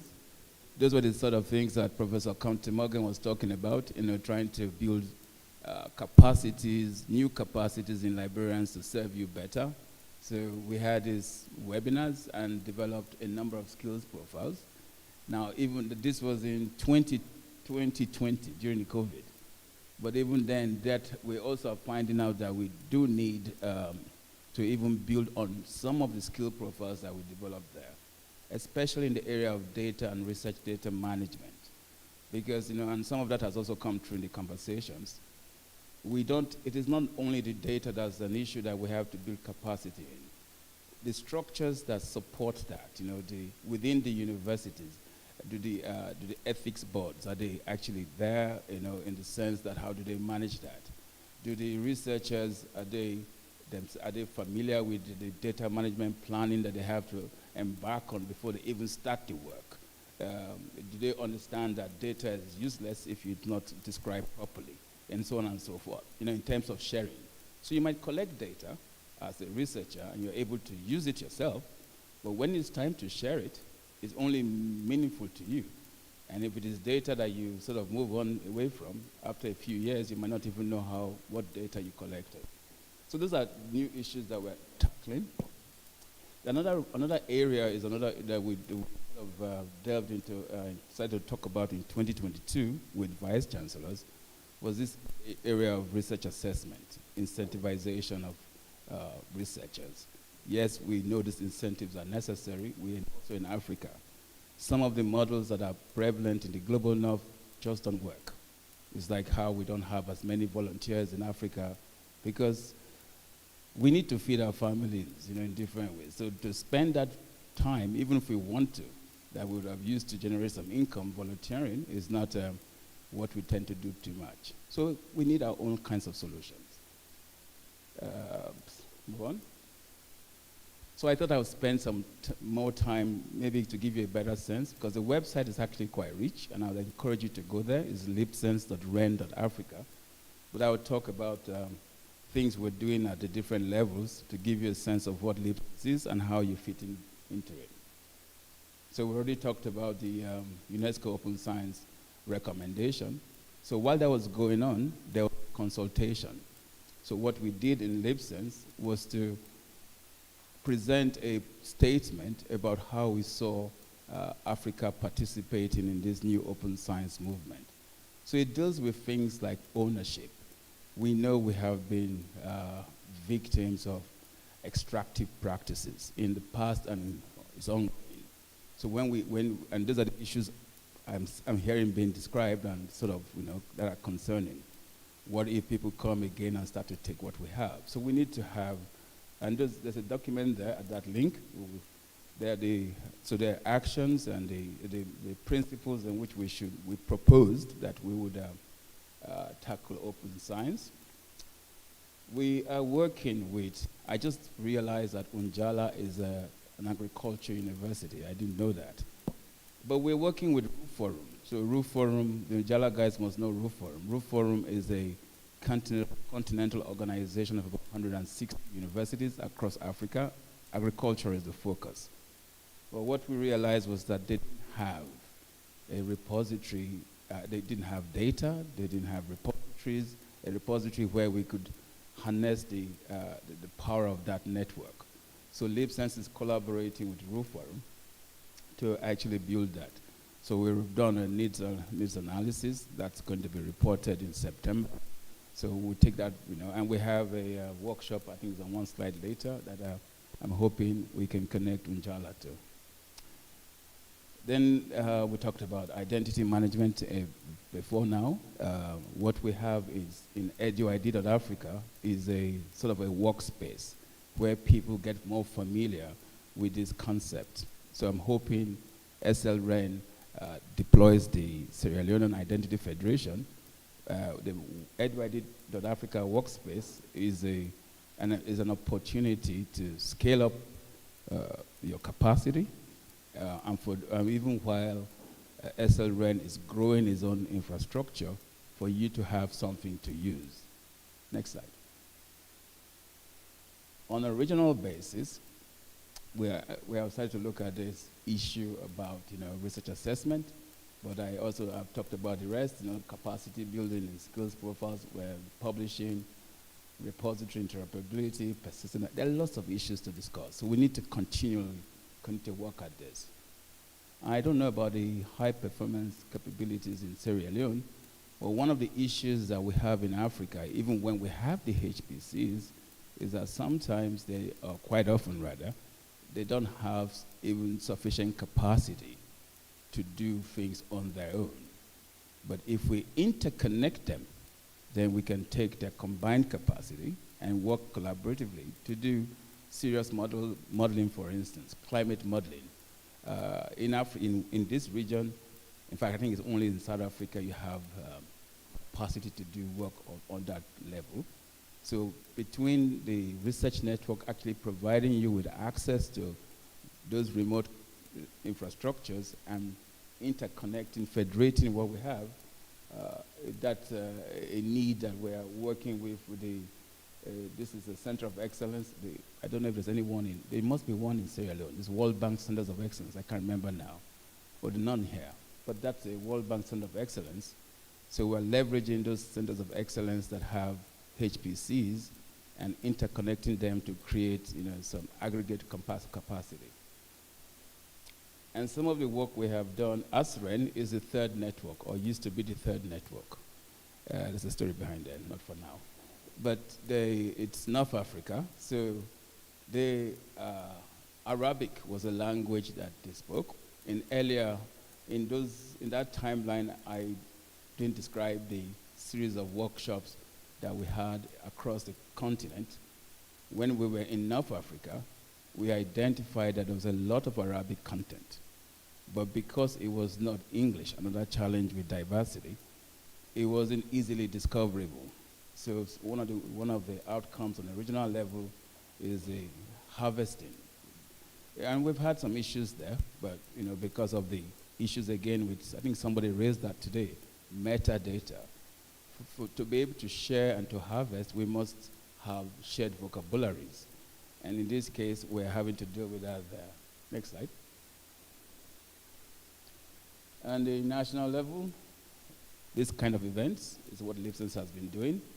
This is a sixth country. I think we started in Nigeria, and then there's Cote d'Ivoire. We've been in Nigeria, Cote d'Ivoire, Botswana, Tunisia. Somebody help me. 6 of them. I think I can't remember which. Ghana, I beg your pardon, and we're going back to Nigeria in September.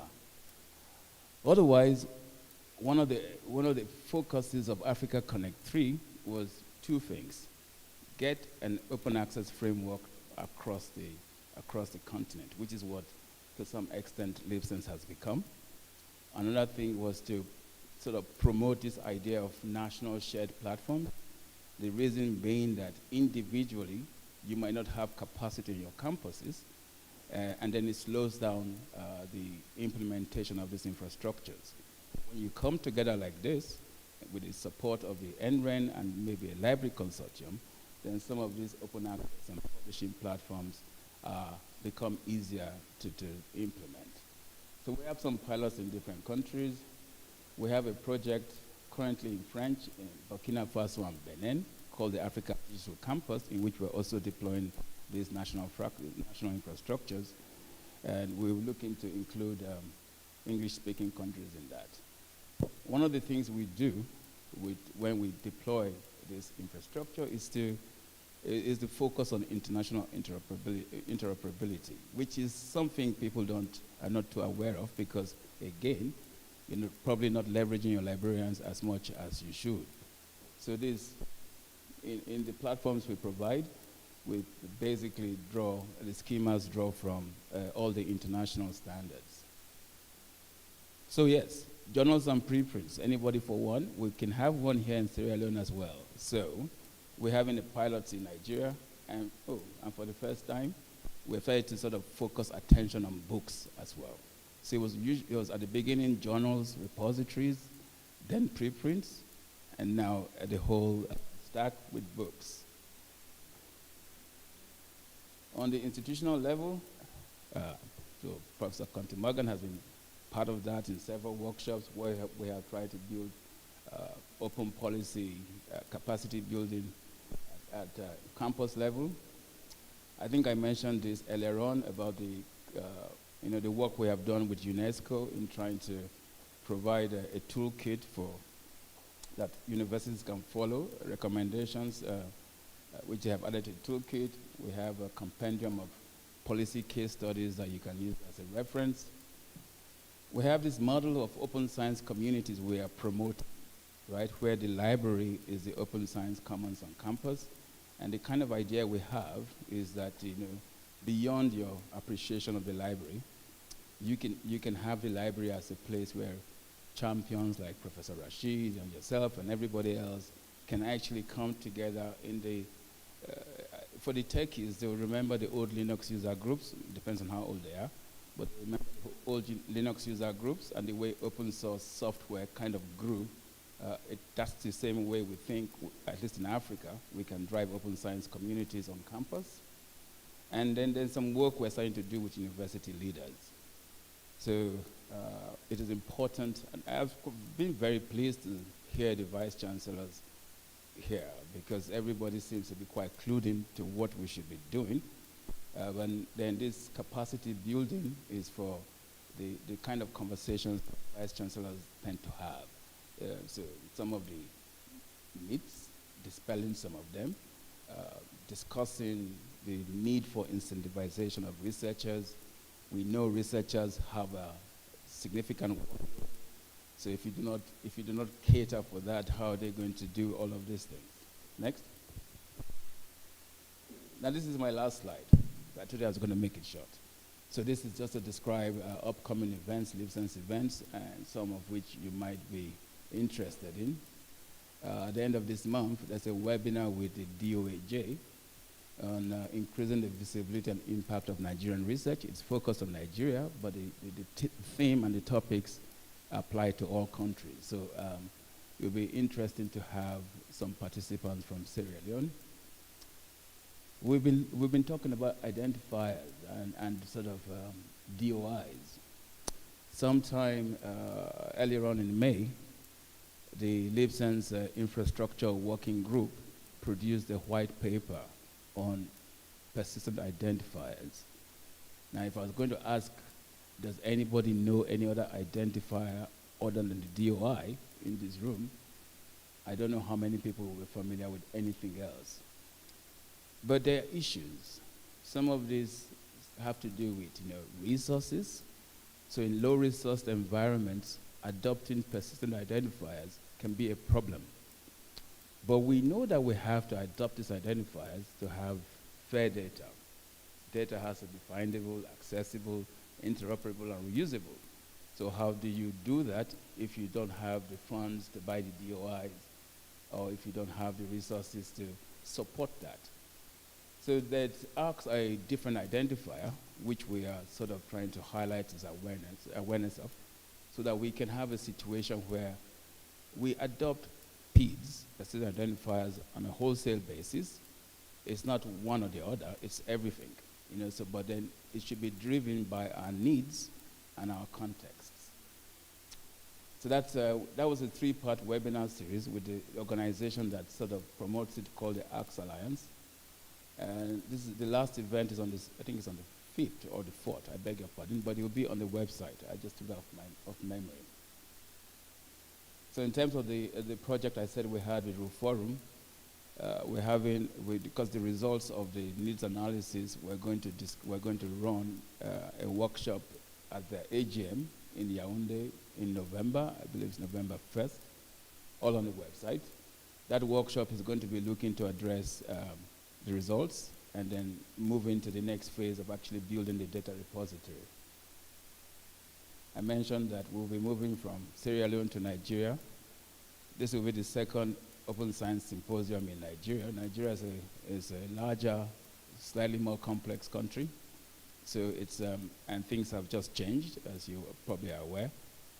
So the focus of that symposium is amplifying the presence of Nigerian journals and books in the DOAJ and the DOAB. We have common issues. I think Professor Conte Morgan said it was, when she was citing examples, one journal from Sierra Leone and many from Nigeria, but not as many, not hardly. It actually doesn't touch the surface. When you see, the amount of journals that are produced in Nigeria and those that are indexed, it's a huge disparity. And there's a lot of reasons why, so they basically don't meet the criteria, So if they don't meet the criteria, that means there's something wrong with the way they. So we're going to do some work there as well to support that.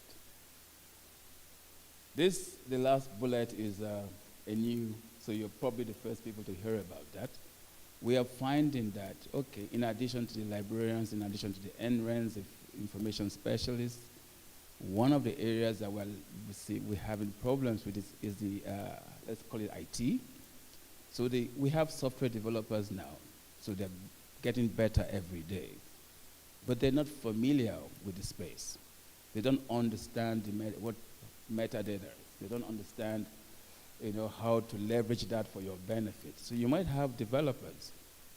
You would have librarians that really know more than the developers, at least about the metadata, but communicating that becomes a problem. So we're starting a new program for software and infrastructure developers that basically gives them insights into these issues around open science practices and principles. So that's going to be in Abuja in November. So at least I'm expecting that you will find at least 1 or 2 people here who will support your projects, who will join us. And if you find one, we will fund them. So we just need them. We will have some prerequisites, and they'll probably be, just to be certain they have the right skills to be in the room. But once we can, I'm sure we can identify some in Sierra Leone, and they can join us there as well. And that's it, actually. So most of it is on the website. I would encourage you to, especially the Africa Connect 3 website. SLREN is trying to find some funding to participate in that project. It has changed quite a few countries dramatically, and we'll be talking to the minister on Friday, hoping to find some agency to make sure Sierra Leone joins us. Thank you.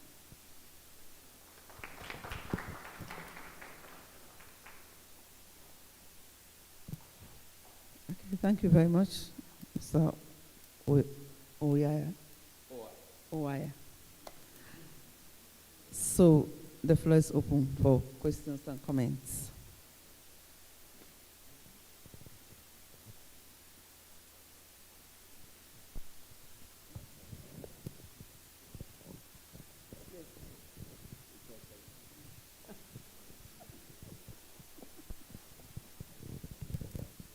Yeah, thank you very much.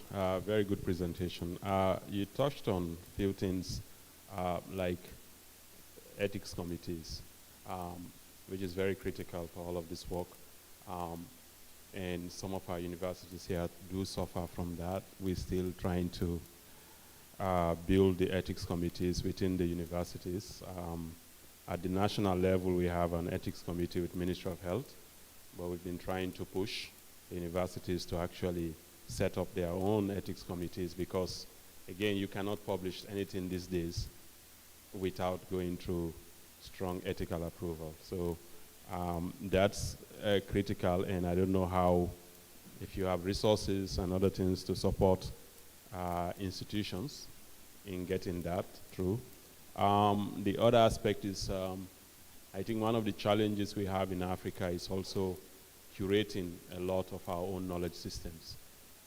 We do have a lot of knowledge systems, but you go in to do work and there isn't places to find them. And so that creates a lot of challenge. And so, and then this is also both institutional, at the institutional level, but also I think we should be thinking also even at the community level. How do we go down towards that community level and make that knowledge accessible and open. And currently, this is also where even the global north, they have more access. You go to libraries in the US or Europe or other areas, they have those accesses, so they tend to be ahead of us in terms of knowledge systems that are even available to us. Shared resources collaboration, that's for capacity. This is critical because we have to be able to share and create consortia across regions, which I see you alluded to, which is really great. And I think the problem we have currently is that even as countries, we operate in silos, right? Sierra Leone will operate, and then Guinea. And some of us are trying to form consortia across the region so that we can begin to address issues. For instance, if you take Sierra Leone, Guinea, Liberia, we all had Ebola. And now, if you take us collaborating, it's not happening because we all are, Sierra Leone will work with the British, Guinea will work with French, Liberia will work with US. So how do we break out of that and then begin to form like collaborations within that Mano River Union, and then share resources, because then it will be cheaper to share lab resources, reagents, create those centers of excellence that you're asking, you are alluding to. But this is great, and I think I'd like to learn more and understand, because this is critical for us to be able to promote new knowledge, and that's our own knowledge systems within the global knowledge systems. Yeah. I fully agree with you. So it wasn't really a question. I think we're just kind of connecting on the, yes, especially on the part about sharing. So you took that sharing to a higher level, which, yes, it's, I didn't mention, but it is even more important at that level. So, but I think that there's some foundational work that needs to be done. So, and that's what we try to promote with the research networks, the national research networks. It's easier to share when you each have things. So then you can identify some common area where you can contribute to. Otherwise, I fully agree with everything else you said. I'm actually looking forward to tomorrow, where we can actually outline some steps so that we can start to take them together. And in that process, we will get to understand how we can work better.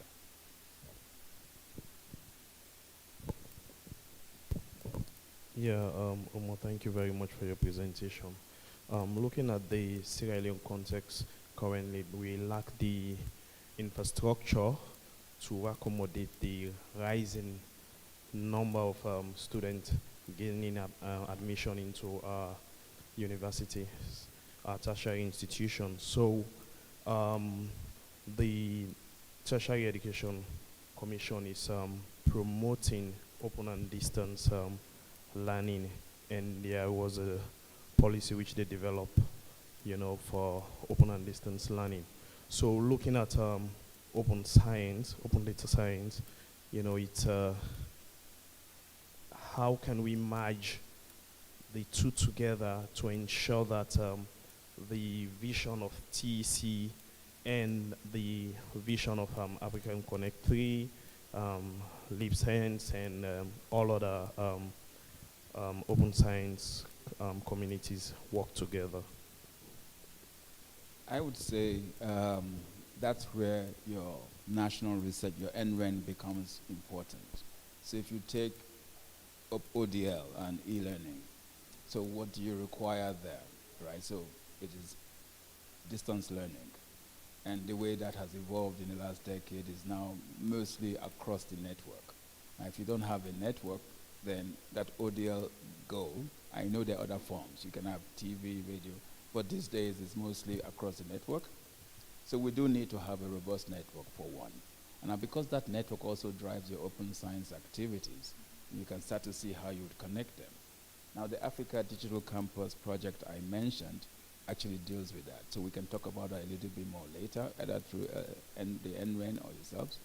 What we are doing in the Africa Digital Campus is that in the 2 pilot countries, we have this shared infrastructure for e-learning. So there's a platform, so to speak. But we have also taken some of the services that Dr. Songo was describing that provide authentication, authorization, and taking a cohort of teachers.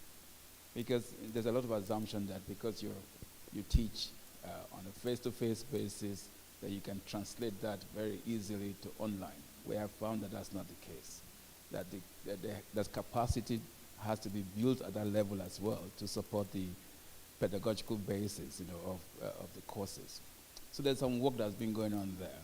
We also believe in, because we have the network, that video, he said video conferencing, but video in education has a huge and critical role. And we need to democratize that, not in the same way we are doing now. We have to have video in a way where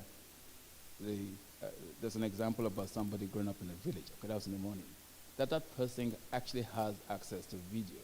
And if that person has access to video, you can imagine how much education can be pushed down at that level. So in WACREN, as it is today, we have a network of Zoom servers. we found again that Zoom is great. You're all familiar with Zoom.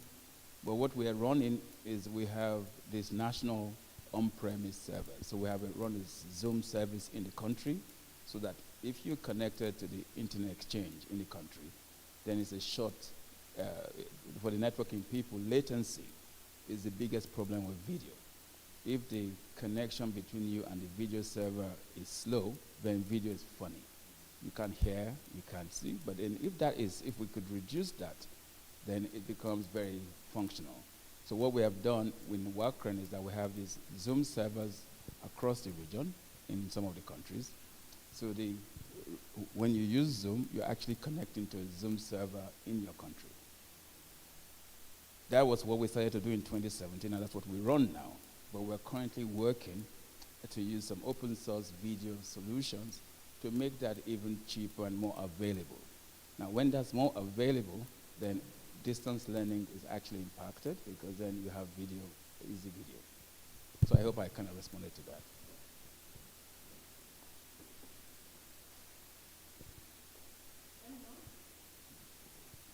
No more. So maybe I should ask a question then. So, and this is also, so we have some, so we know, we heard from Dr. Songo. So the NREN is a defined construct, and I can see quite a few, there's a significant representation of IT directors and librarians. But is there a network of librarians in this country? Because we want to be able to leverage the power of networks wherever we can.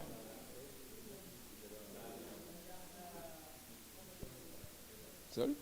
Comatose.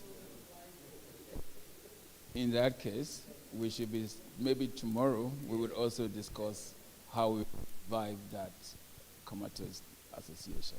Thank you very much. So I think that is the start of our networking. So we start with the institutions and then the librarians. I want to call on Dr. Songo to say one or two words.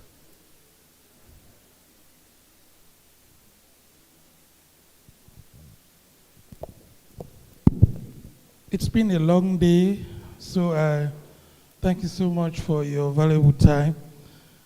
Just to add to, before almost goes, one of the quick wins or the low-hanging fruits that SRM will be requesting from WACREN is to pilot some of the digital services which our colleagues within the sub-region are now enjoying, i.e. having an institutional repository where research materials can be put.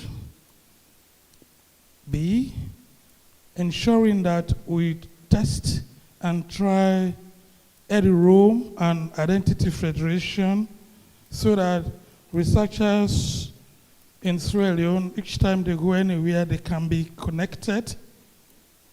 And also some element of capacity building to train our librarians and ICT staff so that we meet the challenges of the 21st century. So Omo, that's going to be our quick win. Of course, the video conferencing. And the last thing I forgot about is really, in Sierra Leone, we are very keen on open, distance, online teaching. We are in platforms like Moodle or Canvas, wherein our lecturers can lecture anytime, anywhere they are. These platforms are there. I want us to pilot those platforms. So those are some of the key things I will be working with you to make sure that what other countries around us, Ghana, Mali, Cote d'Ivoire, let's pilot it in Sierra Leone so that we can show impact. And remember, you told me about impact.